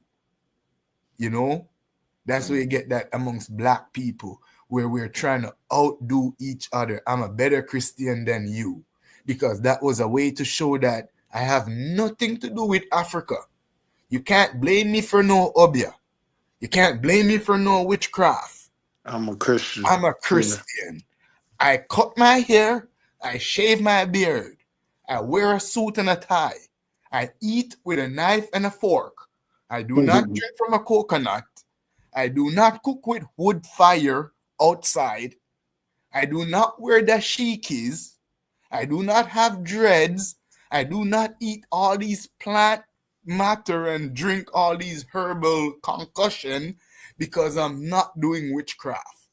And then you're acceptable to. Yes, you were acceptable. European, and to the point where smoking weed was demonized. Smoking cigarette was acceptable, because smoking a cigarette means I'm not doing witchcraft. I do not dabble in none of that herb and bush and stuff that they're doing. I don't know about no weed and no mushroom and no roots. I smoke cigarette. I drink white rum. I read I'm my civilized. Bible and I go to church. I'm civilized. I'm civilized. And that was, so when the Rasta come and he's like, I'm a full strict vegetarian, that shocked people. That literally shocked. I remember when I went home and told my parents I'm vegetarian.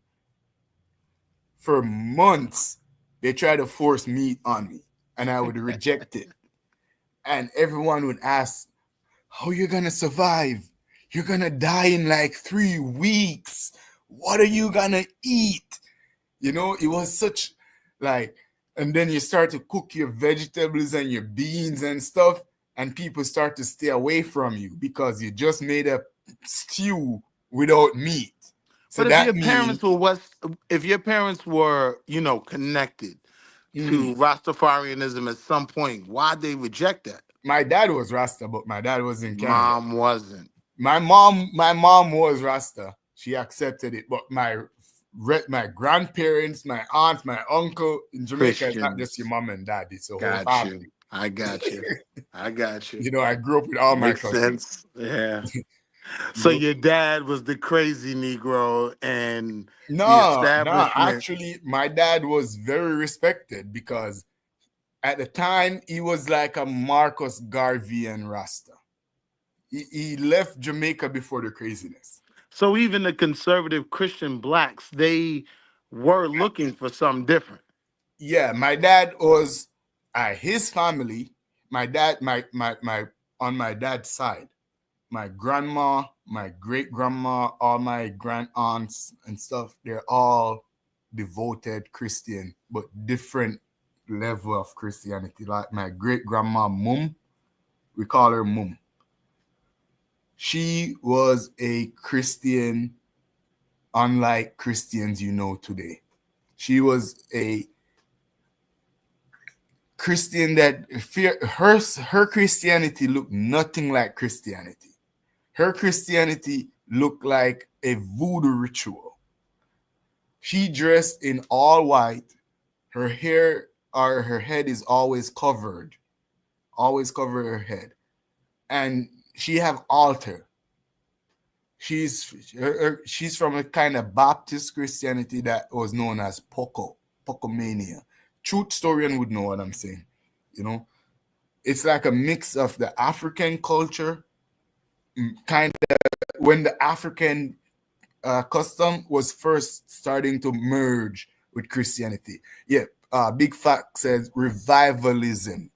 Yeah, but even revivalism is a bit modern to what they used to practice. It's a bit modern to what I could see. It's literally when the African, because they use the drums, you might see a freaking chicken head get cut off in the middle of church, in the middle of a singing and a dancing, and no one freaks out. Everyone keep doing what they're doing. Jesus is coming when I sing. Jesus is coming back again. Chicken head gone and blood all over the place, and everyone is doing what they're doing. That couldn't happen in a church right now today. People would be running, crying, videoing all over the place, putting on YouTube. It was different back then. But so even when we accepted the Christianity, it was still an amalgamation. Yes. Okay. That was my great grandma. My grandma, her daughter, Samantha, she was a full-blown Christian, like more like a modern Christian. Her house was spick and span. She wants you to speak the Queen's English, read the Bible, go to church, wear the suit and tie. She was a full brainwashed Christian. My dad rebelled against her form of Christianity because my dad, all he talked about is his grandma, who practiced the more African merge with the more voodoo-looking Christian. He talks about her, but he hates his mom kind of Christianity. So he became Rasta. And they didn't get along because she was, you know, she wants to be more like the white Christian, the Anglo-Saxon, And my she dad wants her wanted, babies to be saved. yeah. And my dad want to embrace his blackness. He wants to grow his hair. He wants to smoke his weed. He was a philosopher, so you can't tell him you're bullshit. He will break down the Bible and tell you that that's garbage. Right. You know, he was more like of a Sabio kind of person. So he was quick to get at you if you come with him, not him with your nonsense. I got you. Know? So he rebelled against her kind of Christianity. But they're good. But I could tell that's why he became Rasta, because I saw his mom. And, you know, and his sisters, like his sisters and brothers, like his younger brother, I guess my youngest uncle, he's a full-blown Christian trying to be the pastor of the church.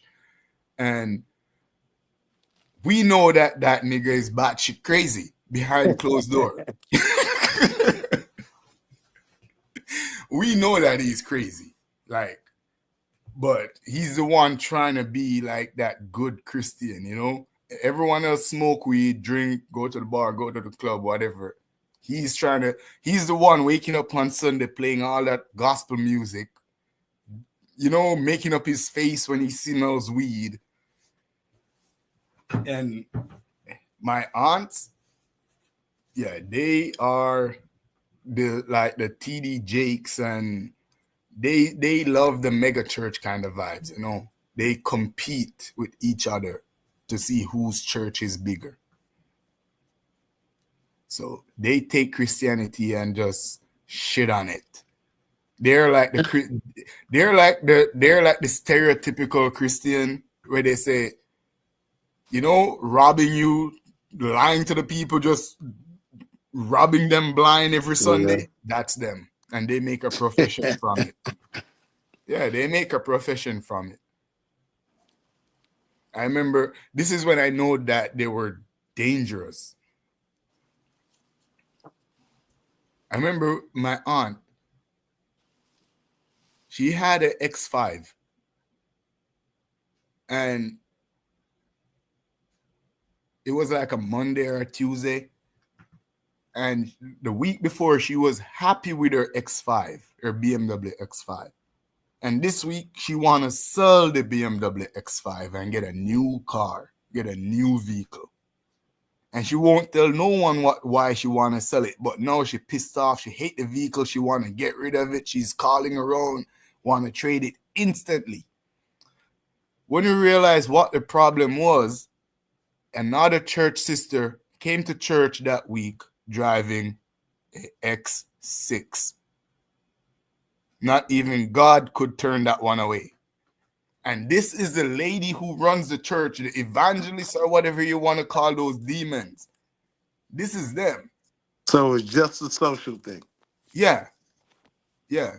And the reason why she have to get rid of the car instantly, another lady drive an X6 to church.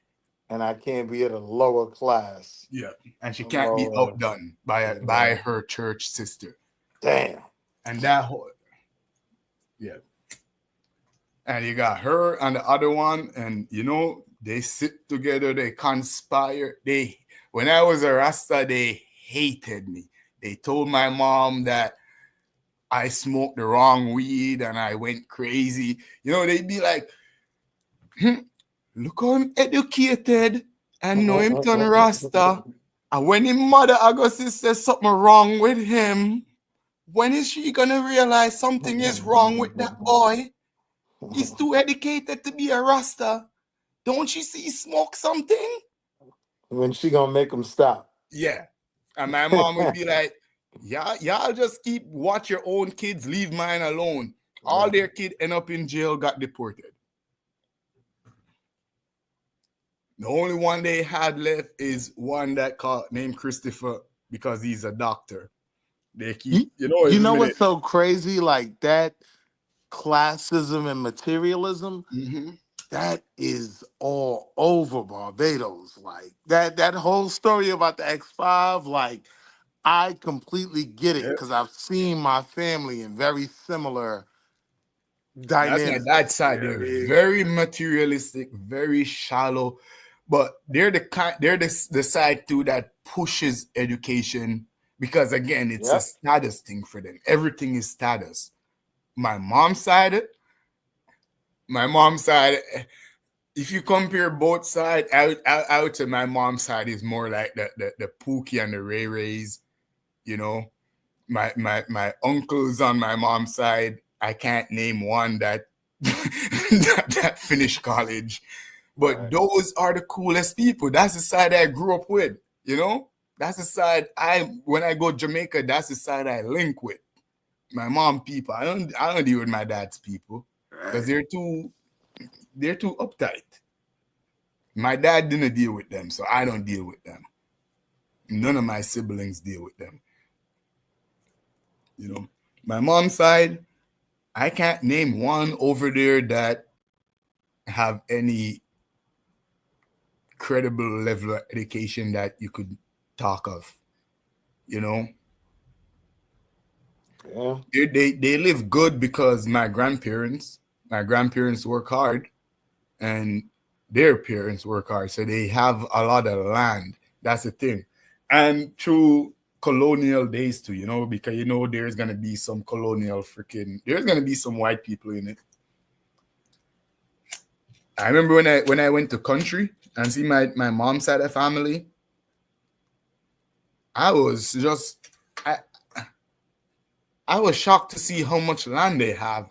To me, it's like, how the fuck you guys poor, but you guys have enough land to freaking start a whole village, but you guys poor. You know, that's the side that they don't think. Because the land is just sitting there. It's got a homestead on it, but they don't think like my dad's side. If it was my dad's side of family, believe me, people would have died for that land already. Brothers and sisters, aunts and nephews, people would have died for that land. The land would have been well developed from this corner to that corner, you know, and they would have been billionaires boasting on each other, trying to outdone each other. But my mom's side, they don't care. The land is there. Fuck. If somebody have a cow, 2 goats, that's it. They're good. They just want to know that they have enough to eat and go to bed and wake up and do it the next day. That is it. When you talk about easy living, nothing worries you, that's them. They don't give a fuck about nothing.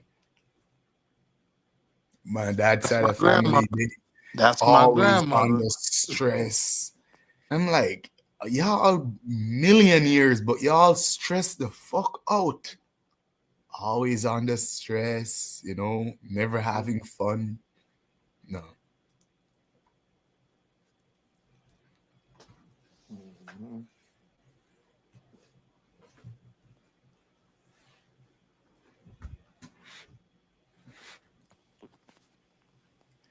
See, one side that just take it easy, relax. The other side, yeah. And my mom's side of family, nobody goes to church. Not one person in that yard goes to church. We used to go to church as kids, but my grandfather never go to church. My grandma, she would go to church on special days, meaning funerals, christening, Easter's and Christmas. That's the 4th time you will find my grandma in church. It has to be Christmas, Easter, a baby getting christened, or somebody's getting buried. Other than that, she doesn't go to church. So they used to send us to church. Until I realized that only thing I have to say is, I don't want to go. When I was like 9, 10, I said, I don't want to go. And nobody said I'm told nothing. that's how my great granddad was. Like, nobody said nothing. Nobody said you have to go. No, I don't want to go. And nobody says nothing. And from that day, I never went back to church.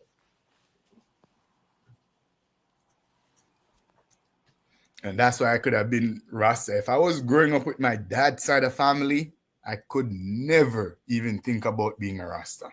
But I would have probably have 4 master's degrees, 5 doctorate. Probably wouldn't know you guys.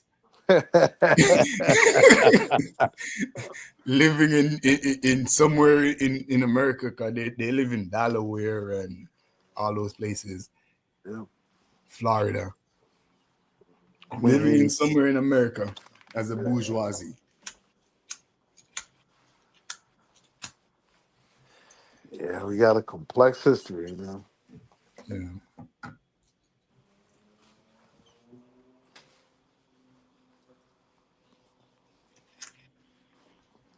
But yeah, I see like similarities because Barbados doesn't really have like the Rastafarian culture, but it does have that bucking society kind of smoking weed. And I feel like it's kind of based in a lot of the Yeah. Rasta philosophies, you know? Where if you do certain things, it's like you're not acceptable no more. Yep. It always lead back to the church, though.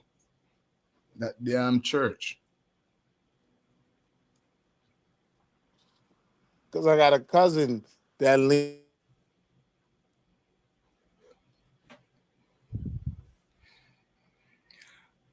Barbados have Rasta, they're saying in the chat. Yeah, he lean more to that side. Like he's on that side of town because you know we in Christ Church, so we on the edge, like farmland, like we kind of in the sticks. Yeah, and yeah, that seemed like that's where a good portion of that is. You're not gonna find that in the Gap, Christ Church, all of that, but in the outskirts.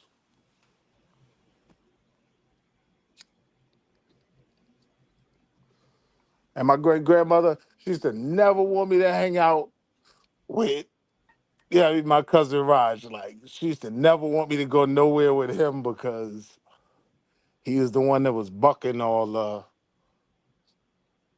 old family traditions and shit. So he was the outcast, eh? Yeah, she ain't want me going with him. You go with him where you go. Yeah, my grandma though, my dad's mom, she was, I don't want to say pet, but you know, I could tell that I was her favorite grandkid though. I could tell that. And my cousin who lived with her, because I didn't live with her, they're from Spanish Town. We're from Clarendon. My cousin who lived with her, he was a Rasta guy, Seymour. And she used to treat that man so bad and didn't want me to hang out with Seymour. But he was the coolest dude, yo. He was more like a Hebrew Israelite who tried to break down the Bible and show you the bullshit. You know, try to make sense of it, put it that way. And cook all this kalaloo and ackee and stuff. And we used to be outside, like literally It's just the only outside. person you want to sit under when you go in the yard, and this who He's you the wanna sit only and listen person to. that makes me come there for the summer. When I'm there for the summer, if he's not there, like, yeah. But he was like an older cousin. Like, I was like 10, and Seymour was like 30 or 25. I don't know. You know. But that was like my experience of seeing how Rasta people get treated. And then to hear how they talk about him, then to chill with him and see how he really is. Yeah. You know? And all he talked about was righteousness, was doing morally good things, trying to help people, trying to live natural, trying to eat clean. And then you watching the people on the other side that claim that religion is not moving half as righteous. Nah, they're just like, you know, backbiting against each other, like, yeah. Yeah, he was. Yeah, there's a side of the Caribbean where that's a big thing, like just that backbiting and competing. Like I even felt like when my great grandmother was still alive, and a couple times, you know, like I was around her, and she would take me from house to house. You know what I mean? Mm. And yeah, it's my great grandson from foreign.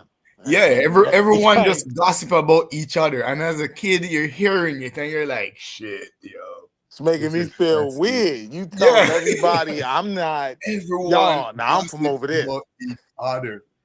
Mhm. Shit.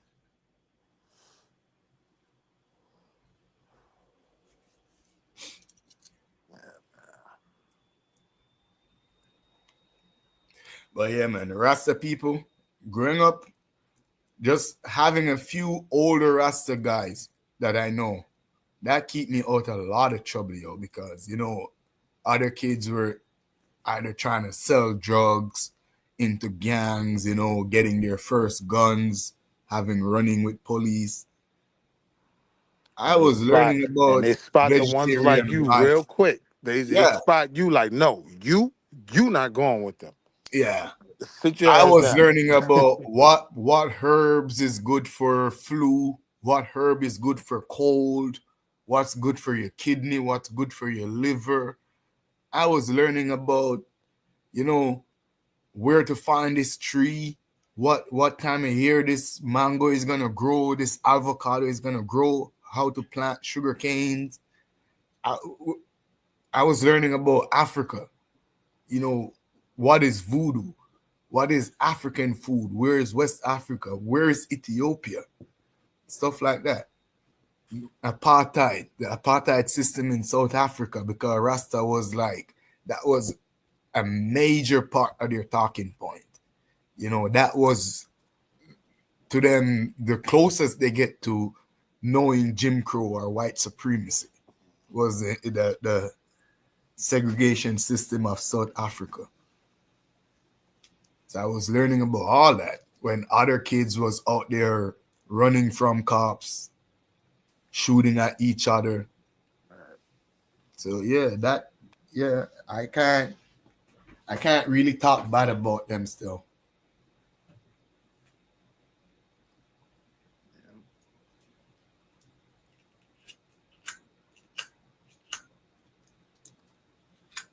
Like I tripped out. Like in like where I'm from at Harlem, 129th Street. I never even knew that until this year. Like I was at a funeral for one of my friend's dads.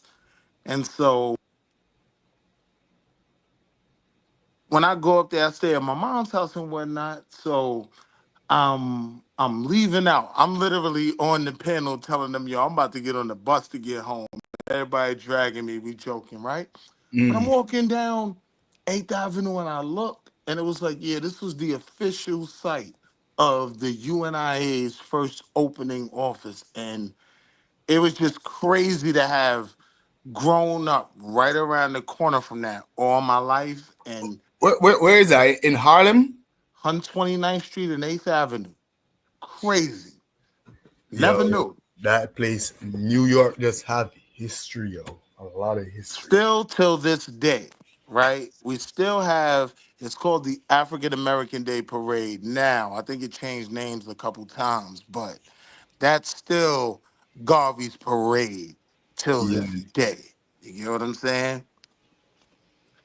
And it was even crazy to see how my family viewed it because my grandmother, she was with that shit. You know what I mean? Like she loved it. The brothers would put on their good suits and whatnot.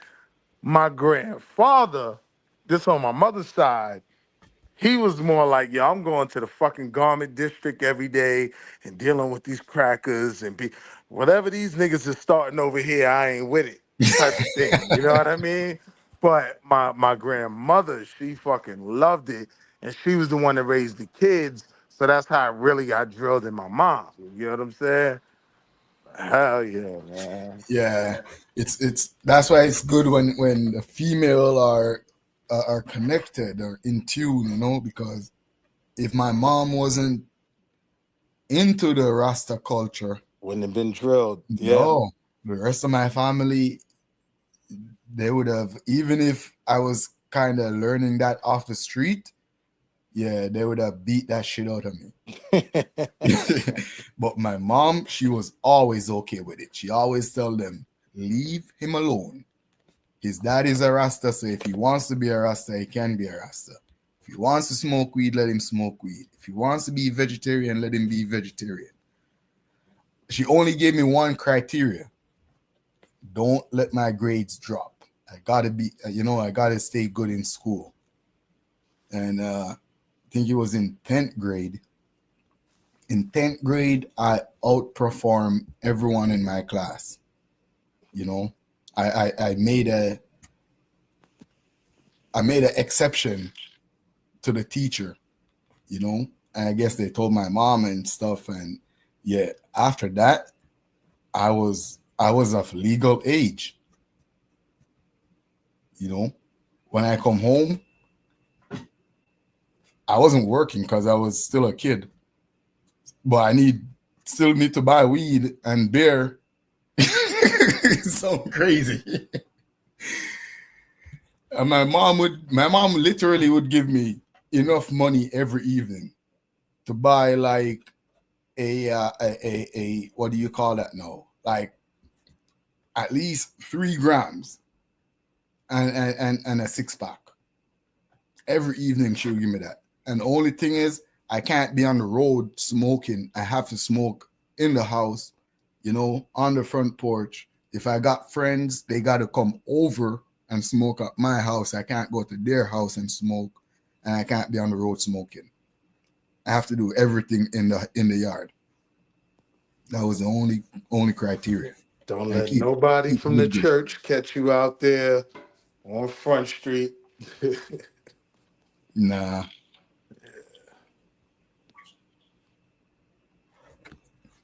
Yeah. But again, just being smart, being book smart and street smart at the same time, it helps. It helps. Because when I was in the street doing a lot of stuff, like I would get the benefit of the doubt. Literally. In my neighborhood in Jamaica where I grew up, when I was like 14, 15, I came to Canada when I was 17. So I was there till I was 16. I literally could get away with anything. And it's because I was smart. And they know. I always get good grades. And in Jamaica, when you get good grades, it's broadcast, so everyone knows. Yeah. And see, that's an element that we don't do enough of here in the States with our kids now. Yeah. That's true. And I think it plays into why even when West Indians come here, like it's easier for them to just chase those goals because they've seen the benefit of it, even in terms of how you're viewed by the people around you. Yeah. If someone is from Jamaica and I mention the schools that I went to in Jamaica, they already know what category I'm in because they know who goes to those schools. There are schools that if you go there, there is a 99% chance that you're going to make it to the Olympic. There's other schools that there's a 99% chance that you are going to be a musician, a movie actor, or something in that art. There's other schools that guarantee you that you are going to be doing well in academics, and they provide a lot for it too. Because school in Jamaica costs a lot of money. It doesn't matter what age. Once you start going to school, you pay for it. We got something called school fee. And everyone have to pay school fee, buy books, and the usual stuff. Fortunately for my mom, even though we could afford it, she never had to pay for me. And I'm not sure she had to pay for my brother because my brother was smart too. He's very smart. But we literally went through school without paying. Because we always get scholarship. So I remember the first time I had to pay for school was college, which is like normal over here because no one pays for high school and preschool. But in Jamaica, you pay from kindergarten, literally from kindergarten to wherever you end up. You got to pay.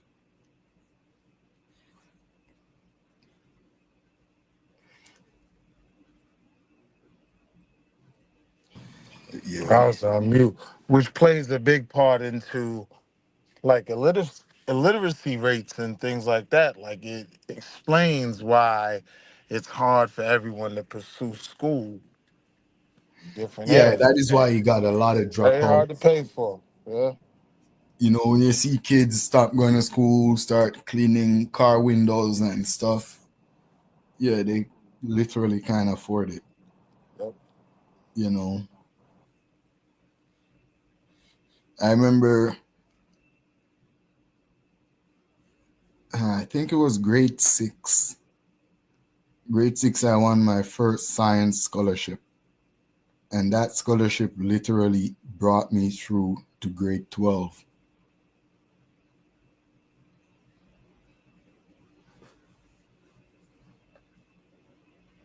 But it's good though, because you see like how Q keep the science fair and the kids, you get to broadcast the kids and, you know, people get to know them, the community get to know them, see what they're doing. That's so vital. Because in Jamaica, we Yeah, always that's a big every deal. year. Highlighting it. Mm-hmm. Hell yeah. You know, and in Jamaica though, it's competitive though, because they rank you, you know, they rank you. I remember from grade 1, I think in grade 1 I came second. It was always the principal's daughter, me, the principal's daughter, Natalie Willis, and Joaquin Anderson. James, we call him James, that's my friend. And it's always us. It's always like first, second, third, first, tie for second, third, tie for first, second, third, always that. And then you get prize, you know, and you get like many different That's my awards. homeboy Troy French. We had that same. He coming first 1 year. I come in first 2 years in a Yeah. row. Second, yeah. So all those kids that I used to, you know, it's us. The top 4 is like every year for 6 years straight is us. And I literally, their name is imprinted in my head because I know it's Ramona, the principal's daughter. She comes first every freaking year. I don't know if they were cheating, but she was smart though. I ain't gonna lie, she was smart. Then the next girl was Natalie Willis. Then me and James. First, second, third. Then we get a bunch of prize, and you're getting prize for most improved. You're getting prize for first place, for second place. What do you get prize for? You get a science award, you get an arts award, you get an art, maths. You get something for reading and spelling. And then you have a whole different competition for spelling. And this is where, and this is at like young level, like I would say from age 4 to 12. You got something called the spelling bee quiz. And if you make it to the spelling bee quiz, you feel like you're the smartest kid in the school, because from each school, they would take one kid. From each school, one kid make it to the spelling bee quiz. So anyone going to the spelling bee quiz from your school is seen as the smartest kid in the whole school. I never made it to the spelling bee quiz. As you see, I can't spell for shit.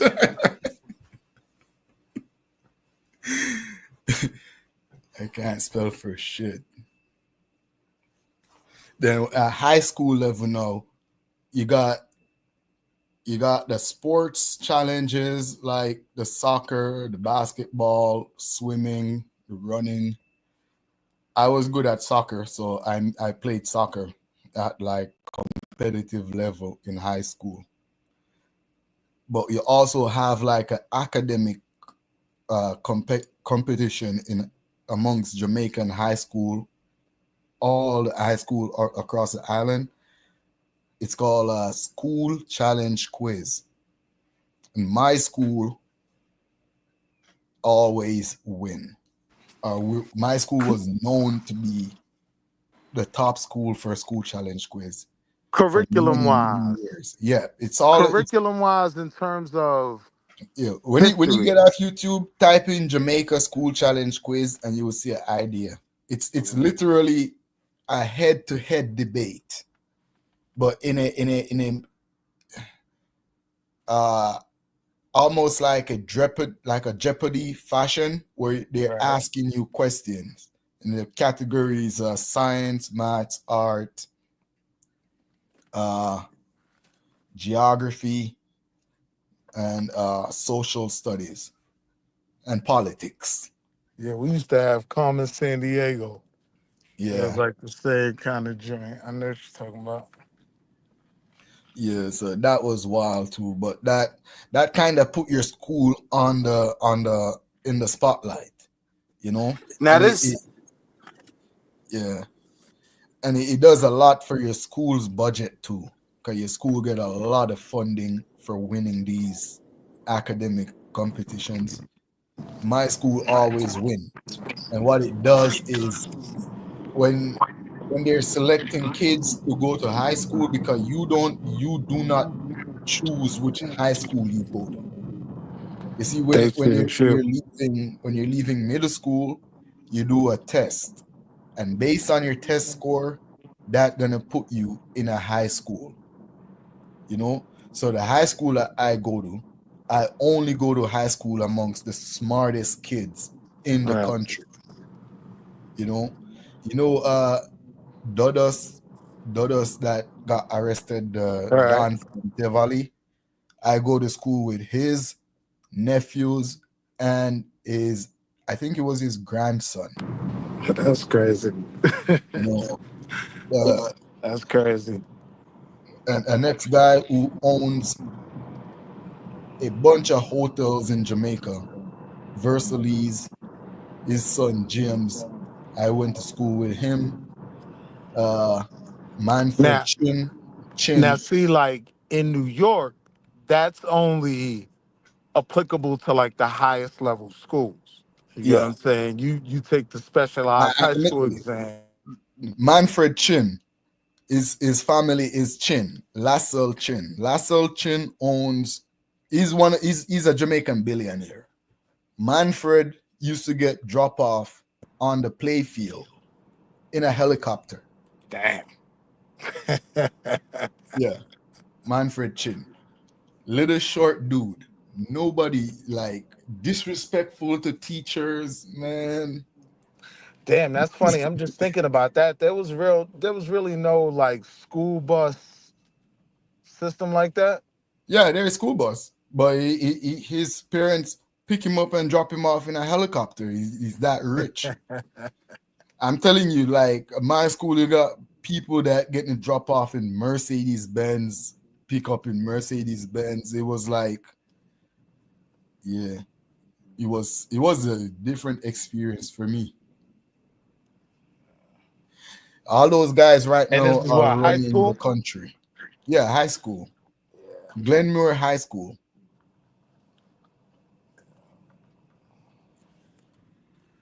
You got certain high school like you got Calabar, Immaculate, Glenmore, Arden. I think that's it.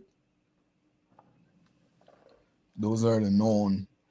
Yeah, you also have Marcus Garvey High School called Garvey Maceo. They're doing good now. They're doing really, really good now. Back then, Garvey was like in my high school days, if I was selected to go to Garvey, I would have felt like a failure. That was like maybe 6 tiers down from me. Damn. My brother, he was selected to go to Clarendon College, and his school was one tier down from my school. To be selected to go to Glenmuir, man, nobody can talk to you after that. And that's an attitude. Like everyone I know that goes to that school have an attitude. Like nobody can't say shit to them. And the girl, the principal daughter that used to come first, she ended up going to Glenmore. Me, my neighbor end up going there, a next girl. So that's kind of comparable to like Jamaica's Ivy League, so to Yeah, speak. yeah. Brittany, and the kind of girls that goes there to you could tell, like, it's like certain girls, certain features, they're just extra pretty girls go to Glenmuir. I remember I had a girl from Denby, which was another school, but she's from my neighborhood, but we go to different school. She's my little girlfriend. And this girl in my class, in my school, they had the same last name, and it turns out that it was her sister. It was her long lost sister that they were looking for from birth, because the dad kind of did what he did and left. And I end up hooking her up back with her sister. And her sister was a transfer student to my school too. I remember when she got transferred to my school, like, who's this little rich ass girl? Bougie ass, don't want to talk to nobody. I went to school with a lot of Japanese too. That was weird because I never used to see Japanese people. But What would you say was, like, high school, what would you say was the percentage racial breakdown? Because I've always known Asians were out there. You get what I'm saying? But I would say maybe like 1 or 2% Asian, 5% white, 25-30% Indian or mix or mulatto Indian mix. And then the rest black. Yo, what's so different about the exact same dynamic in terms of New York City high schools? We were about, I want to say damn near about 30% Asian, like 34% white, like 50. But that would consider good though, 34% white? It in the range of maybe 15 to 20% Indian, in that range, and the rest was black and Latino. That's how small our group was. You know what I mean?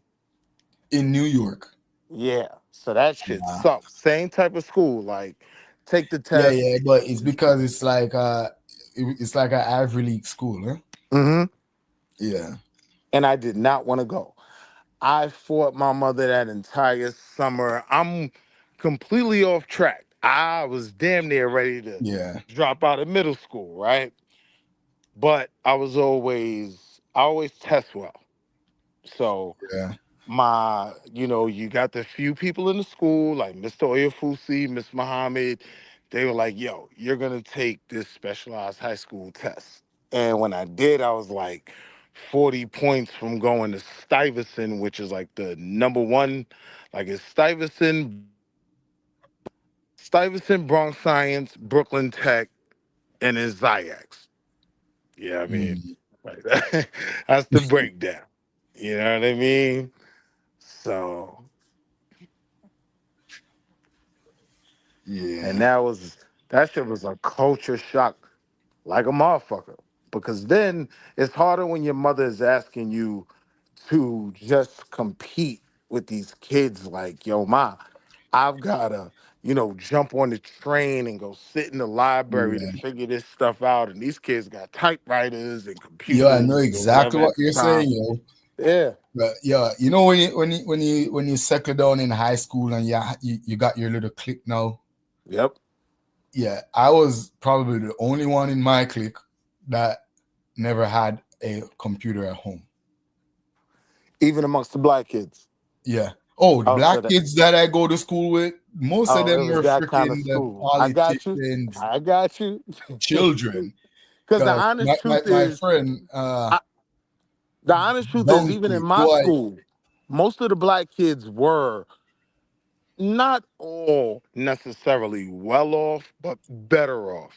You get what yeah. I'm saying? And I just lucked up and took a test, and now I'm the only kid in my middle school I district. literally go to school with the most. You see, all the officials that runs the country, I go to school with their kids. All the businessmen and all the people them that got money in the country, I go to school with their kids, whether you're into my drugs or bro, legit business. my bro Jamal Bailey, he went on to be, a U.S. senator from the Bronx. You know what I mean? We was on the same basketball team. Yo, it's the same thing. Yo, that is Yeah, I'm why telling you, I'm going back to we Jamaica made. right now to go do some work, because all my friends from high school, they're the ones running the country, from the police force, the army, the freaking government itself, the whole political atmosphere. It's them. Yep. I know all them niggas. The guy that running the police force. These are the major benefits of Grind. education and going through a system. You In meet my little people. high school clique, it was me, Dwight, Dunkley, Jermaine. I had many cliques though, but the main clique was me, Dwight, Jermaine, Lenworth, Jeval, and who again? Probably one and two little guys that I don't even remember.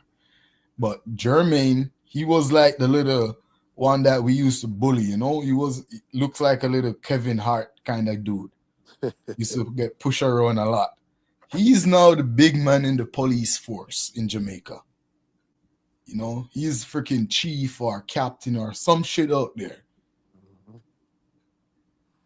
The other guy from another clique, this was when I grade 10, grade 11, when I was older now. So these were like older guys, Martin, he's in the army. He went to the army. I know he's big in the army right now, just because of his educational background. Yeah, a lot of my bros went to the military in the U.S. as well, and they did well. Like one of my closest homeboys that was on my basketball team, he went in and got out, you know what I mean? And he got out doing well. Yeah. And for my school, so as I said, right throughout high school, I was always a cadet, and as a cadet in Jamaica, you're literally getting full army drill training. ROTC. Day in, day out. Yeah. Like my holidays was one holiday, the long holiday, summer, I get to go spend that with my grandma in Spanish Town. Oh, you was that dude. You was doing the ROTC and the whole 9 yards. But every other holidays, every other short holidays, Easter and Labor Day and all of that stupidness, when everyone is at home eating a cake, I'm on school campus, full army gears, shining my boots, running up and down the hill, waking up waking up 4 every morning and running 7 miles, singing stupid soldier song. Running, sleeping. That is why right now I still wake up early every morning. And I could get up and go run 10 miles like it was nothing. Because I grew up doing that right throughout my high school. When like the Queen or any freaking person that they deem important. If Donald Trump should have came to Jamaica when I was in high school, I would have been one of them little kid in the white uniform, in the sailor's hat, twirling the freaking bayonet gun in For front the of Pledge of Allegiance. Yeah, I got I'd you. have been the guy because I wasn't in no drum squad. I don't beat no drum. I don't in the marching band. I would have been the guy twirling the gun, flinging the gun in the air, spinning it around, catch it, put it behind me, point it at you, load it, unload it. You know, I was that Yeah, guy. we had the ROTC team. They used to do that shit like when certain people came to the school to speak and whatnot. And them times, I love it. Other kids hate it. I freaking love it. I got to meet Madeline Albright, and I got kicked out of an assembly when Gloria Steinem was there. And I didn't know much about her. I just knew she was a feminist. All the girls in the school, because it was a super liberal school. We're talking about New York City 90s. You know what I mean? Super duper liberal school. I know exactly what you're saying. The liberal, you know, we get the same thing. That super liberal, but back then you thought he was woke. Yeah. And Gloria Steinem came, and I just crashed out because all I knew was all the girls in my high school class. Now, when I'm looking back, they all subscribed to feminism at that point. The ones that I would go back and forth in class with. Now, the one thing that was cool about going to a liberal school is they would let us fight the articulate fight. Like, they would literally let us troll each other, looking back on it.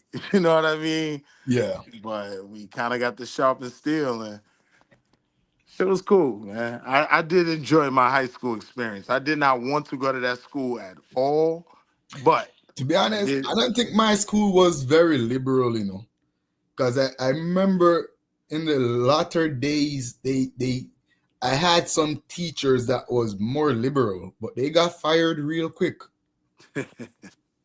I know for a fact your school was nowhere near as liberal as mine. No, we had the goddamn. She was. I don't want to say she was a feminist, but she was definitely very liberating.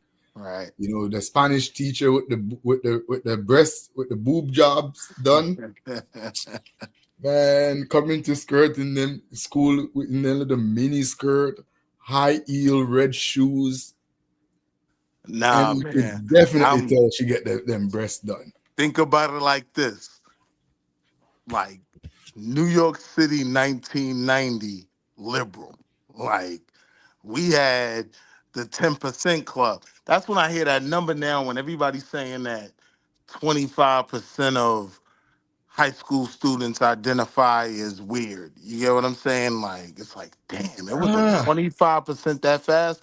Because when I was going to school, they had the 10% club. And that's where all, because they had different clubs, you know, for mad different stuff.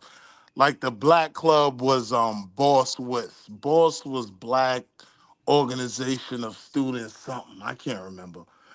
And WIS was the West Indian Society. So it was Boss WIS, and then I think Unidad was the was the Spanish, you know, crew. And then that was all I really paid attention to, but it was clubs for everything. But I do remember we had the club fair, and I was like, the 10% club, oh, this where all the mooks at. Oh, that's wild. Let me get up out of here and go back to the other side of the cafeteria. Kids are identified. Yeah. It was more for us. It was more like the 1% club. Yeah, now my school, you know, was super duper liberal.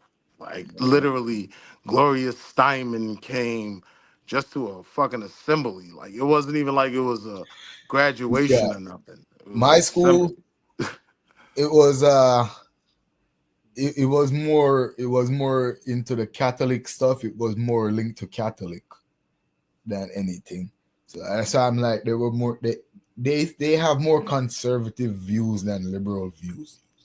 You know, certain See, I things miss in that school I just missed did the good not time go. because Stokely Carmichael graduated from my school, and in the '80s he had come back a few times and spoke to the students. Like I missed that shit. Yeah, So now I'm stuck in the '90s. Best I really got was Madeline Albright. Like I literally got to have a conversation with her. That shit was kind of cool. yeah, yeah. In my school now, even growing dreadlocks was not a thing in my school. When I was going to high school, I could not grow dreadlocks. Could not. No. Mm-mm. But even in Jamaica then, right? Like school was considered, I'm not gonna say cool, but if you weren't in that educational environment, it was definitely deemed as a negative.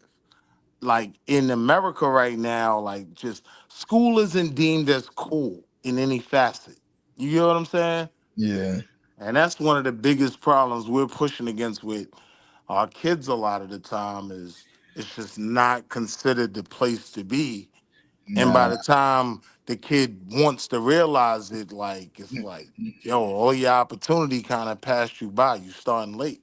yeah. Nah, in Jamaica, school is still a thing, man. It's still an experience. You know, it's still, and it's more than just sports. Cause most people that repping their school, they're not repping no form of sports. They just repping the school because of the brand of the school or the environment. Cause every school is a little bit different and kind of gravitate towards some things. Some school, I said, some schools are known for just putting out great musician. Others known for putting out great athletes. Others known for putting out doctors. Others good soldiers and police. Other schools are known as just But that school, a lot of partying and those athletes still have the academic portion. oh yeah. See, in Yeah, America, if in you're a Jamaica, you're not going nowhere as an athlete if you don't have the academic part. It doesn't work that way. like Usain Bolt, he has to know how to read in Before order he to goes to get the run. opportunity. Yeah, Yeah, before yeah. anyone knows that he could even run, he has to be academically See, in inclined. our system, Floyd don't have to know how to read. All you got to do is know how to punch, Nah. and we'll figure it all out later. But it works in our detriment because If you if can't really that's the manage your case, money. then I guarantee you, Usain Bolt is not the fastest man in Jamaica. I guarantee you that. There's dudes on the street right now Nah, I way get what you faster than said. Usain. But dude just, his family doesn't have it to push him in school. He dropped out from grade 8, grade 7. Now, He don't get me didn't go back. wrong. Don't get me wrong. I will say sports is good in that capacity as well because in my junior year, like sophomore year, I was kind of starting to mess up. The real motivation in my junior year to just go home and study and pass these classes was I wanted to play ball. And you had Yeah. to have a certain average to be able to play. So that did kind of keep me in line. It was a motivating factor to say, all right, I'm going to learn this pre-cal work so I can pass this test on Friday. Simply because I wanted to play ball. So Yeah. It's good when they kind of set a academic boundary or academic standard that you have to pass before you could play sport. you mean in Jamaica? Yeah, everywhere it should. Shit. Jamaica, it is. America, you ain't gotta live up to that shit. In my school was an academic school not known for sports. It just so happened, yo, I'm not lying to you. I'll source it up real quick. Go to the New York Times, front page, high school nerds get the last laugh. how the Bronx Science Boys shocked the PSAL, and yada, yada, yada, right? But we Mhm. were an academic school, so sports wasn't a thing like they were going to let you, they weren't going to let you skip by on the academics. But there are a lot of schools here where motherfuckers are passing classes and they can barely read fifth grade level, but they're talented. Yeah, they send a lot of talents to my school back then on the basis of sports, especially soccer. Guys that were good in soccer, but they were slow when it comes to the book and stuff.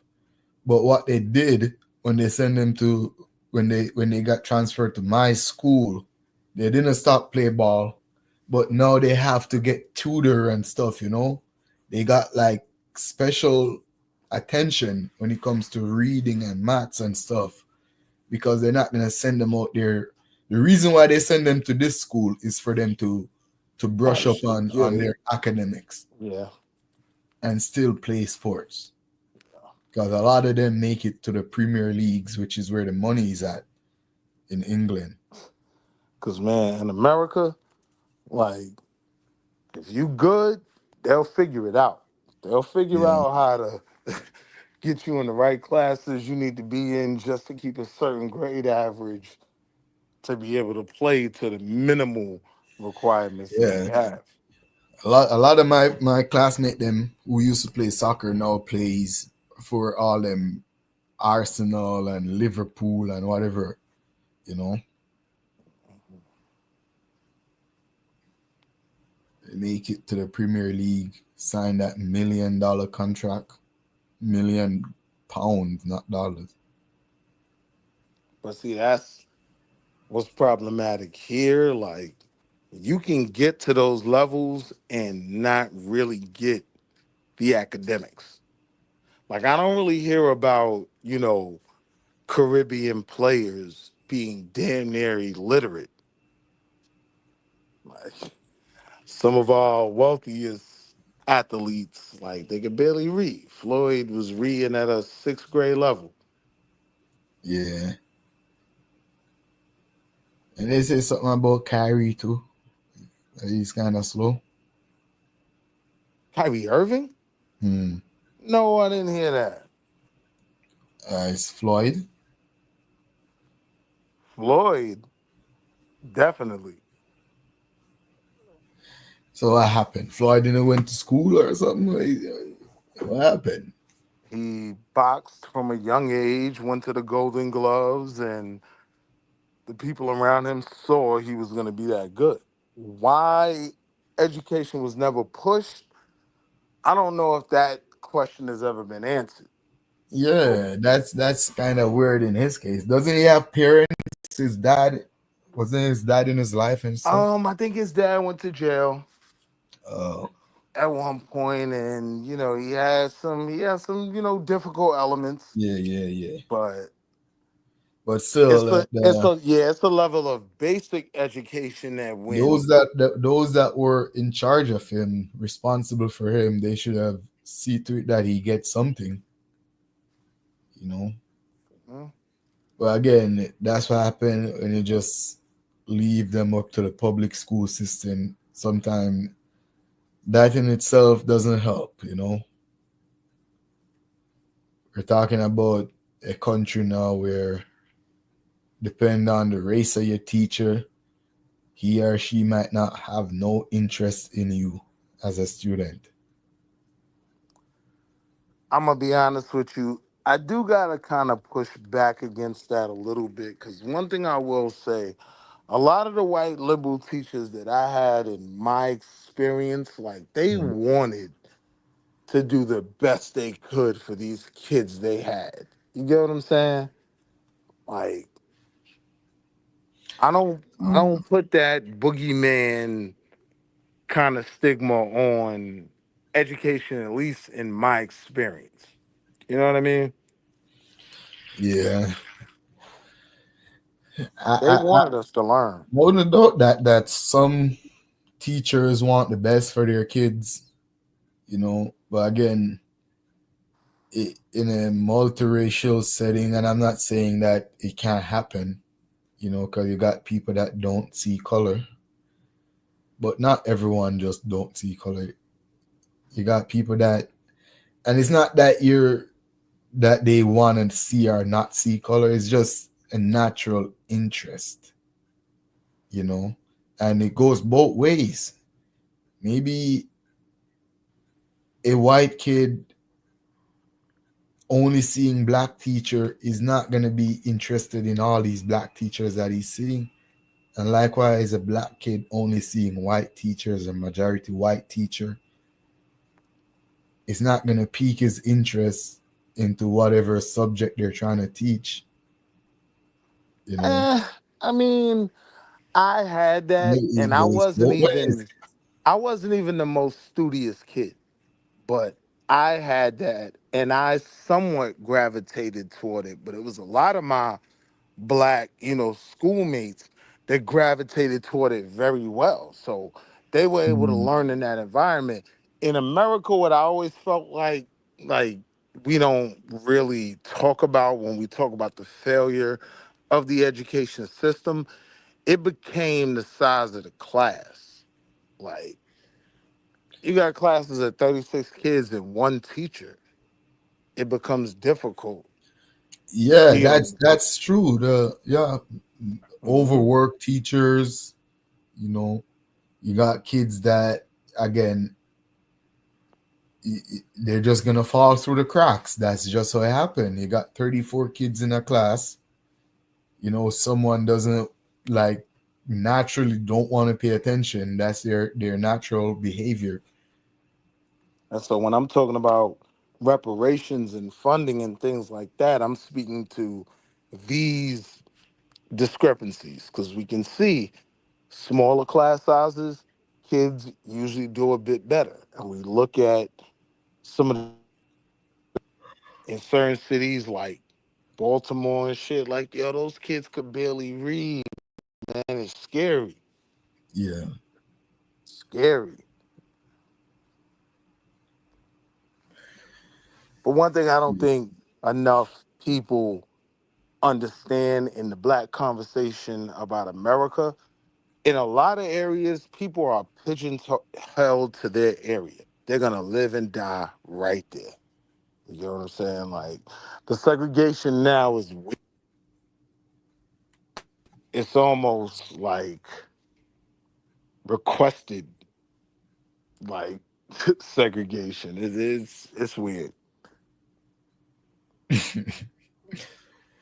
Well, it seemed like integration didn't work, so people are going back to segregation. I can't say I would argue that integration didn't work because it worked for a lot of people.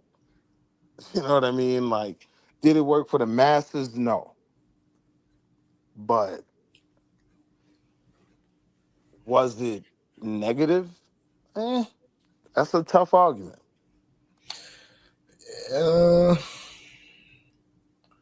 Some would argue that it was, depends on which side of the coin you fall. Yeah.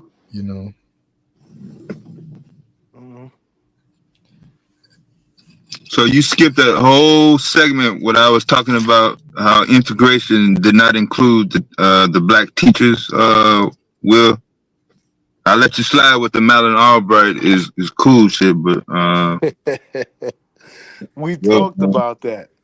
You opened my eyes to something I didn't know. I actually looked some of that stuff up, and you remember I brought up how different it was in terms of the Boston busing situation. It was just a completely different dynamic. Yeah, we talked about that. I ain't forget that. So what's this I hear you talking about? All Yo, the teachers Dad, want why all you the want to kids to come on pass. my neck? Are you making a statement like ain't no such thing as No, biased I li- ass teachers? That's all I'm saying. Sure. no, I never said there weren't teachers that weren't biased. My argument was even a lot of the white liberal teachers, they came into that wanting to do good for these communities that they wanted to go in and they were told were impoverished, and they were put in situations that were insurmountable. Like you got 36 kids in the class. That's difficult for a professor to handle. You know what I mean? Let alone a bunch of wild kids at 15, 16, 17. That's difficult to deal with. So we don't talk about class size enough. And I think if you want to quantify something that was problematic, and if you want to talk about funding, when you're talking about reparations and things like that, that's something that could be highlighted.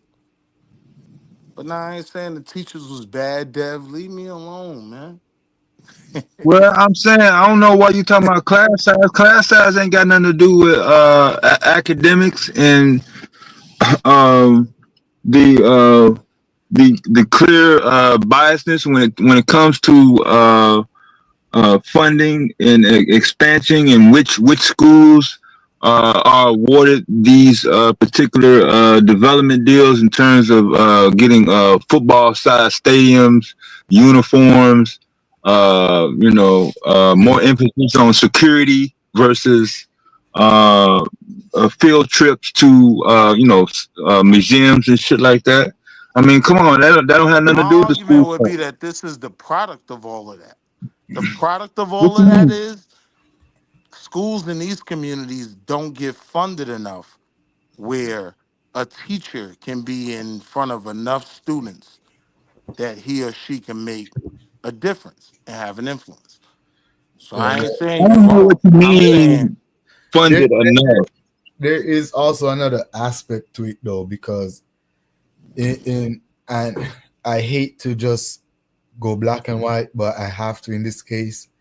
In Go a ahead. majority white school, you're not gonna find majority non-white teachers, and And those class sizes are big as hell. yeah, and it's strategically set up that way for the best outcome for those students. Again, it's just natural biases and prejudice are natural human.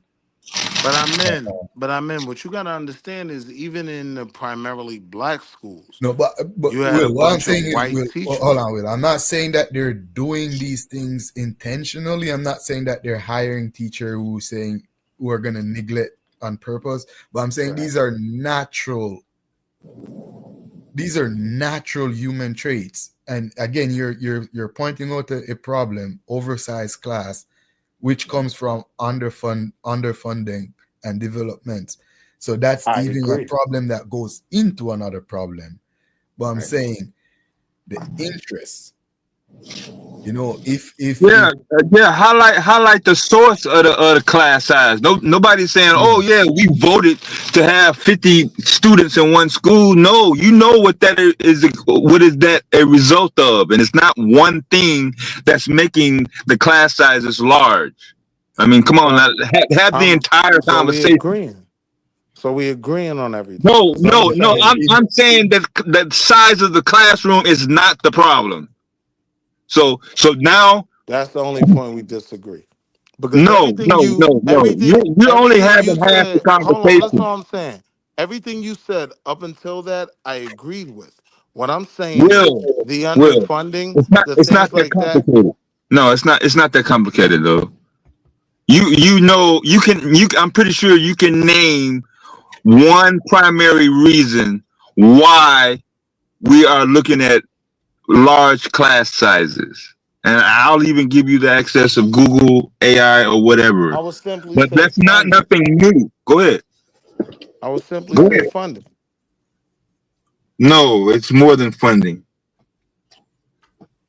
So outside of not being able to pay enough teachers enough to have smaller class sizes, are you saying it's not a teacher shortage? We don't have that. And if we Oh do yeah. have that, in a large portion, it's due to the funding of these schools.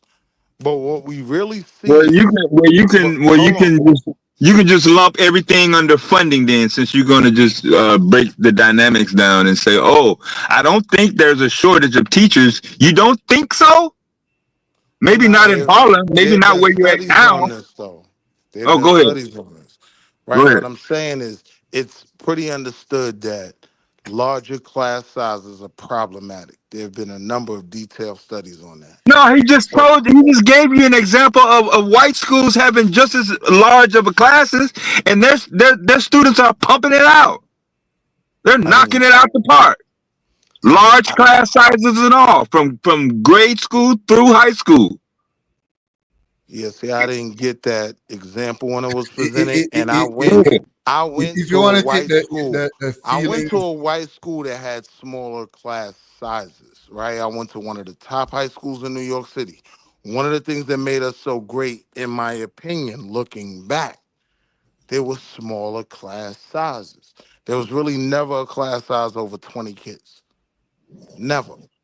Now, when I look back at my middle school and elementary school, it was nothing for me to be in a class with 30 plus kids. And so when I look at the difference in production from kids in this environment of my schooling and that environment of my schooling, all I'm saying is clearly oversized classrooms are problematic. Like, it's easier for Q. It's easier for Q to touch all the kids in his class. Better mean. I'm gonna look at it from this way. In these same schools, though, there's other groups of kids in this same school. You'll find Asians, Indians, Asians. You'll find white kids, Hispanic kids, and black kids. In the schools with the smaller class sizes. I'm talking about even the oversized. Well, no, see, in New York, that's not really what it is, right? Like, what you'll see is a sea of kids failing in one area and a small group of kids who are doing extremely well. And in most of those schools that they create that are, the more affluent, like we were discussing, the school you want to be in, one of the things that they even promote is the smaller class size. So now this teacher can have a direct effect on each kid individually. It's harder when you add larger numbers. When you double the class size, the teacher has half the impact. Yeah, that's one aspect though, but I'm saying the ratio of teacher, the black to white or other groups of teacher, especially in majority black or school with a larger black population. Because if it seems as if when we have these oversized class, it's always the black kids that get neglected, or it's always the black kids that sit in the blind spot of the teacher, but the other kids seem to get by just fine. So I'm saying maybe if these schools have a more diverse staff group, teacher group, so these kids would see people that even look like them, have something in common with them, because you got to understand, simple things pique your interest. You could be hearing a woman's voice and she reminds you of your aunt or another female in your family. You will want to stay up, and now you want to succeed. 5 minutes, you want to impress 5 minutes her. more and listen to her until she says something that's going to get you interested in the subject. Right. But if everyone you see doesn't, no one piques your interest, then you're gonna put your head down on the desk for that 5 minutes and fall asleep, miss the whole class. And it's just simple things sometimes. I'm like, why doesn't the other kids lose interest? Because they have, or they're seeing people that they can relate to. And I'm not just putting everything on this. I agree with the oversized class, which comes by underfunding and development. But I'm saying diverse, if the staff group is more diverse, especially where it needs to be, that would have probably helped because in majority white school, it's majority white teachers. And it's like a family relationship. You know, it's easier to manage a household of your own kids than manage a household of a bunch of But other but people now, kids. but now the You know? honest truth is, even Because if we're having that conversation, it still comes back to funding. Because if you listen to the conversations of the black teachers, right, like here in the U.S. and the states, one of the things that breaks a lot of people that wanted to be teachers that then go and get in finance like I did, you know what I mean? Like one of the things that breaks them is the larger class size, the overfunding. They literally spend their own money out of pocket for Mhm. construction paper and shit. You know what I mean? But it it gets frustrating when you get to a point where you feel like it's not having an effect that's adverse to what's being thrown at you. And what's being thrown at you is tons of kids who a lot of them are going through all types of traumas and difficulties that make it difficult to teach them. Now, if you had the opportunity to really focus on them and, nurture them and teach them, they could be great. But they in a class of 36 kids. Now I gotta neglect the You, No, the other you 35 kids don't to have to. really, really give you what you need. You don't have to. No one have to get neglect in if you're being real about it. But I'm saying teacher student, it's a relationship. You got to know each other. You got to, you know, in the sense that if someone is falling behind, you don't have to be consciously aware of all 35 students. They don't have to be in your peripheral vision all the time to know that, hey, Joe or Timmy is falling off. You know, maybe I need to gear some work towards him so he could catch up. Or, you know, there's things that But if look, you really care about the students, you're gonna spend your time to gear stuff towards the students. but here's my If point someone though. is falling behind, you're gonna know how to Here's gear my stuff point towards. though. From But the cries of hold the on, I'm black saying teachers, when you're just doing this commercialized teaching, then what you're doing is whoever fall behind, left behind, you're just keeping up with the curriculum, you're just going along to cover your own ass. And the student now have to keep up with you like as if they're riding a dog sledge. That's not how teaching supposed to be. and You so know? no, I'm speaking more to the cries of the black teachers in this space who That's what we're know saying who though. know what's We don't required. see we don't What see the I'm black saying is teachers who in those knows spaces. what's required to get him right, but to invest that time and energy in him because of what he's going through, right? Now I can't invest that time in the other 35. And the truth is, now if I look at the other 35, That's not how teaching goes, Will. Trust me, that's not how it goes. that's how it goes in That's America, literally man. not how it goes. Telling you. you keep saying Telling you. America, but you only can use New York City examples, and that's Nah, what no, you're I doing. can't.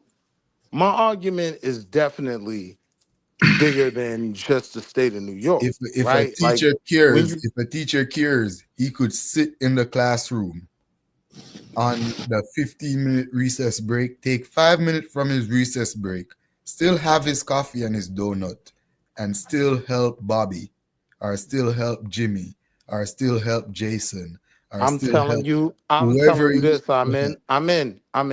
In the state of Maryland, right? Baltimore City, right? These teachers have so many kids in their classrooms that they could give up their entire lunch break, which they do, right? And then get to a point where they still feel like they're not making an impact. You have a city of kids that can barely read at a fifth grade level. And it's not because the black teachers that are there don't want to help. My opinion is funding. Like we need to be able to fund more teachers, smaller class sizes, where they can focus on these kids that are having, issues learning. But if you're not teaching them to keep up with the standardized curriculum, you're still going to be in the same issue that you are. And then what you see, regardless of class size, is that the average high schooler, black, white, Hispanic, regardless of background, is not up to par with the rest of the planet Earth. That's just what the numbers have been showing for quite some time. It's not nothing new. But go ahead though. So I wouldn't say not keeping up with the planet Earth. I would say we're not at the top like we claim we are. But I wouldn't say not keeping up. No. So you're American. saying You want to try number 6? You're saying that their method of teaching is okay. It's not their method that needs to change. It's just Well, yeah, now I get what you're saying. And I wouldn't want to go on the limb saying that, but I wouldn't disagree with it, if that makes sense. When I really look at what I've heard teachers say is problematic is I can't have enough of an impact because I got too many kids. That's normally what you see in the most failing school districts. You see class sizes of 30 kids. And if you're in a neighborhood where these kids are going through their own trauma, right? Let's deal with a Baltimore. Let's deal with a DC. Let's deal with a somewhere in Mississippi, because the whole Mississippi backwards, right? Missouri, Memphis, right? Not Missouri, Memphis, Tennessee. All right. You have these neighborhoods where these kids have their so own. Will, it seems as if it's a teacher problem to me. It seems as if I the think it's a teachers are funding failing, problem. not the student. I think it's a funding problem. A major thing I think I'm really trying to get across is I don't believe that these teachers don't have good intentions. They are just automatically failing. I think the system is giving them a hand that they can't win. Like, it's not giving them enough funding. It's not giving them enough support. We know that a lot of our teachers really care about our babies and are spending money out of their pocket to try to offer the kids the things they need to learn a base curriculum. But we're not spending enough on our education system, especially when it comes to us. We see the effects of when the money is infused. It literally creates a smaller class, and that creates smarter kids. That's the reason why people in America pay for private schools, pay for Catholic schools. You know what I mean? The class size might be in the teens. Now that teacher can focus on every kid individually and not neglect all the other kids. But to ask a teacher to do that, class size are 15 to sometimes less than 20, 18 students most. I had classes where I had 30-something kids, man. You can't put that on that teacher. Because if she focused on the nigga that needed the most help, she would have never been able to get to me. You get what I'm saying? I didn't need all the help in the world. Like, I just needed. So why are the white kids with 30 kids passing, knocking it out the box? I would say they're not. Say what? I would say they're not. What do you mean not? That it's not reflected by the college admissions. I would disagree with that. I don't have the data in front of me, but I would disagree with that, right? Like, you have failing areas, you have poor white areas that have similar setups. When you bring that up to white schools that have that amount of kids, I don't think they're just doing great. Like, no, you're talking about a poor area. One thing parents in general in America want is smaller class sizes. It's one of the main things they determine their good school from their bad school, right? That's one of the. Why are the smaller class sizes in Mississippi failing then? I mean, because it's Mississippi, nigga. Them niggas still picking cotton. Nah, that was And that's petty. the Shout out problem, to right? everybody in They Mississippi. don't have nothing to do with funding. That's not related to funding. I mean, it's one of the poorest. It has some of the poorest cities in America. But you didn't So say yeah, funding absolutely. though. But I'm saying though, I didn't hear you say anything about funding. What I don't understand your point. My point is the smaller I class know you want to sizes does not argue. automatically result into a better production. I didn't say automatically. I didn't say automatically. Right? Yes, some kids are gonna fail. Right? But I still feel like when they fail in Mississippi, I still feel like it's because of a poorly funded school system. So you gotta keep going with that. You just can't say funding. Like the more money, automatically your chances of progress is going to be greater. In terms of education, you would disagree? Yeah, yeah. I can point to Then what are we several fighting for? examples because you homed in on class size, and I'm saying white schools and white school districts, predominantly white school districts, have just as high class sizes as what you're talking about, and they're knocking it out the box year after year. Could you give me like a city Okay, let me give you a random city then. or school Predominantly district? They have these huge class sizes because this is something that's been tested throughout education. Black communities,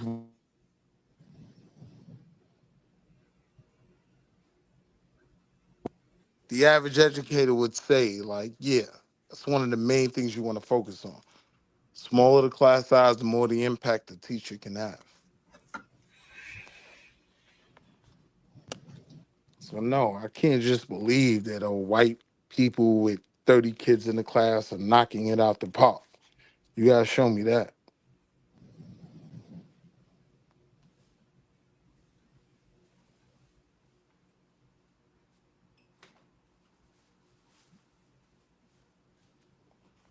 But that's a big portion of what I personally, we all have our own doctrine when it comes to it here in the States. But that's one of my big things in terms of reparations. Like there has to be an education element to it that can at least attempt to bridge the gap, because you could never catch us up for all the years you outlawed black people reading, right?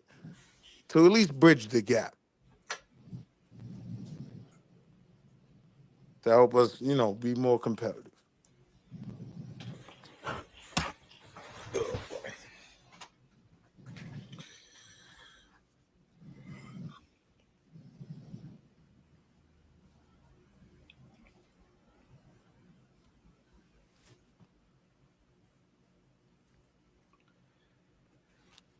Yo, I'm gonna go bed now, so I got school in the morning. Yo, it's a good All right, build up, man. man. I'll catch you next time. All right, family, Okay. bless up. Dev,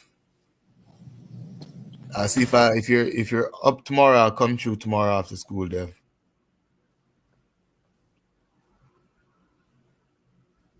Or probably gonna be over by Psycho. Yeah. They've They're Googling been right calling. now. Yeah, I'm actually go You can't listen hear to me? Psycho a little bit. No, you went over a little bit just now. Oh, okay.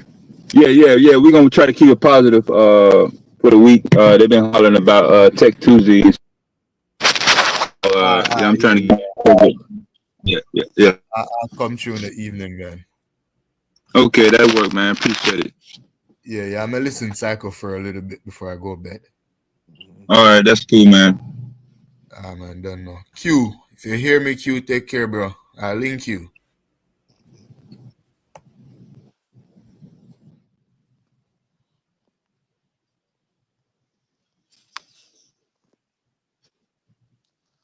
Now, what you want to fight about, Dev? You don't think our schools one of the major problems is funding. Yeah, the funding is going to athletics. A lot of the funding is going to things other than STEM. So yeah, it could be funding. And another aspect of funding is teacher based salary. So your argument is defund the bullshit that's not really academic. Nah, nah. Teachers are asked to um, or teachers sign a contract for said duties, said amount, and so, some teachers stick to it to a T. Other teachers stay after the bell rings. They come in on Saturdays. They make phone calls at 5, 6 o'clock at night.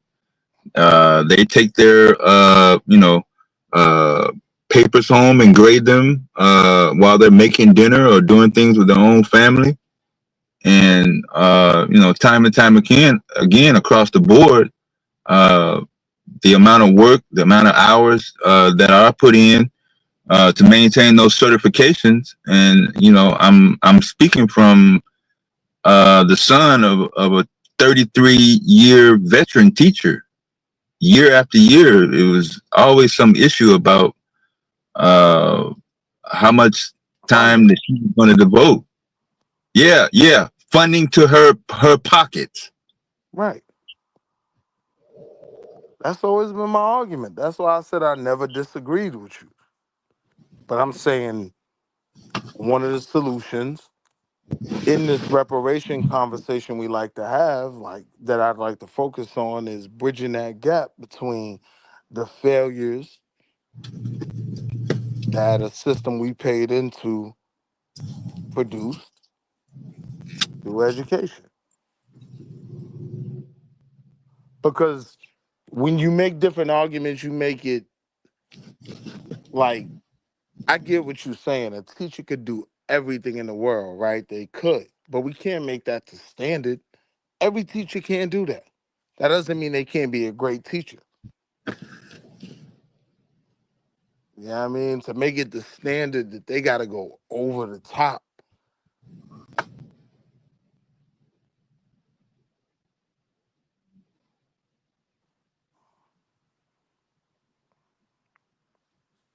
No, I'm saying the pay probably it has been the primary issue. Funding. They're in it. My teacher, my mom was in a union. Most teachers are in union, so the union has pretty much addressed the pay issue to some degree.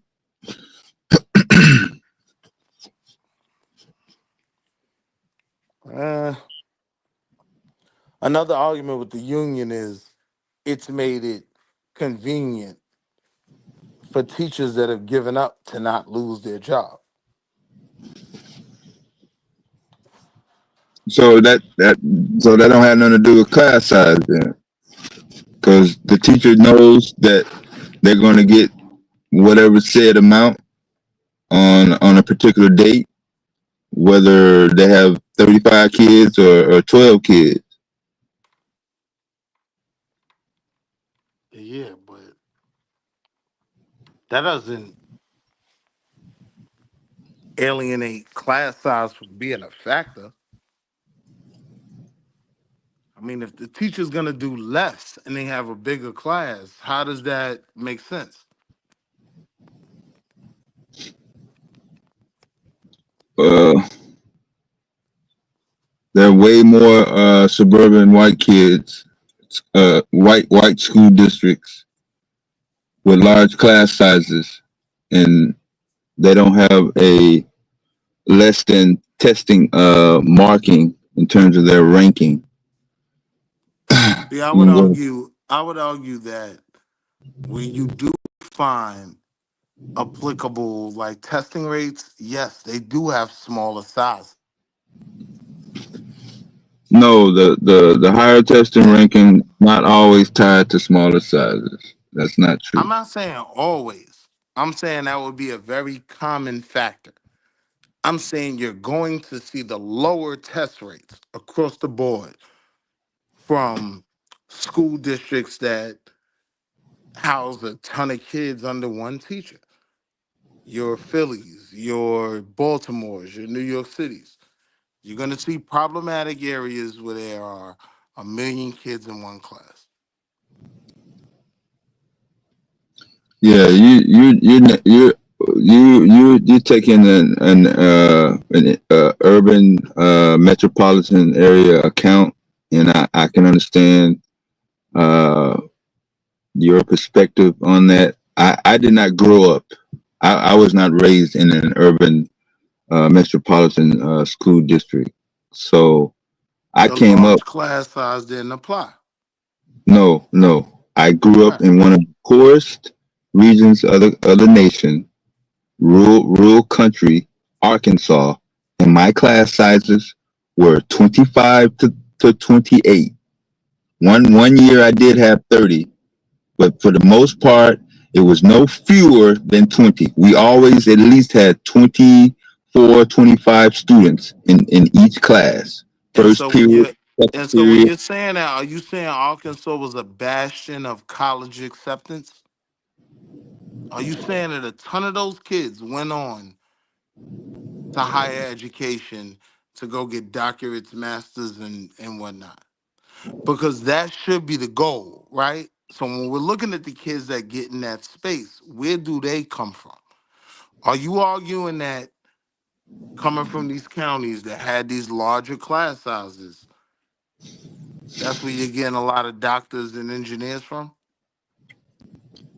I'm saying the class size doesn't depict industry.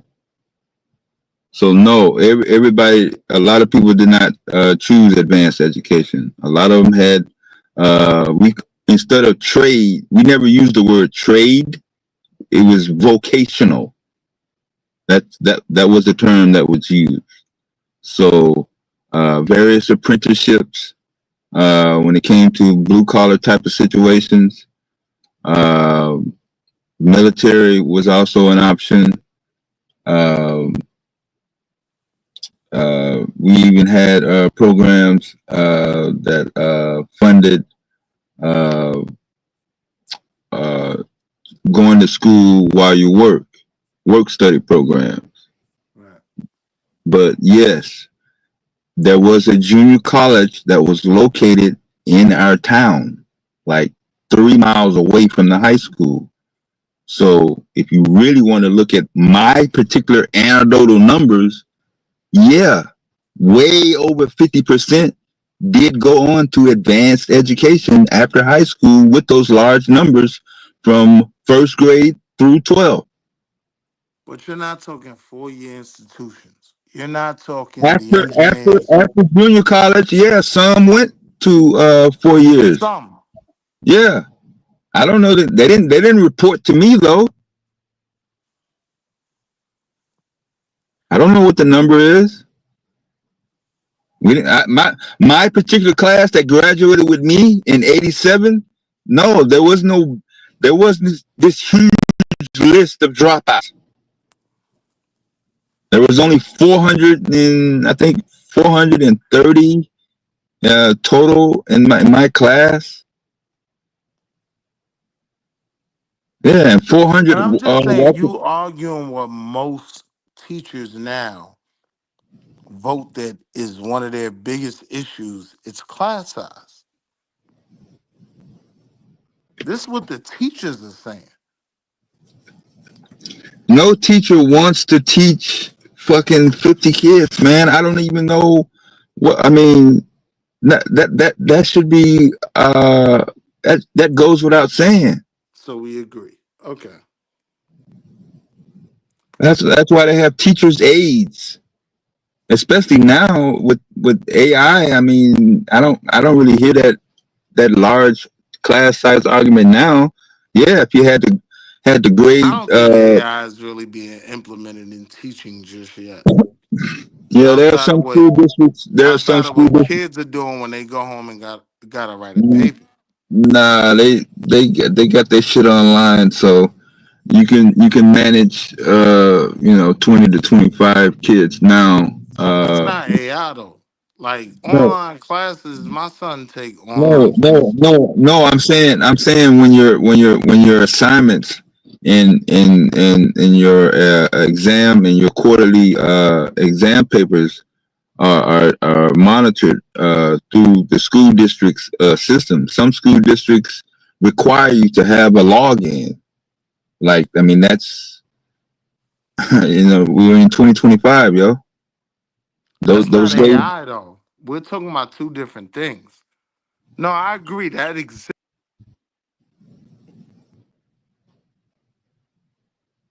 Yeah, it kind of fell off, but yeah, those days of the old yellow report cards written with an ink pen, those days are over.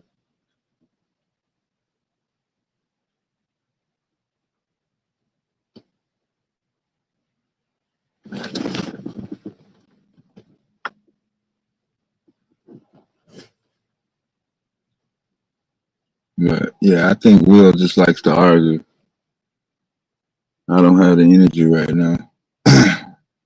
But that was very disheartening hearing him big up Madeline Albright. That was kind of hilarious.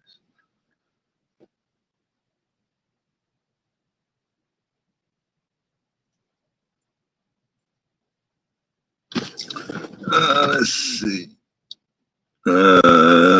Nobody typed nothing in. Oh, okay. So most everybody going over the psychos. If Q's not around, I'm gonna go ahead and pull the plug on this.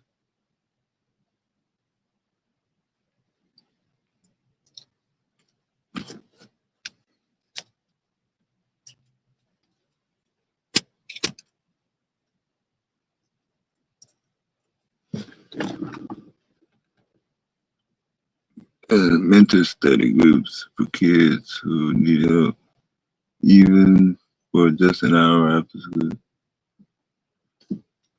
Yeah, I don't know what you're talking about. There's all kinds of tutoring programs that are available, even if it's not from the same exact teacher.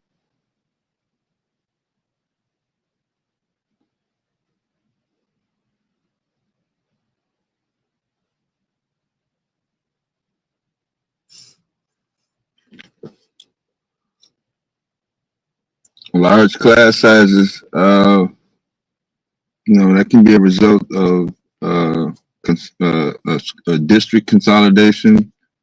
I know in the Chicago public school system, since the 70s, since integration, really, you had a series of elementary and grade school closures. Kids were forced to travel on city bus transportation to go to other schools. Some teachers were not able to transfer and keep their same positions. We went over that already.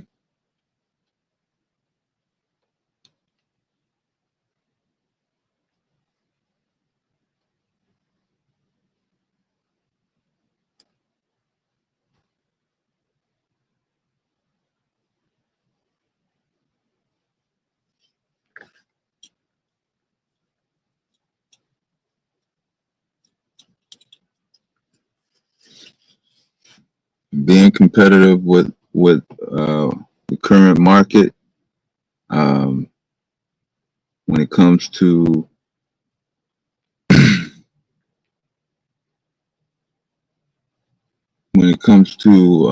putting together curriculum. Once the basics are done in your first, second, and third grades, you gotta go ahead and implement and push algebra. You gotta push calculus. You gotta push trig by fourth and fifth grade. By the time they get to middle school, Yeah, they should be knocking on the doors of college courses all day long. You shouldn't still be uh, trying to divide, 712 by, 44, in the seventh and eighth grade. That should be nowhere in the seventh or eighth grade school books.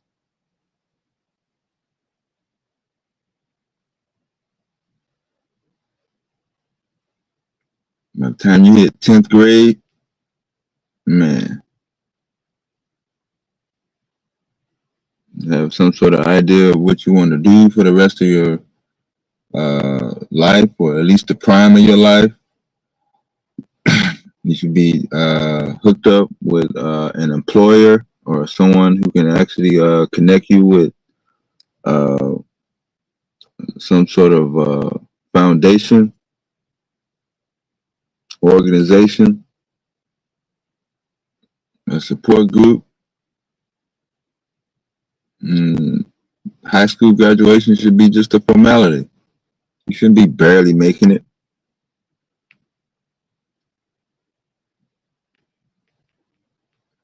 But that's just my take.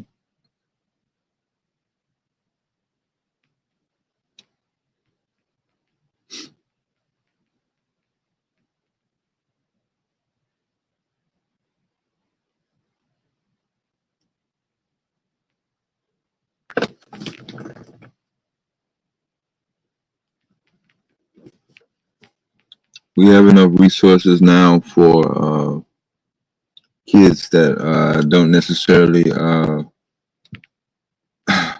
line up with PACE type of situation.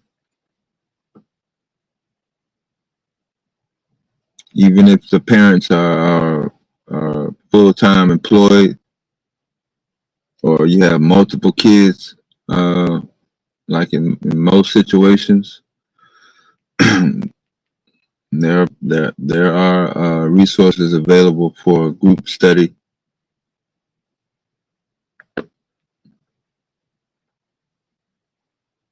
What's priority? When do black people come together? Black people come together to do what?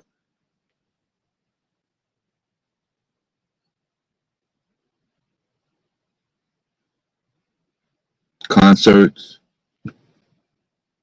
sporting events, celebration. You can come together like that for education just as well.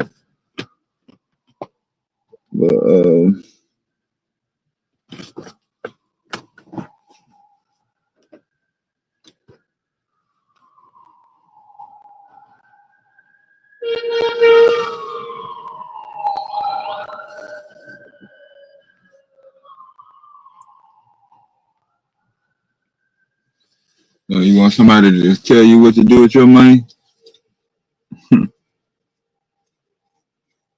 All of these billionaire arguments.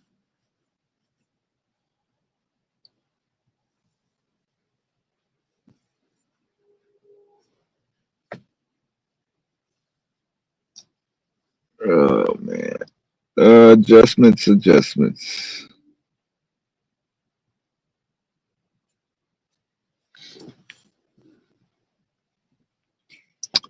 Alright. Yeah, it's after midnight, so I'm gonna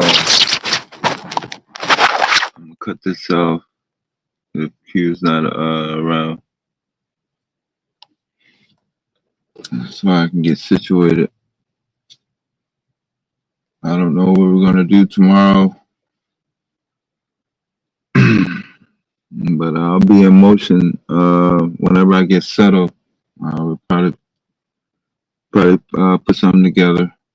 Hopefully, another positive situation come out of it.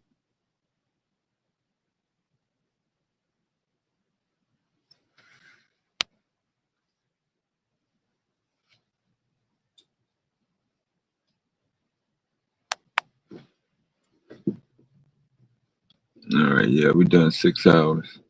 All right, y'all head over to Psycho. Let's see. I'll put the link in the chat. Y'all know how to find Psycho, but I'm gonna put the link in the chat anyway.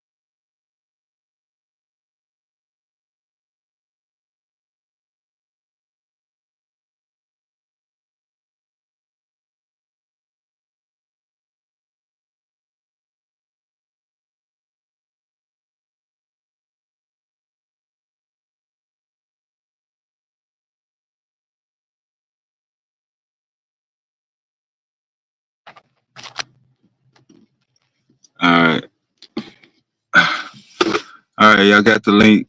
Y'all head over to Psycho, and we'll be back sometime tomorrow. All right, Black Power.